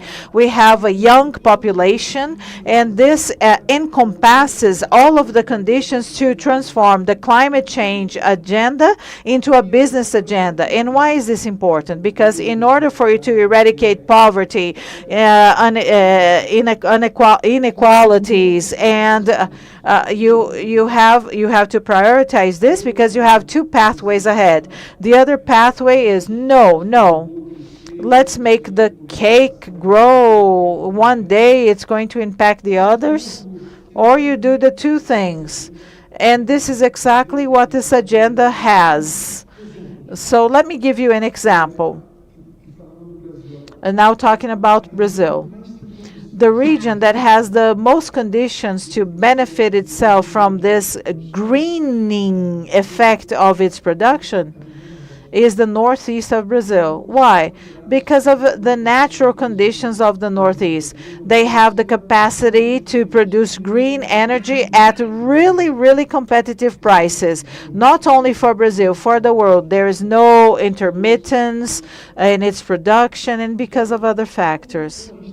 And so, since we are discussing a business agenda, and we have long production chains, we're talking about a capacity of generating solutions that can be scaled up. And more important than that, when we think about solutions like these, we're thinking about solutions that are urban. Because we're talking about production, industrial production in its various dimensions, besides the services that are part of this production chain. Why is this also important? We're talking about the region in the planet that is more urban, and therefore the majority of our SDG problems are urban: poverty, inequality, violence, gender, violence, low productivity. If you really want to take seriously the SDG agendas, you have to go through the cities and everything that includes reduction of inequality, poverty, informality, increase of productivity. This has to be an urban agenda with these characteristics in production in large scale through businesses that are of interest of everyone, with high results, high impacts for that territory that receives those investments, good for those who send their industrial plants to the northeast, or La Guajira in Colombia, or Antofagasta in Chile, wherever. Why? Because many of these industries, they have a lot of competitive and security of energy. So this is an agenda clearly win-win-win. But it combines impacts on the environment with high results. SDGs are impacted, and benefits to the consumers, since we're talking about accelerating the process of green things. So what is CAF doing finally? I'll speak quickly. Understanding all of that, we believe that's the path this discussion is going, and this region, yes, can combine the SDG agenda with the green agenda. Yeah, we have supported in the private sector. This is the great agenda and anchor of our businesses. And it's what we're doing in the case of Brazil, not on many operations, so also with the ABDE. And we've helped to disseminate this agenda in various directions to take all of this, and not only through the agenda mobilization, and we're talking about agenda that requires many billions of dollars. And not all the banks have a partnership, significant partnership, and it's the path of the mobilization. How can we use the adequate instruments for that in emitting bonuses and things like that? Okay. And stopping here, we could talk about other things that we're talking. This is the cherry on top. CAF elected as a priority to do the development banks of the regions and the banks of Brazil as our preferential partner, and the main of the vice presidents is the development banks. And I would say that many of you that are clients of ours with a lot of pride, I think it's impossible to think of a better allied, more adequate, with a vision that is more convergent and with a greater capacity of results and realizations than you, that you are development banks.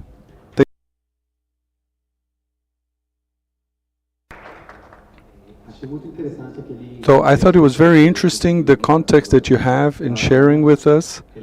There are many elements to understand the reality of the agenda, and this analysis that you did on the marriage between the public and private sector, and this natural interest of the private sector of having productivity and those solutions that are being proposed in Brazil for the transition of the paradigm. Does it have profit? Is it profitable in our country? And to get to the continuity of the humanity. And we see themes that are being developed, like green hydrogen and wind power, sun power as well, a lot of regulation that is appropriate for the stability, and to open an agenda very big for the private sector, and solar panels as well, and this potential of the sun that we never forget in Brazil. So it's very interesting, this marriage between the private sector that is distant from the reality of sustainability, but integrates to the realities of fomenting development. And I will give the word now to Mr. Ricardo Dias, which is the Desenvolve São Paulo. In the experience of a development agency, Mr. Ricardo, and is the tool of public policies of the state. Do you have an opportunity of having capillarity and getting to know the benefits and go a little bit further from the center of a capital and distant from the reality? What is your experience? What projects, innovative projects do you have that help or contribute to spread in the different axes and these objectives of sustainable development? Thank you, Alejandro. Thank you, the ABDE, for this invitation. I'm very happy to be in this very qualified panel. And thanks all the ABDE team. Very good sessions, very productive for all of us. I'll get to the answer in your questions in a few minutes. But let me tell you of a mental trip when I saw the title of this. And I went back in our history. When you go in the post-war, why did they create the World Bank, the BNDES, and all this network? It was basically something similar to the SDGs, but in the practice it was that. There was lack of infrastructure, poverty was a problem, agriculture was another problem, and the market and the credit market had very serious problems. The private would look to the financial return in a myopic way. He couldn't appropriate from the social return of that project. And we, as a network for development, it made sense, and we continue to make sense. So nowadays, we deal with the SDGs. There are resources from the multilateral, from CAFI, IDB, KfW. We have resources from the multilaterals, and we deal with the SDGs, but the private is ESG. It's a citizen company. So how do we bring the private to the company to invest these trillions, which Jorge mentioned? So the point nowadays is that we can try to have more impact using the private. And going to the first point of Alejandro, there is a tremendous difficulty. We don't have capillarity. We don't have a bank with a series of branches where I have an account from a small company. I know he has a house in the beach, how he spends his resources. So it's very pretentious us to think that we will have this sensibility at the edge. So what is the suggestion here? I think Jorge talked about this. You also, we should be thinking in how we can use more and more guarantee funds to do work. The private doesn't want to take the risk because guarantee in Brazil is a problem. So maybe we should set up a guarantee fund that guarantees the private to contract, maybe a cooperative that has a capillarity and knows the front. How are we seeing this in the Desenvolve SP? And I'll give a concrete example of a project that will be on the streets in that way. We have a partnership with GIZ, and with the GIZ, it's a, sorry to do an advertisement, it's a ad that could contribute. So GIZ, together with us, we want to make a prong that called Potentialize.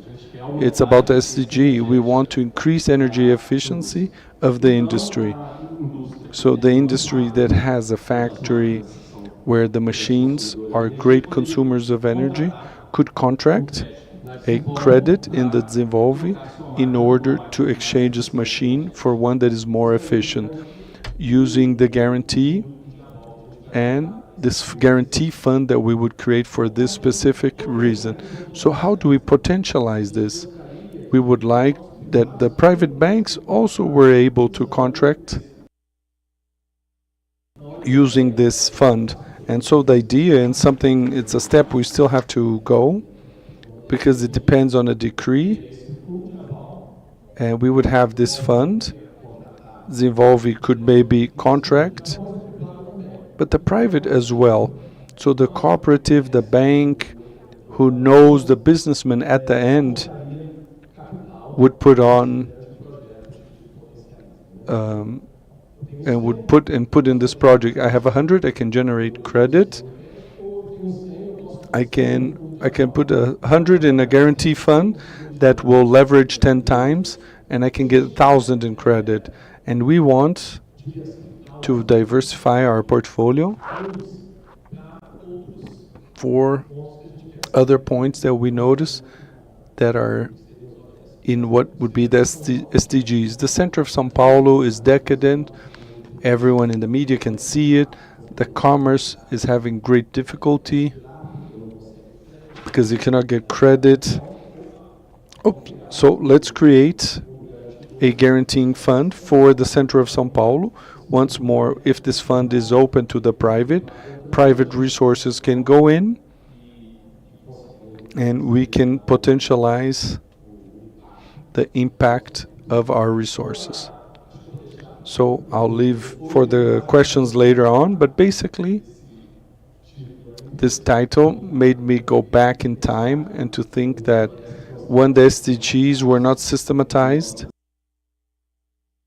we were born to deal with SDGs and the private didn't want, and now the private want to participate, and we are now here to try to help them bring them into the game. Thank you, Ricardo.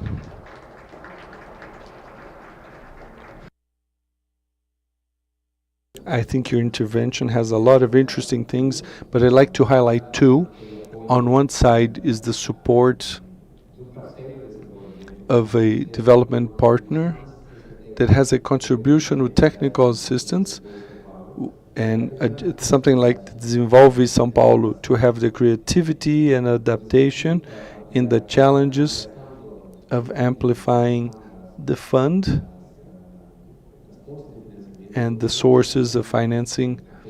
It's important to increase the actors that participate, that you can create a fund that can deal for a specific period. This is one of the steps to reach even more beneficiaries and to go further from the centers of the credit offer. Now I'd like to make a bridge with a contribution, of Paulo Stark, which is the superintendent of the BRDE, and it's a development bank from the extreme south, and he's been there since 2008 and has an interesting case, not only of offering of financing, but also the diversification of the sources of finance. How do I execute these funds? And I hand the floor to Paulo Starchi. It's not a multilateral, but a regional development bank in Brazil. Thank you, Paulo. Good afternoon to all. First, a disclaimer. I am superintendent of the BRD of the Paraná branch. It acts in the three states of the south, and it's owned by the three states. But I will talk about and focus more in Paraná. I'm a manager at the strategic level, and I'm going to talk more about at the front end where people are applying resources and looking at the strategies of the BRDE and of this case of the bank in terms of diversification and the role of the SDGs and the mandate of the bank. I am also coordinator of the Commission of Operations of the BRD, and in that condition I will speak a little bit about the pain of the subnationals, the difficulty of diversification, of being able to get sources. I will point at the end a possible path, or at least try to. Firstly, it's been a development bank for 60 years, from the 2000 on. 2000 was the last year that the BRD had another source that not from the BNDES in the 23-year history. I'm going to talk. The last operations were Recope, directly from Bacen, the Central Bank of Brazil. We operated the Ministry of Tourism, FINEP, and we spent 12 years specifically only putting forth BNDES. The BRD is a bank that only does the passing forth. And it's a bank that on lending, and it's a transfer bank, if you could say. We only transferred from the BNDES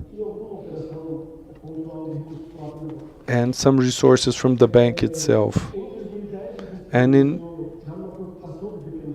2010, we registered for the Rio Grande do Sul, the first operations in 2011, but still very little expressive. In 2012, we started to transfer FINEP.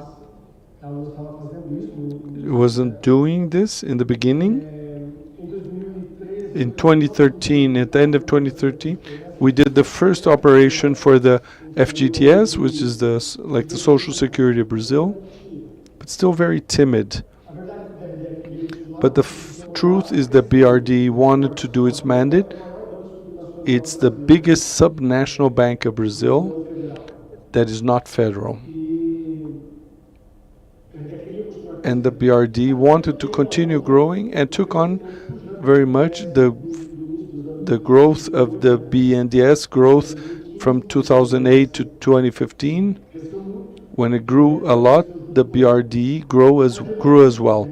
But we took a fright in 2012 when the BNDES had reached at their limit that we could operate with them. We got a little bit shaken, and we were also aware of the diversification, but still very timid. And the BRD starts to discuss how it will amplify, or better, reduce the dependence they had on BNDES. On the other hand, always remembering we have our mandate as a development bank.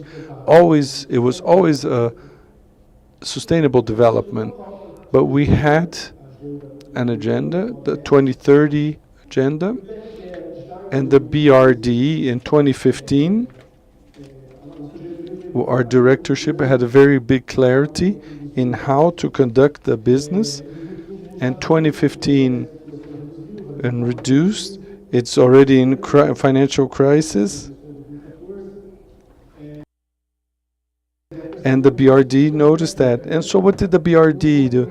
It launched a program which called BRD PCS that has the same name of SDG 12, which is Sustainable Production and Consumption.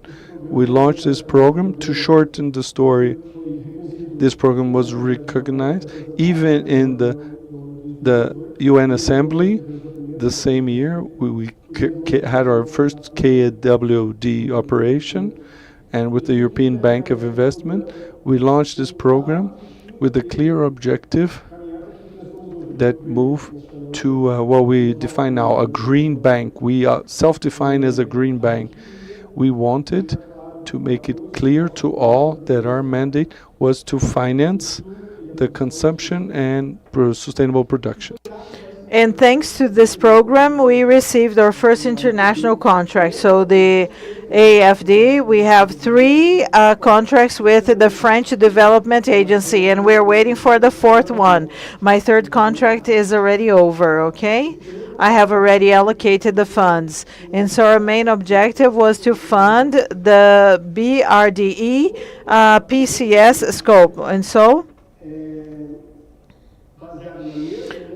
based on the same program, there was a program, but it had a little more limited scope. It was aimed at generating renewable energy, but it was signed in the same year jointly with the FED. And I wanted to highlight that this operation happened with the approval of the European Union via COFIEX, okay, and I'm going to discuss this. And this operation received the approval of the European Union without counter collaterals, okay? And up until now, it is the cheapest operation that we have. Among the 6 international partners that we have, including the 8 contracts we have signed, this is the cheapest operation. So if we want to continue diversifying our sources to fund SDGs, we have to discuss their costs. And so we continued working, and now in 2023, we have 6 contracts signed with international partners. In 2012, we had the BNDES as basically the only source of our liabilities. We had the FCO, 7.6 billion was our debt with the BNDES, and only the BNDES was our creditor. In 2022, we signed with 11 different creditors. We have the BNDES, Fungitur, FINEP, the Bank of Brazil, Caixa Econômica Federal, the AFD, the CAF. We started operating with CAF in 2019. I believe I have already mentioned Funcafé and others. And now in July, I believe today, we asked for the first operation in Paraná of the IDB to happen today, on this date. So the granting of this fund, but on the 30th of September, I believe we're going to sign with other 2 international sources, the IDB, and we also have funds coming from the IDB, and soon we're going to work with the World Bank. So we're going to have 14 different international sources.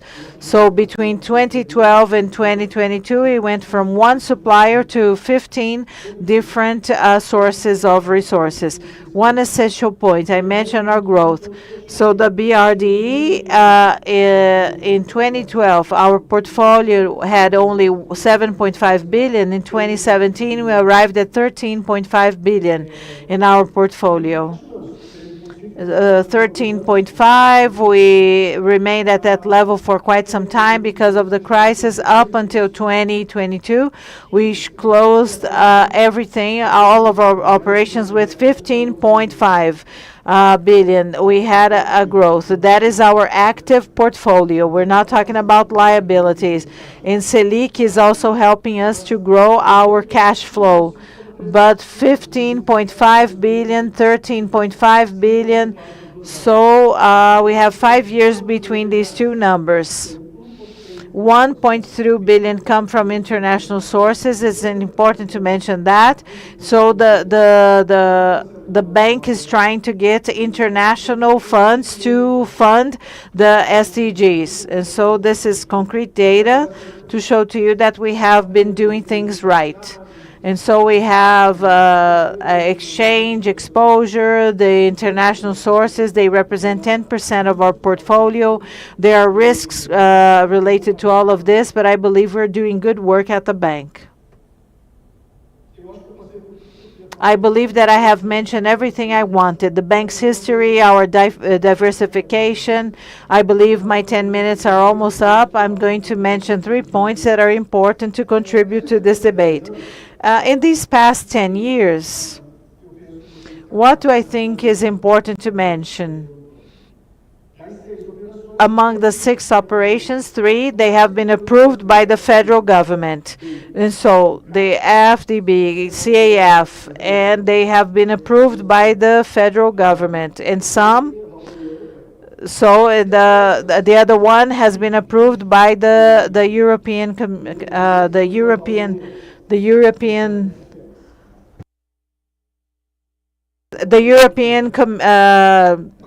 Commission. And so 3 months to be approved without counter collaterals. And the IDB, we're now going to start handing out the emergency IDB fund. It was reconfigured in 2021. It was $50 million so that we can fund. I'm going to cash flow to companies that had many, many losses because of the pandemic. And we're going to start handing out these funds only in 2023. What happened? The approval by the federal government took a while. The whole process took about 2 years. I'm not saying that the process stayed at COFIEX for these 2 years, but the approval process in Brazil is very complicated, and the European Commission approves everything within 2 months with the lowest interest rate, and with our federal government, the process was way longer. And now we need for our project to benefit small companies that were impacted by the pandemic. It's taking a long time. So we want this process to become faster. So we need to do things in an excellent way, not just do them anyway. Even though we have international development organizations here praising the work that is done by COFIEX, but we need to improve this process.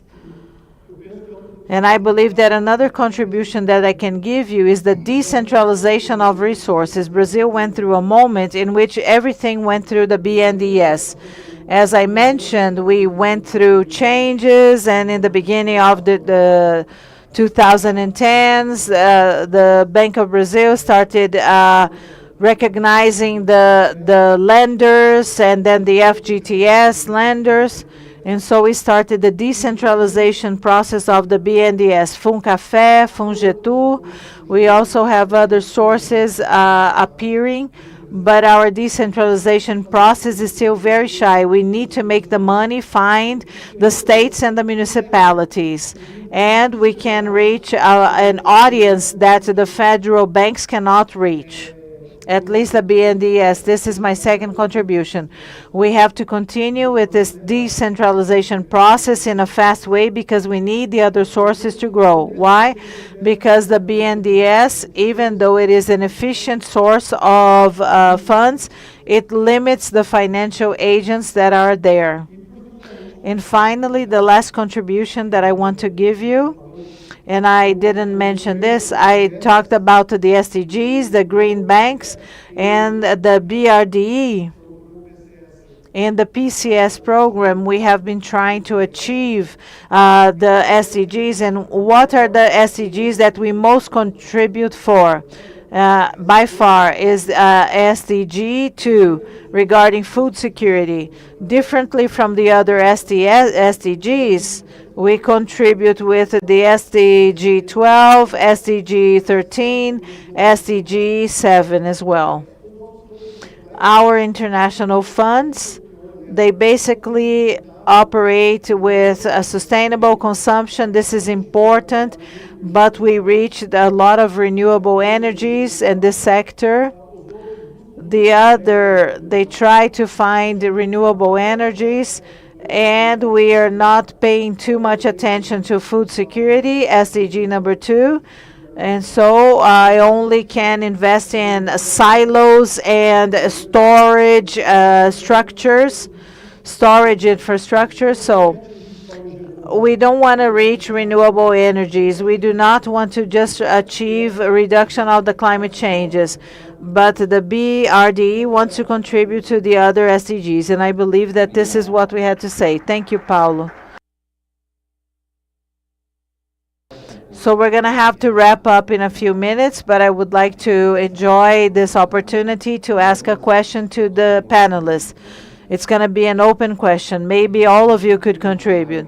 We don't have a crystal ball to find out about the future, how we're going to fund the 2030 agenda. But if you could have theories, hypotheses, what would be innovative tools and instruments, and how could we offer blended financing? How can we facilitate the access to these funds? What would be your main bet today? Wow, how much pressure. Everybody's looking at me. I'm going to answer. Regarding the COFIEX, I was thinking about looking at George. Should I tell him this or should I tell you this? Since I arrived at the ministry in January, I believe that the complaint champion was the time the process takes. When we can wrap up the process in 1 year, it's amazing. It's very complicated. We are redesigning the process regarding the National Treasury Department, COFIEX, my secretariat, and then it goes to the Chief of Staff's office, it goes to the Senate, and then we lose the control, and we're talking with them. So we're trying to align everybody, put them on the website, and this is a complaint. It's a top complaint. And the second one is lack of transparency. Even though we were discussing that, yes, in our region, the Brazilian process to approve international funds is well advanced. It's way more transparent than the average. But yes, it takes a long time. And I was really shocked when I arrived at the secretariat.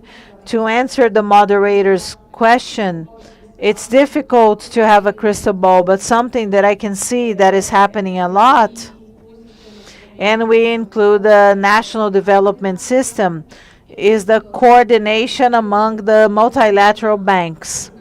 So we had a signature in Belém of a green coalition. It was led by the IDB and the BNDES, but it involves 19 other banks, regional banks, national banks. And this is an example of an initiative that is positive, and it brings everybody to the negotiation table, and everybody's trying to find common solutions for the problems that we face. And most of them are related to the 2030 agenda, to the SDGs. So I believe that this sharing of experiences among the banks, local banks, national banks, regional banks, multilateral banks, and adding banks such as the BEM, they want to start having projects with collaterals offered by the federal government, and we're trying to have conversations about the regional integration. I believe this is the first step.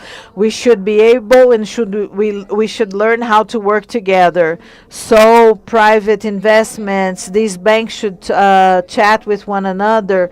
Panels such as this one are very important because we're going to generate a lot of conversations, a lot of networking, and this is my short answer.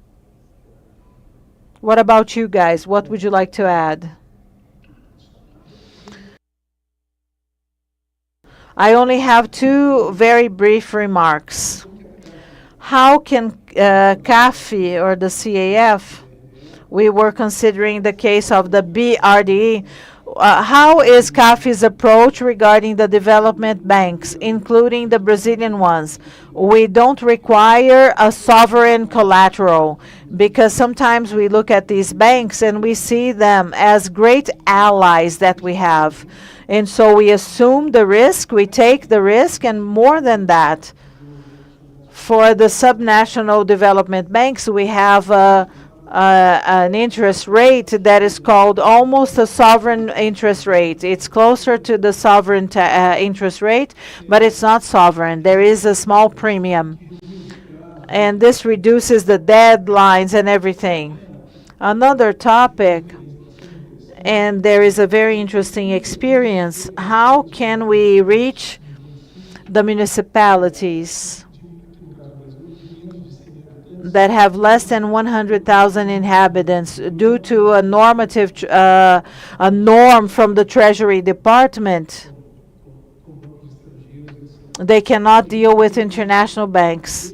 We have been doing this in a great way with the BRDE, with the BMDGE, and so we have a negotiation with them so that they can reach the municipalities, so that they can carry out operations that many times, if you're looking from far away, it's a small transaction. It's only $5 million, but for that small municipality, it can be, represent a bridge.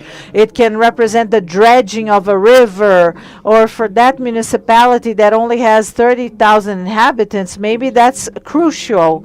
So we have been encouraging this. It is a hybrid modality. It's not a sovereign operation, but we do this as partners, and the results that we have, they are really, really nice. Regarding your question, we do not have to reinvent the wheel.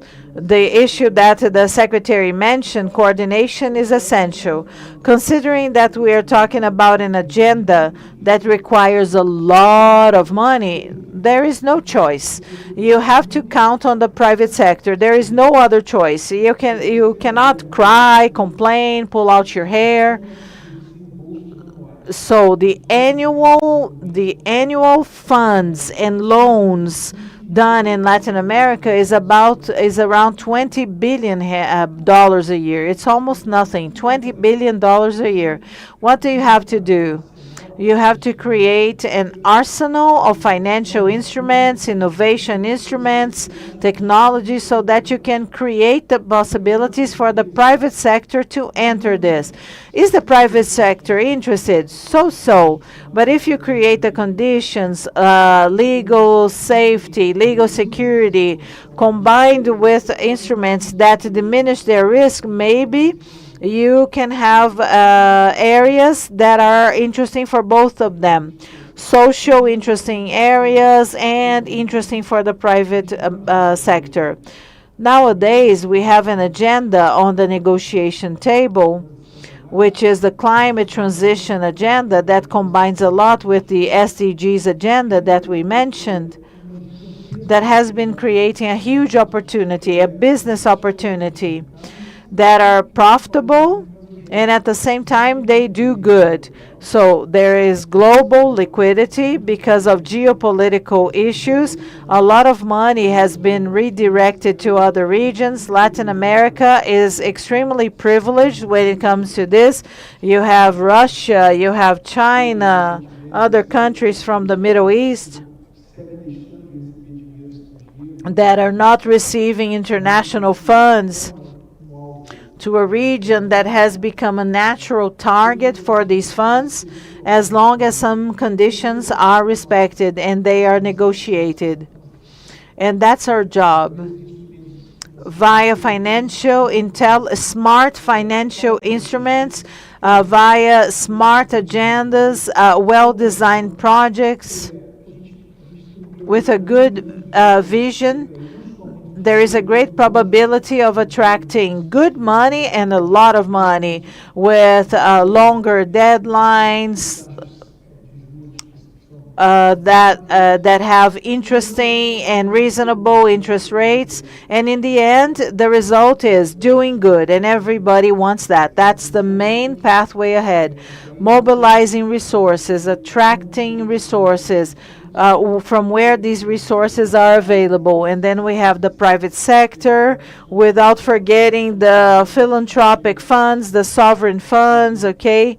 And they are essential partners in our dialogue. Thank you very much. There was a negative sign that we've been over time. I thank you very much for your participation. And thank you for this dialogue. And thank you for the opportunity on the future and the present, and to get to know a little bit more in terms of sustainable development. Thank you very much.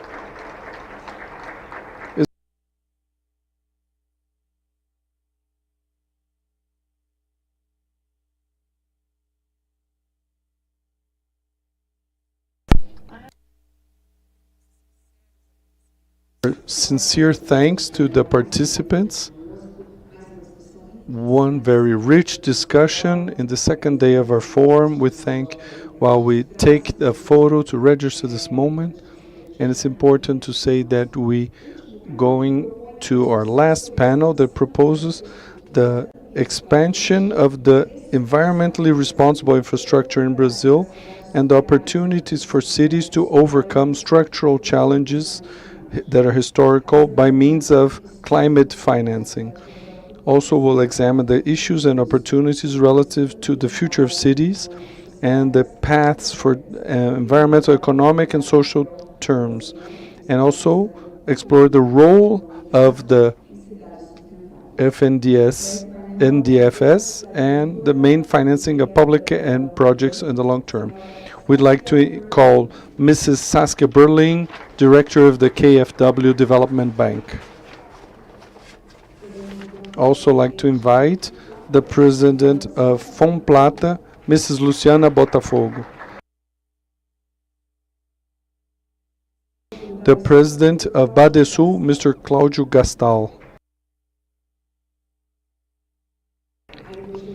And the General Manager of the Strategic Unit for the Public Sector of the Bank of Brazil, Mr. Márcio Antônio Ciumento.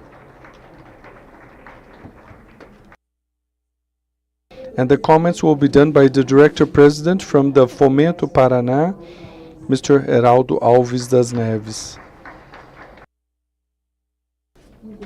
Okay, and continuing, we are in this last conversation, and we have some final considerations to close this meeting. Now that we're all prepared for this moment, let's hand the floor to the commentator, Mr. Heraldo. Good afternoon to all. It's a pleasure to be here once more. I had the opportunity to talk a bit about this important partnership, ABDE UNDP, in terms of the methodology of the diagnostics of our actions and associations with the objectives for sustainable development. No less important in this last panel of the day, But let's talk a little bit about the future of our cities and in relation to some important points, but especially to discuss the financing, the transition to low carbon economy of our cities and the infrastructure of our cities.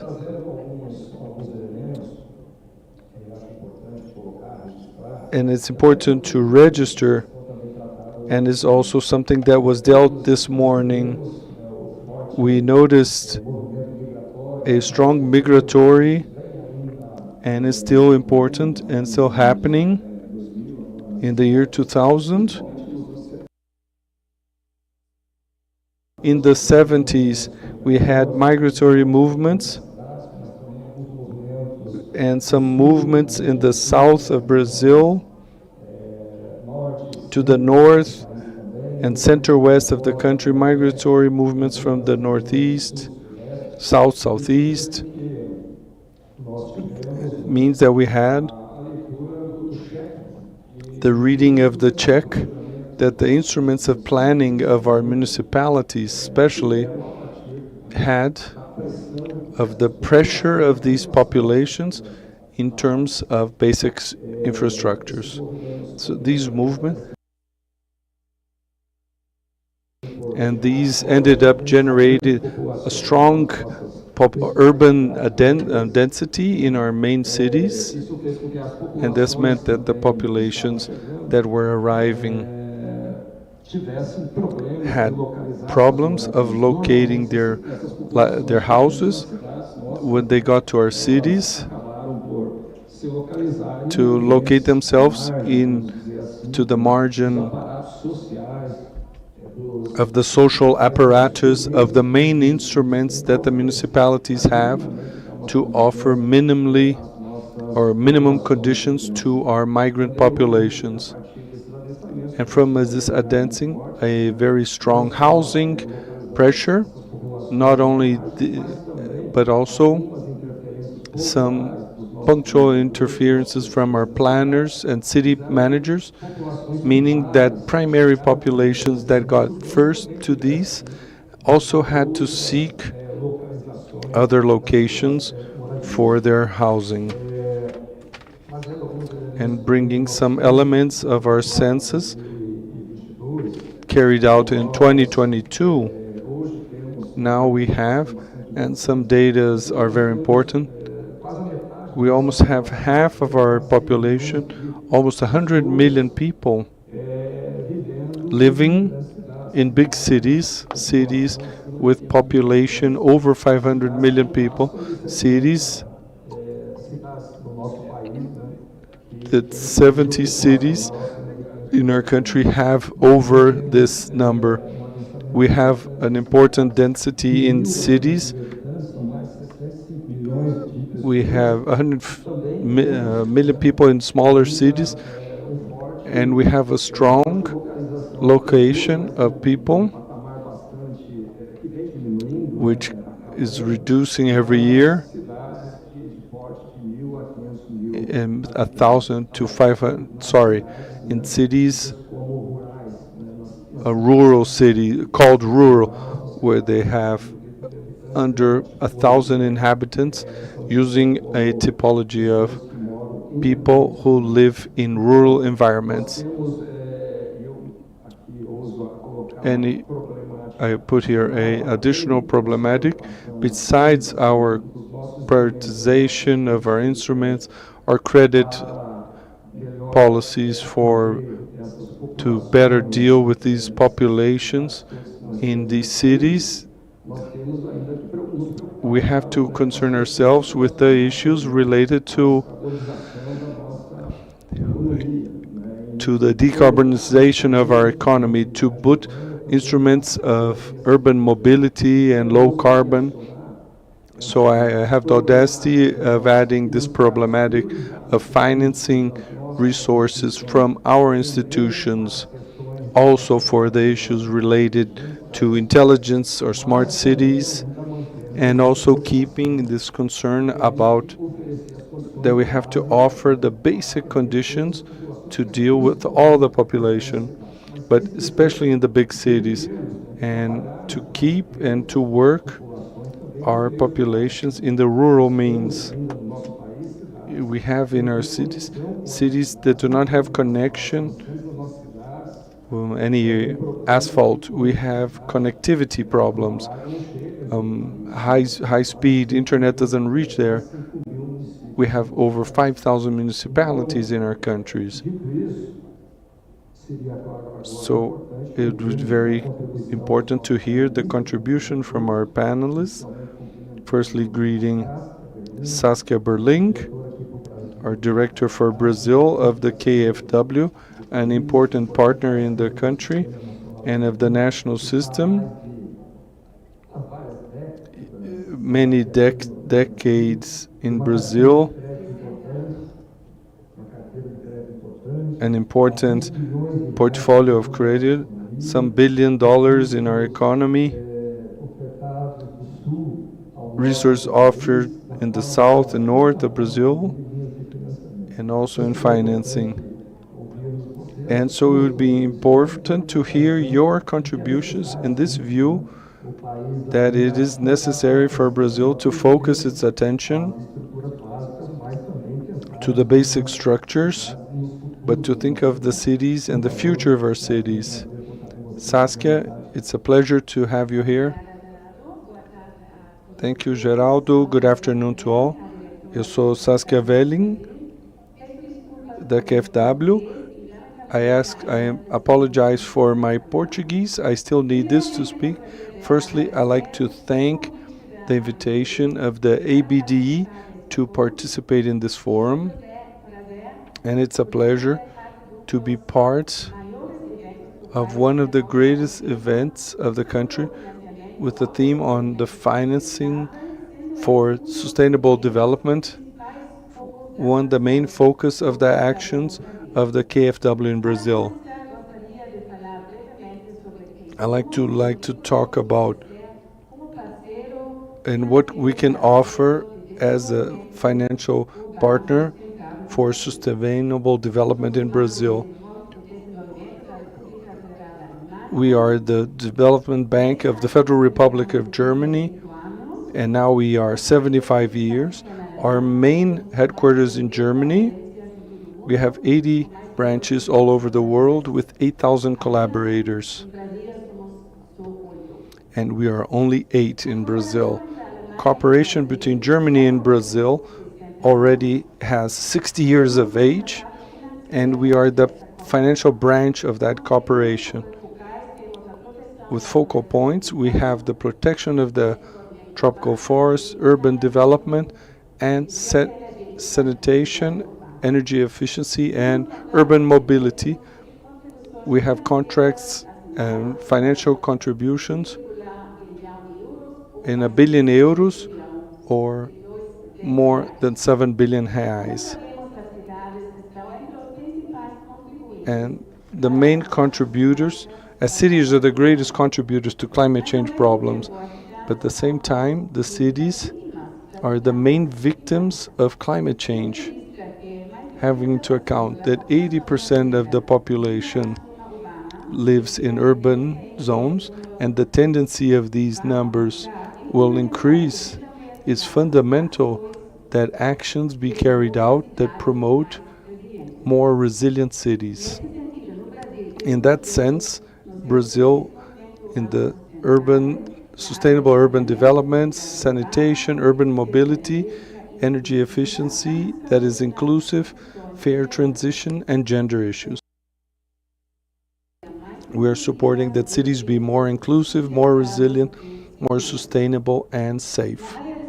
In the area of sanitation, our exemplary examples are Sanepar in Paraná and in Minas Gerais, other companies. 50 to 60 million euros, and the measure of these projects have the rehabilitation of these sanitation or sewage treatment stations, the construction of new stations, and we promote mitigation actions, like, for example, the collection and the use of biogas emitted in the treatment of the effluents. Our projects are always accompanied with capacity building measures and institutional reinforcement for the improvement of operational quality and to include gender equality issues. In mobility, we already concluded transport projects like the metro in Salvador and in Rio that are part of a refinancing credit line with the BNDES. We invest in projects in Recife, Guarulhos, Recife, Curitiba, and Salvador that promote the reduction of greenhouse gases, mobility technologies, integration of means of transport that contribute to a more efficient system and that bring social economic benefits and to the health of the population. We are certain that urban mobility is a key element for a social transformation that is fair, be it in the environmental issue as well as inclusion of marginalized people and women's security. Actions that promote more security, adequate public illumination, wagons only for women, among others. We always seek to promote in our projects sustainable development and adaptation to climate change, like for example in Porto Alegre, we have a project for urban requalification, urban drainage, sewage, housing, and other to guarantee safer locations and more resilient locations. The Brazilian cities, through our loans, followed by non-reimbursable funds and ample experience of technical assistance through KfW and GIZ that is part of the German corporation. And to give a little bit more of detail, we can offer different products like donations, very reduced interest rates, and with very favorable conditions. Credits can have a value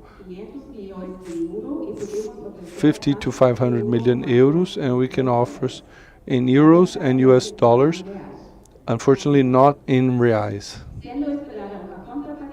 with a minimum counterpart of 20%. The interest rate can be fixed or variable, long-term, or can be put up to 15 years with a grace period of up to 5 years, and the importance of a climate change that is fair for all. The social challenges, environment, and related to the employment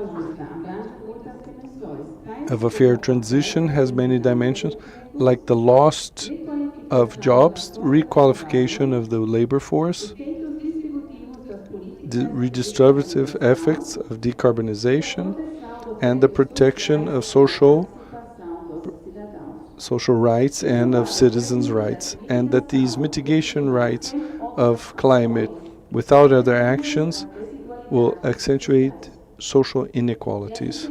So in that sense, to strengthen also groups that are more vulnerable, like women, that will be directly impacted by the effects of the transition. That's why we finance specific measures against energy poverty and for transport, supporting and easing accessibility, as well as the costs of low-carbon technologies for low-income families. This is only viable and realistic with the engagement of all, and we of the KfW have the interest and availability to support in this fair transition. Thank you very much for your attention.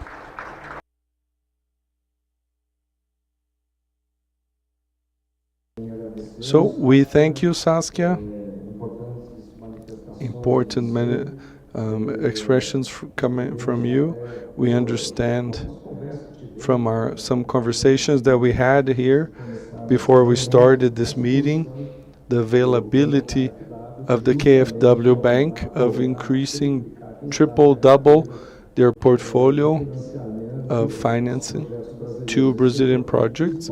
This is important, especially from this directive related to mobility, requalification of the labor force, and also gender policies, employing more women, that women be more entrepreneurs. This is fully associated to the Brazilian policy that has instruments of credit. Thank you for your considerations. Now we will hear our president from FONPLAC, Mrs. Luciana Botafogo. It's a pleasure to have you here. FONPLAC is an important partner of the Brazilian government and also of our national system for development, and is in the country since the 70s. Is that right, Luciana? In the first moment as a financing fund, and now as a bank, a development bank that works beyond the countries that are in the River Plate and beyond this universe of these three countries, and it's also important for Latin America. The FONPLATA is a specific partner here in my city, Curitiba. There was a strong investment from you in the sense of requalifying families that were in situations of vulnerability and risk, and a very important area, and we had a very successful experience with you. I would now like to hand over to Miss Luciana for her speech. Thank you. Thank you very much, Geraldo, for the presentation. Thank you, ABDE. Thank you to my fellow panelists, all of the colleagues that I have here. And so that we meet in the events. As was mentioned, FONPLATA is a bank. We are present in the 5 countries that are part of the Plata region, even though we're not only working along the Prata River. We have already gone to the north, to the Amazon, to Acre. So the Amazon is essential for the Prata Basin, because if you deforest the Amazon, the rivers that feed all of the air that comes from the rain, and so it feeds the basin. We cannot separate one thing from the other. Yes, we're looking for more member states so that we can strengthen the FONPLATA a lot, and we don't want many countries to participate, because then our governance is going to become very complex. What is the uniqueness of FONPLATA? FONPLATA is a small bank that aims to continue being small because of its structure, but we are a bank that is extremely agile. This is our main unique characteristic, since we are in the south, in the global south. It's not only in the south of Brazil. So we are a Mercosur bank, let's say it this way. We are close to our clients, and we are experts in carrying out a certain coordination between the larger funders and the municipalities and the states and the people who render services in these 5 member states. And we have the capacity to know the needs of the member states. So we obviously fund all of our projects. They are aligned with the SDGs. We are also very concerned with the climate change impacts. The KfW is one of our funders. We have a partnership with the IDB, now with the World Bank. We are negotiating a collateral with the CAF that was here in on the previous panel. So we gather money and funds from all of these large players, and we use the funds for specific purposes regarding climate change, energy efficiency, water resources, sanitation, everything that our dear friend Saskia has just mentioned. But we do that in a more integrated way and adjusted to the needs of our members. Mainly in Brazil, we are talking about the municipalities. Our portfolio is very large. In the COFIEX line, we had Renata talking about the time that it takes for COFIEX to approve things. So we have about a dozen projects in the COFIEX line. They start entering the pipeline, and then we have 2, 3, 4 projects, 2, 3, 4 municipalities, and we have a line for December, for January, so that we can make these resources circulate and flow in a fast way, in an agile way. And I would like to attract your attention to the following. We have to be extra careful when we are funding municipalities. On one hand, we have to strengthen their institutions so that we can have a project bank. Some municipalities that have been working with us for quite some time, they are in the second tier, in the third tier. They start preparing the projects and they leave them on in a line without having to borrow a lot of money, 100 million reais, 200 million reais, because this becomes very expensive for the municipality. At the bank, it's complicated for us to share cheap money, okay, if it is local, if we are talking about local funds. But sometimes it's difficult because the money is just staying there. It's just there. And money that doesn't move around is expensive money. And so if you don't use those resources, these resources, they start becoming expensive. And then it becomes expensive for the municipality, and sometimes they cannot execute their projects. And why not? Because they don't have projects that are ready to be bidded, or for them to promote a public bidding. So we need the funders and we need to strengthen the executors so that they can have a project bank that are agile. And Fomplata supports these municipalities a lot. That's why our average ticket is lower. So we can do 1, 2, 3, 4, so that they can move these resources. This is the first point. Another aspect is that we have specific lines that are cheaper to include the gender issues into the project. We have cheaper lines to fund green initiatives if they have adaptation to climate change, because we can collect these resources in a cheaper way with the KfW, etc. But we have to be very flexible to understand that a municipality cannot do everything 100% green, 100% aimed at the gender issue, because the demands of that municipality, they go beyond. Mainly in our countries, it goes way beyond this agenda. This agenda is necessary, it is essential, but it is complementary to the municipality's other needs. And we encourage a lot the use of these resources. So a basic example, let's imagine that we're going to create a bus corridor. So by itself, it is connected to the green agenda, because the bus corridor diminishes the number of cars on the street. So we diminish the greenhouse gas emissions. And so the bus stops, they should have a panic button, the right lighting. We should strengthen now. In Paraíba, we created apps so that women can have access to the internet at the bus stop if they are being harassed, if there is danger. How do you say this in Portuguese? Harassment, assédio.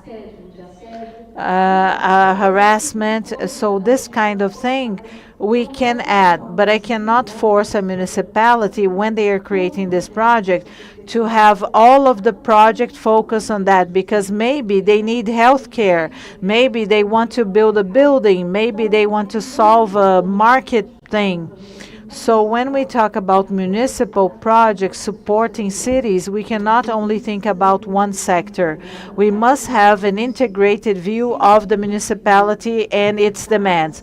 We should always offer innovations whenever possible, always move on to a green agenda, sustainability agenda, to use renewable energy. All of that we do. And we can create a financial mix and say, look, this is going to be easier for you. This credit line is going to be cheaper for you. This credit line is going to be a little more expensive. And then we can add everything and create a mix.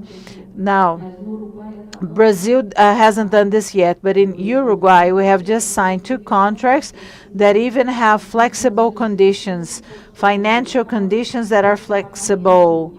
They can pay using bullets, and then the municipality decides what to do. But the most important lesson I would like to share with you, because my time is up, is to be flexible. Understand the demands of your borrower so that you can cover all of the demands without presenting to them a closed package with your own agenda. Otherwise, the municipality is going to be tied down. Sometimes they get a larger loan because they want to do this, they wanted this green credit line that is cheaper, and then they end up getting more resources so that they can meet the demands that they have. That's it. Thank you very much. Perfect.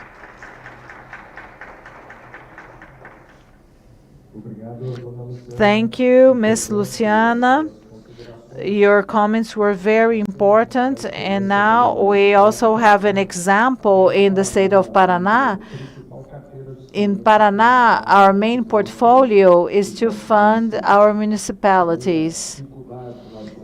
Besides the difficulties that we face to make these projects feasible and to really make the resources flow in the economy, we also fund. The greatest difficulty is the conception, the designing of the projects.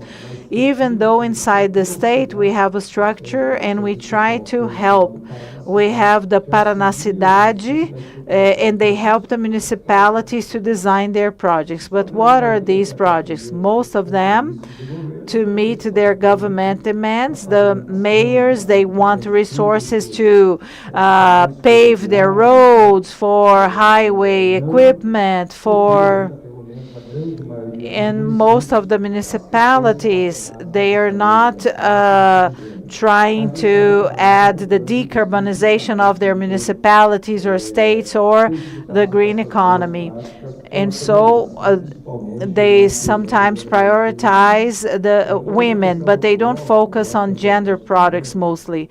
Another point that I would like to add, because we have been seeing some mayor demonstrations here in Brazil. So we have a serious tax collection problem. Most of the municipalities in the country, they face this problem, a tax collection problem. We're starting to see problems to pay off the loans that they have gotten because they have lost tax collection, and we hope that this is only temporary. We have gathered fund from the municipality fund, the federal government sharing resources with our municipalities, the states also from the ICMS, this tax. So we are facing some difficulties in paying off our debts. And I believe we're gonna have, it's gonna be difficult for us to pay for projects. We hope that this is gonna be temporary and that it's not gonna go beyond this quarter. And we hope that our fiscal situation is going to improve. Let's pass the floor now. Let's try to understand the contributions from the Bank of Brazil. The Bank of Brazil is a very important bank. So the Bank of Brazil is important. It is the main rural credit operator in Brazil. It's the second largest bank in Brazil in terms of its results, okay? Because it has important work. And so they manage current accounts for individuals, for companies. They invest in rural endeavors, urban endeavors, and they are very important for our national development system. So, Marco Antonio, you are the general manager of the public sector department. So, talk about the future of our cities. Thank you for being here. Thank you. Good afternoon to all of you, ladies and gentlemen, my dear fellow panelists, members from the ABDE, guests. It's a great honor for us to be here, taking part in this event and discussing the results that the bank has been reaching and what is the main strategy that we have defined for the medium run and the long run, and what the bank has. It is an important channel to distribute public funds so that we can have sustainable development and social development. First question, how can a commercial bank and investment bank such as the Bank of Brazil can support the social development of our country? What is the connection between the carbon credit and a bank? So the Bank of Brazil is a federal organization. Our capillarity is huge. We are present in over 93% of our municipalities. We have over 4,000 bank branches all over Brazil, and one of our main guidelines is investing resources, be it public resources or the bank's own funds,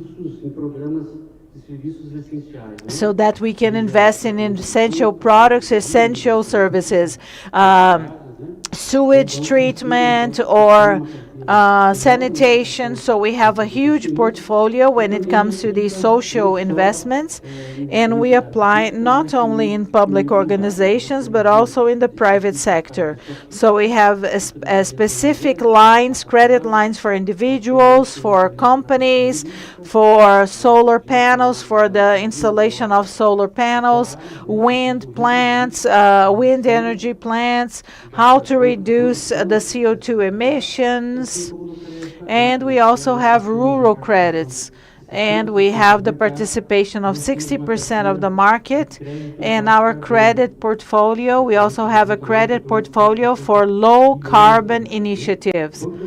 So the Bank of Brazil already adopts an SDG policy. We have a project that is called the BB30 Agenda, BB30 Agenda, with commitments the bank has assumed, using public resources through social initiatives, gender initiatives, and on Monday we launched the Woman FCO, which is a program for women. The interest rates are smaller, the deadlines are longer, so we also work with equity, gender equity.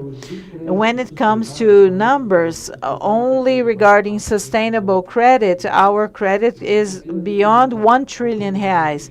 And the SG program involves over 2 billion reais. And we have a portfolio for these investments. We also capture resources, we create investment portfolios, we invest in green projects, we have the LCA, the LCI, and we also invest in sustainable rural initiatives. When it comes to the low carbon economy, besides funding the agriculture ourselves to reduce the CO2 emissions and also to protecting our natural resources better, recently we have launched the PEC that is going to use 600 billion reais to invest in highway infrastructure, sewage treatment, etc.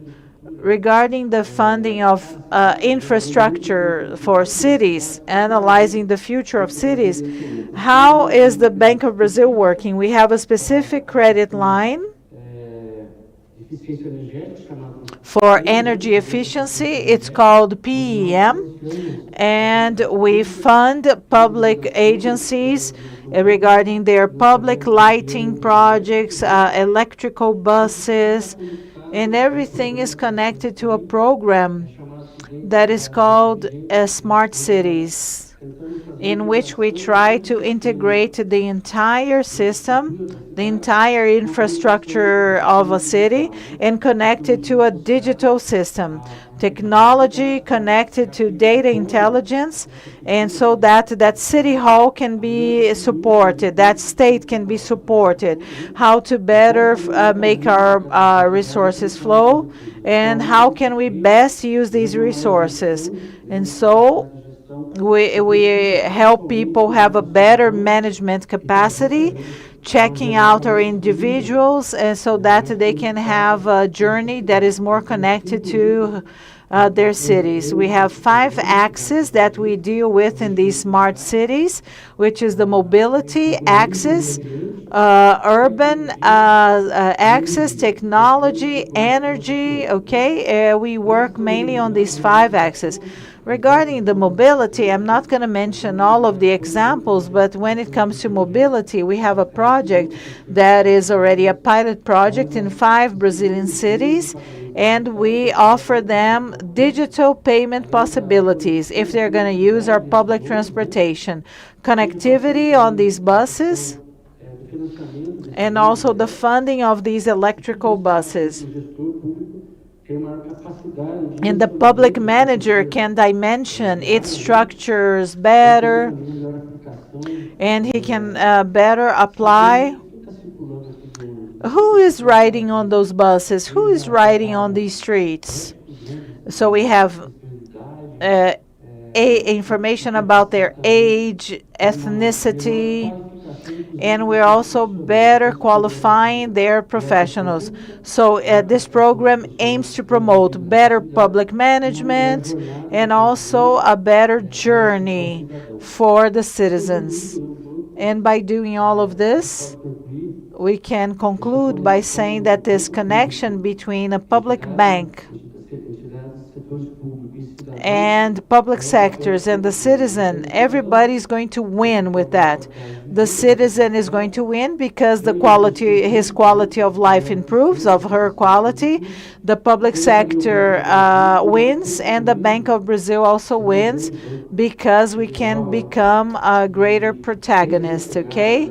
And we have the SDG, the SDGs in the center of everything we do. We're trying to achieve good results, and we were the bank that had the best results last year, and we also render high quality services. We have the lowest complaint levels in Brazil. So that's it. To make an integration of the system, the equipments, technological equipments, crossing data, information that improves public management, and that's how we believe in the future of the cities.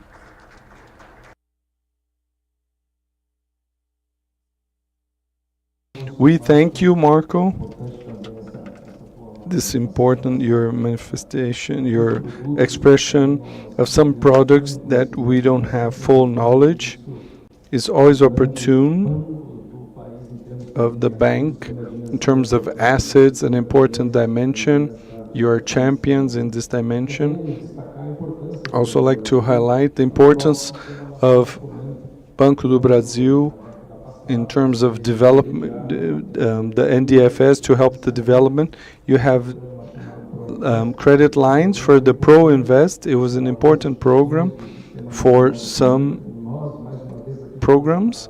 Once more, talking about Paraná, we got social capital coming from this intermediary program.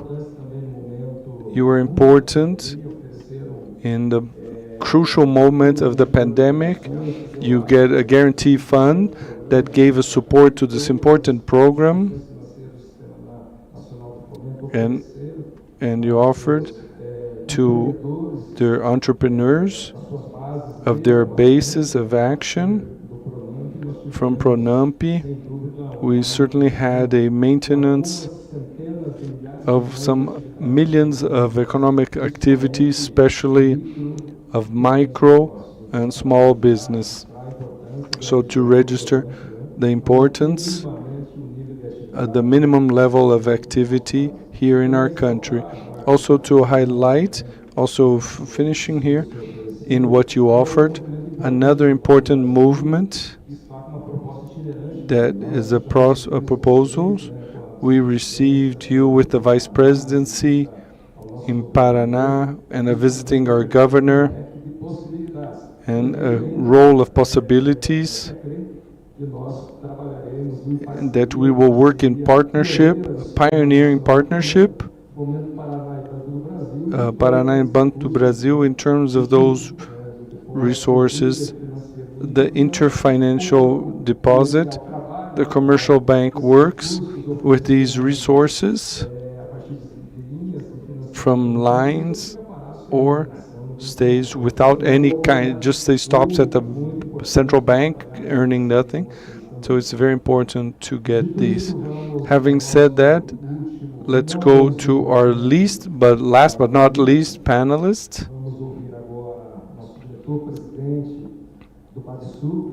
The Mr. Cláudio Gastal, from the president of ABDE, in what he has to offer in this theme that involves this panel.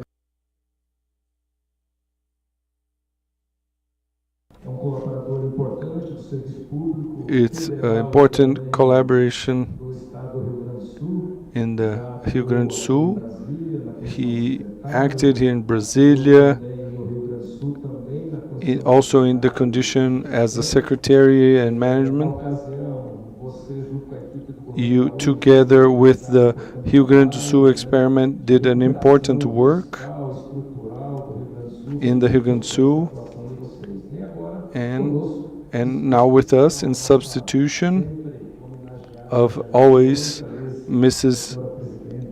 Lontra, the ex-president of ABDE, that we had the privilege as having the first women directory of association. Welcome. Feel free. I hope I'm not the last one just because I'm the youngest, but I was in reality thinking here, financing of a low carbon infrastructure, sustainable urban interventions. We're talking about resilient cities, but I'd like to congratulate you. You are resilient up to this moment. We're 2 days that are very intense, over 70 speakers from my quick counting here. And to get to the last panel, I believe that many of you, there will be your 10 longest minutes of your life, and it will be my 10 minutes with everyone wanting to leave. But I would like to get 2 hooks, but not specific issues about the soul, but we're talking about people that live in this system and know this. ABDE has a characteristic of financing of municipalities, sustainable, that finance projects that meet the SDGs, like all projects that we do the analysis. But I want to take on 2 hooks when we are talking about infrastructure, low carbon infrastructure.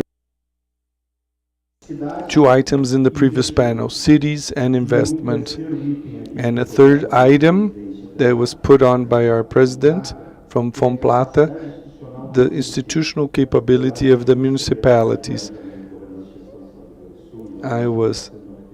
We have 496 municipalities at the federal level, so that we might reach what in the SDGs in our 2030 agenda, what is put in the COPs of zeroing of carbon emissions until 2050. This is in the order of trillions. The need of investments, not only of the public sector, but the private sector as well, like mentioned in the previous panels, and a process of rearrangement of a new governance of the multilateral actors. It's no good to do our role for the emission of low carbon and to reach of the SDGs agenda if our partners in Korea, Japan, or Africa are not doing theirs as well. So the type of objective should be of the humanity and not of some actors. So this systemic vision of the challenge and global governance is fundamental. Global systems, the global finance system, the political system, and the position of governments in geopolitical way in terms of facing these issues. And where does this happen? In municipalities, like the Paraná Fomento. We talk about the municipalities of Brazil is in the order of 115. And 150 or over 200,000 inhabitants. We have great population concentration, but like the SDG says, we cannot leave others behind. So the other 5,000 will have to come independently of where they are. And despite if we don't think there isn't a lot of environmental impact in these small municipalities, for an issue put by our president, the institutional incapability of these municipalities. It's no shame to assume this. In my state, we saw this. The institutional capability of these small municipalities is very small. And there's a function where the agents have to have not only of credit, but of new ways of technical assistance to grab by the hand those neighbors and those communities or those municipalities and them, and to get them to a more appropriate financing. So what happens, what I saw in things that happen in the south, when I talk to the mayors about credit projects and financing projects, what is coming will be an asphalt and has nothing to do of infrastructure of low carbon. And the connection between two municipalities that is totally necessary in this agenda, which is very short term with a medium term, I wouldn't even say medium, but short term, that is sustainability. I think this role, we had 5 minutes, okay, we only have 5 minutes, okay, of the assistance to bring the municipalities that have small capability to have a clearer vision. Not only the municipality, the mayor has low capability, but the people in that municipality don't have the awareness, the maturity to ask from their municipality. It's something that seems that happens on the other side of the world. Rio Grande do Sul, like other states, but we had for the first time some climate events that were totally far or outside of our reality of extratropical cyclones. So now the reality is knocking on our door, and the cyclone took everything. Now we need the housing, the asphalt, everything of basic infrastructure.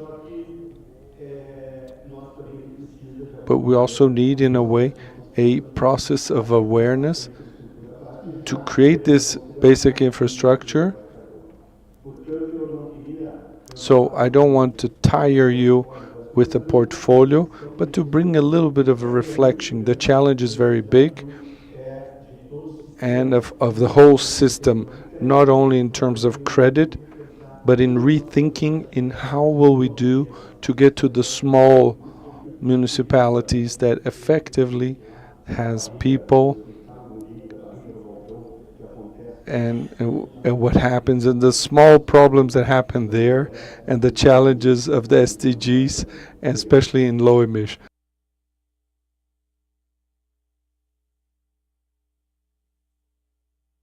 Okay, we have 2 minutes? No? You didn't spend everything. You didn't spend all your minutes.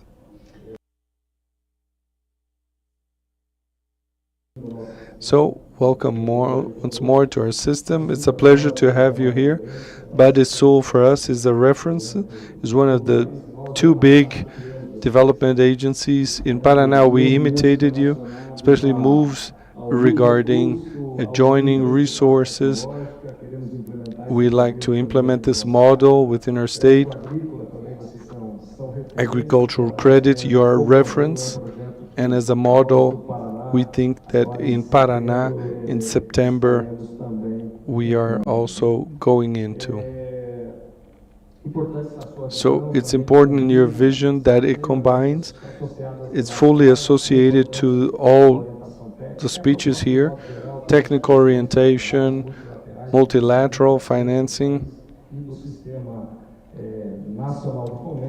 and in foment, we know and we go into chorus that is important and our small municipalities. And many municipalities below 1,000 inhabitants that do not have the technical support before and after the process. And it's important your contribution and I wish for BADESUL success in this organic change that you're doing, finishing now. This reform is important. We intend that is an intention of BADESUL and their managers to offer the greatest range of BADESUL and to fulfill its finality. Congratulations for your work in Rio Grande do Sul. We finished this first block. We have 5 minutes. Any issues to be registered? Let's go to the final considerations, and let's start with Saskia, our director from the KfW. Thank you. To mention a last aspect. In the beginning of this year, our Chancellor Scholz, he visited Brazil, and he agreed with President Lula that the partnership between Brazil and Germany will intensify. It's a strategic partnership, and they will meet in Berlin. And we hope that from this meeting, that issues will advance and more impulse to this partnership for a fair transition between Brazil and Germany as an objective. Of course, we would like to increase our portfolio in areas of protection of the tropical forest and urban sustainable development, sanitation, urban mobility, and energy efficiency. I'm here 2 more years, so feel free to get in contact with us, and we are very interested to see the partnership, to make any partnership with you.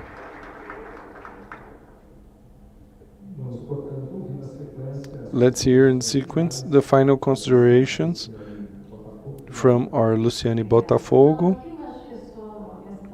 Here is just in this 2 minutes the initiative, the ABDE, and the importance of this initiative. Latin America is in the eye of the hurricane, not the hurricane per se, because we do have climate change adverse effects, but the world is looking at Latin America or South America. We are a group that we have our differences, our conflicts, but we are a peaceful region, producer of foods, very rich in energy, minerals, and the region that has the greatest amount condition to make this transition to a low carbon economy and to contribute to this global agenda. That's why Germany, European Union, China, the whole world is looking at our region. So what do we need to do? And the ABDE has its role in terms of we have to organize. All our resources are not enough, not only public, not only private, to solve this transition. So we have to be very efficient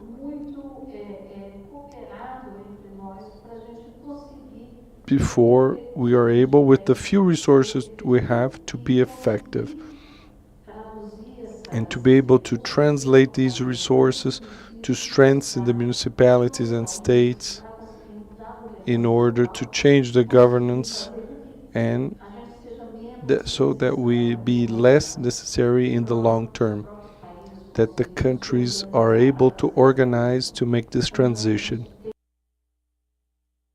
We have to be planting these seeds, but after this transition, it has to be done by the countries themselves. So we have to use this moment that is crucial and very important for our region.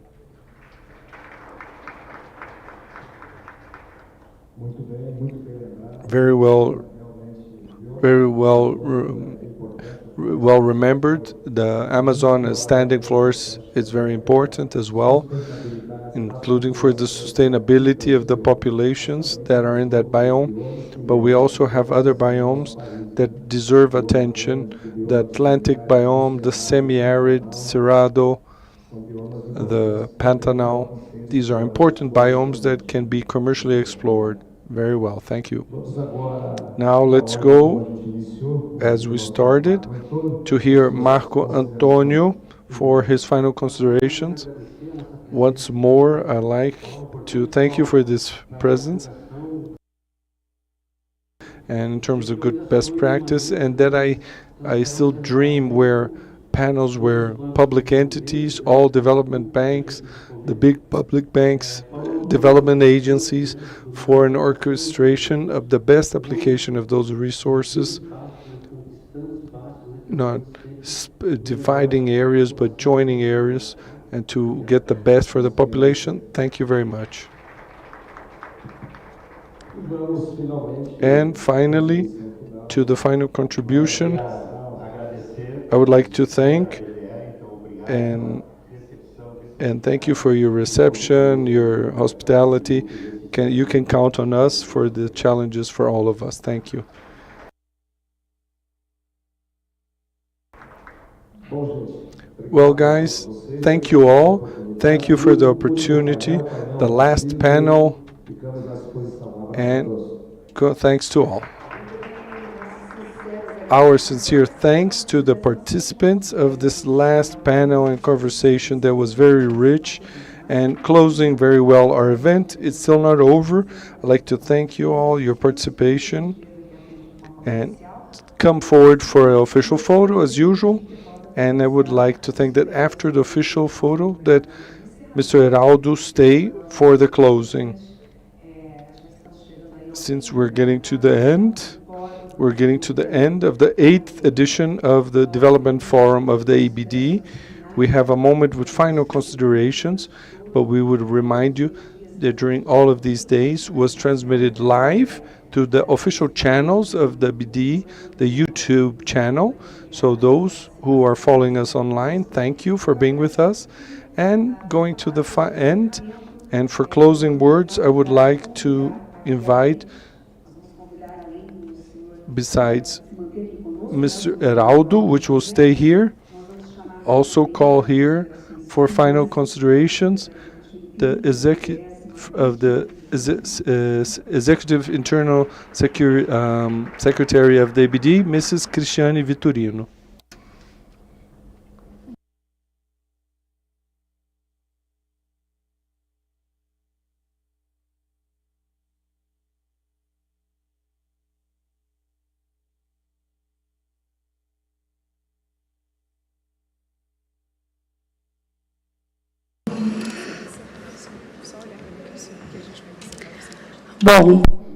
Well, good afternoon, ladies and gentlemen. It's a great pleasure to be here, concluding this development forum with all of you. So I tried to consolidate here in my speech these 2 days. So I'm going to use a piece of paper here to help me out so that I can share everything that was discussed these 2 days. So I'm very enthusiastic and very thankful that I am concluding the 8th Development Forum created by the ABDE in 2023. The last 2 days, they represent the conclusion of a cycle of 5 events about sustainable development, everything based on our an- our ambitious but feasible missions. The 2030 ABDE plan. We started this journey in April in Paraná, in the state of Paraná, with the support of the Development Paraná and the BNDE. Discussing resilient cities, sustainable and resilient cities. Right after that, we promoted a debate about the impacts and mitigations regarding climate change and the promotion of climate funding for the decarbonization of our economy. We also went to the state of Pará to discuss the Amazon ecosystem and bioeconomy with those who truly know the region and know what's happening. Yesterday, the president of BASA restated this because it's important to be there. It's important to get to know the Amazon population, those who are there living, surviving from these productive activities. So we went there to discuss the Amazon with those who live there and work there. We could not forget to mention the people, social inclusion, and also the need to think about and prepare and to train the people for the new jobs that are going to arise, the green jobs. Then they are going to arise throughout this entire transition, the transition that has been mentioned throughout these 2 days and throughout the entire cycle of forums. So we promoted a specific discussion about this topic, which is so important.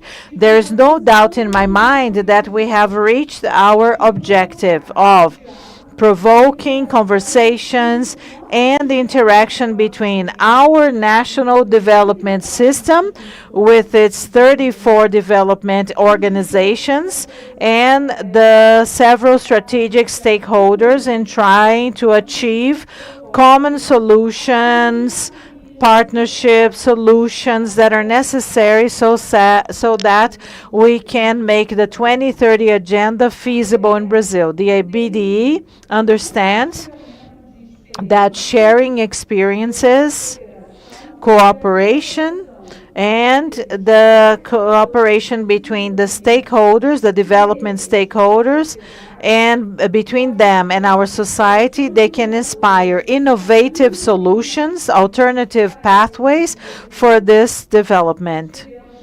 We had wonderful and fruitful debates throughout this entire journey. Mainly, we wrapped up the cycle with these 2 days that brought about many ideas, conversations about the needs to support strategies, methodologies, processes, and public policies.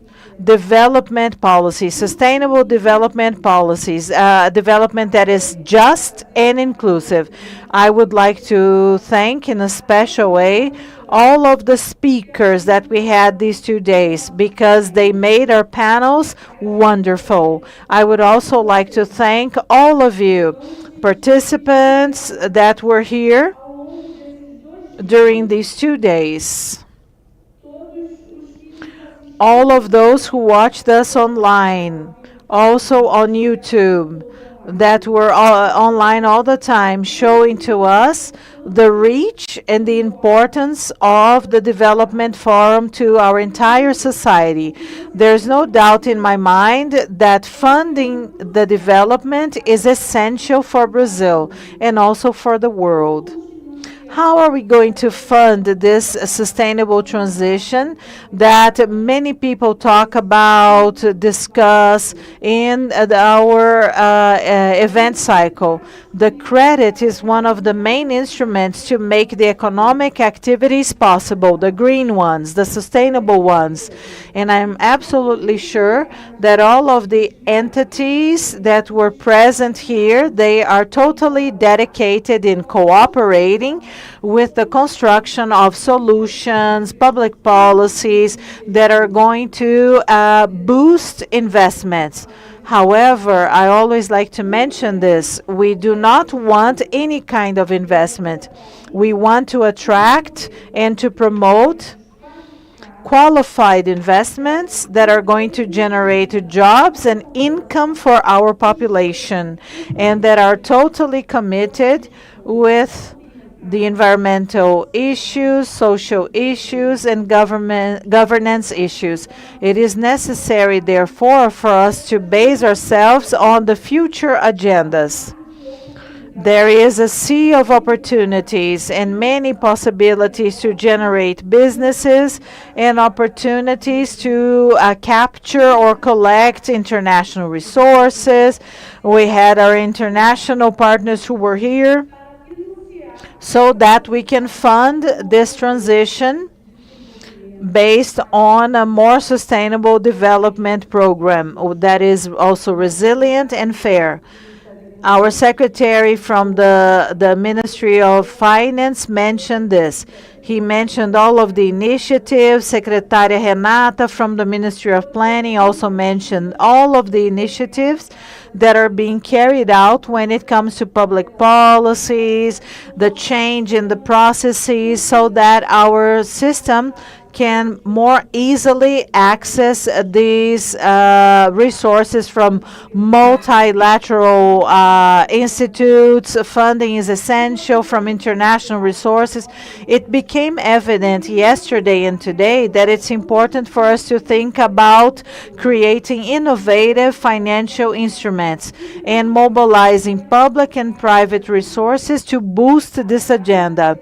We should work in partnership with the capital market, and this is essential. CVM was here discussing this, of the partnership that they have with our system.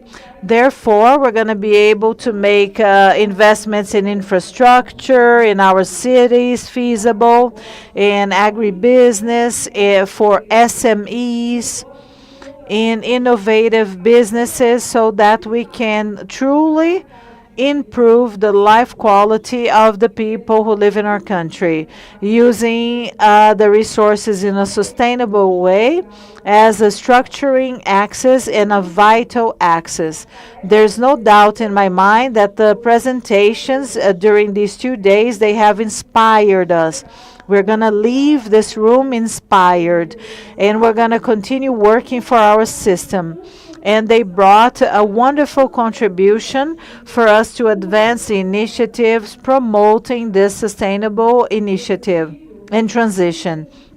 It was possible to reflect about the main 2030 agenda topics and to ratify our national development system. And it has a crucial role in this process, and how it has been working to make the transformations, the necessary transformations possible so that we can have a sustainable development. Many of our members, they were here showing to us how much they have been contributing so that we can adjust and adhere to the SDGs. Among the many cases presented, mainly when the publication was launched, the UNDP ABDE results that were launched yesterday verified how our development financial institutions, they have been truly transforming the missions of the 2030 ABDE plan into actions.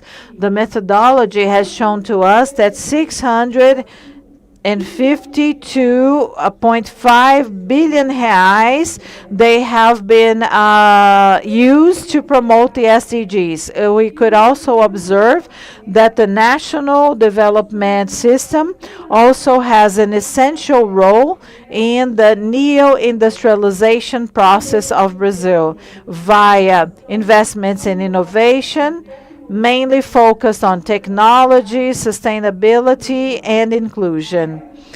The neo-industrialization of Brazil goes through an economy that is based on knowledge and productivity, and it is mostly focused on industrial and key sectors that can generate more added value. And we have the capacity to become competitive. Many people who have been here these 2 days mentioned that. So on behalf of the 34 financial development systems that are part of our system, I would like to highlight the commitment of the system with the inclusion agenda, encouragement to innovation, expansion of the productive capacity, and with the preservation and maintenance of our forests standing up. We want to boost the reindustrialization or the green reindustrialization in Brazil. With this objective in mind, the ABDE has been organizing many initiatives connected to sustainability, mainly when it comes to our 2030 ABDE plan, jointly with many multilateral organizations and national stakeholders. I would like to thank our sponsors and supporters, the supporters of this development forum, the UN, the IDB, the AFD, the CAF, SICOB, FINEP, and the UNDP. They believed in this project and they have embraced the idea since the very beginning. And I would also like to thank the board of directors of the ABDE for all of the support to promote all of the development forum cycle. The previous board of directors, the current directors, all of them have supported us. And finally, I would like to thank the ABDE staff, the 24 workers and trainees, because they were extremely competent and they were true warriors to get from a piece of paper a mission and to transform it into actions, which was this wonderful development forum. Thank you very much, ladies and gentlemen, and enjoy your evening. And now our Vice President, Mr. Heraldo, has a few words for all of us. Thank you very much, Chris, for your words, for your contribution of this work as Executive Secretary, Interim Executive Secretary. We are also in a process of executive management of our entity.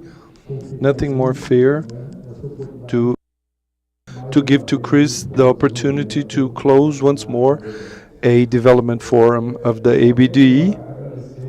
I have to thank, and like Chris has also thanked, to all sponsors, to congratulate the brilliant roster of the ABDE.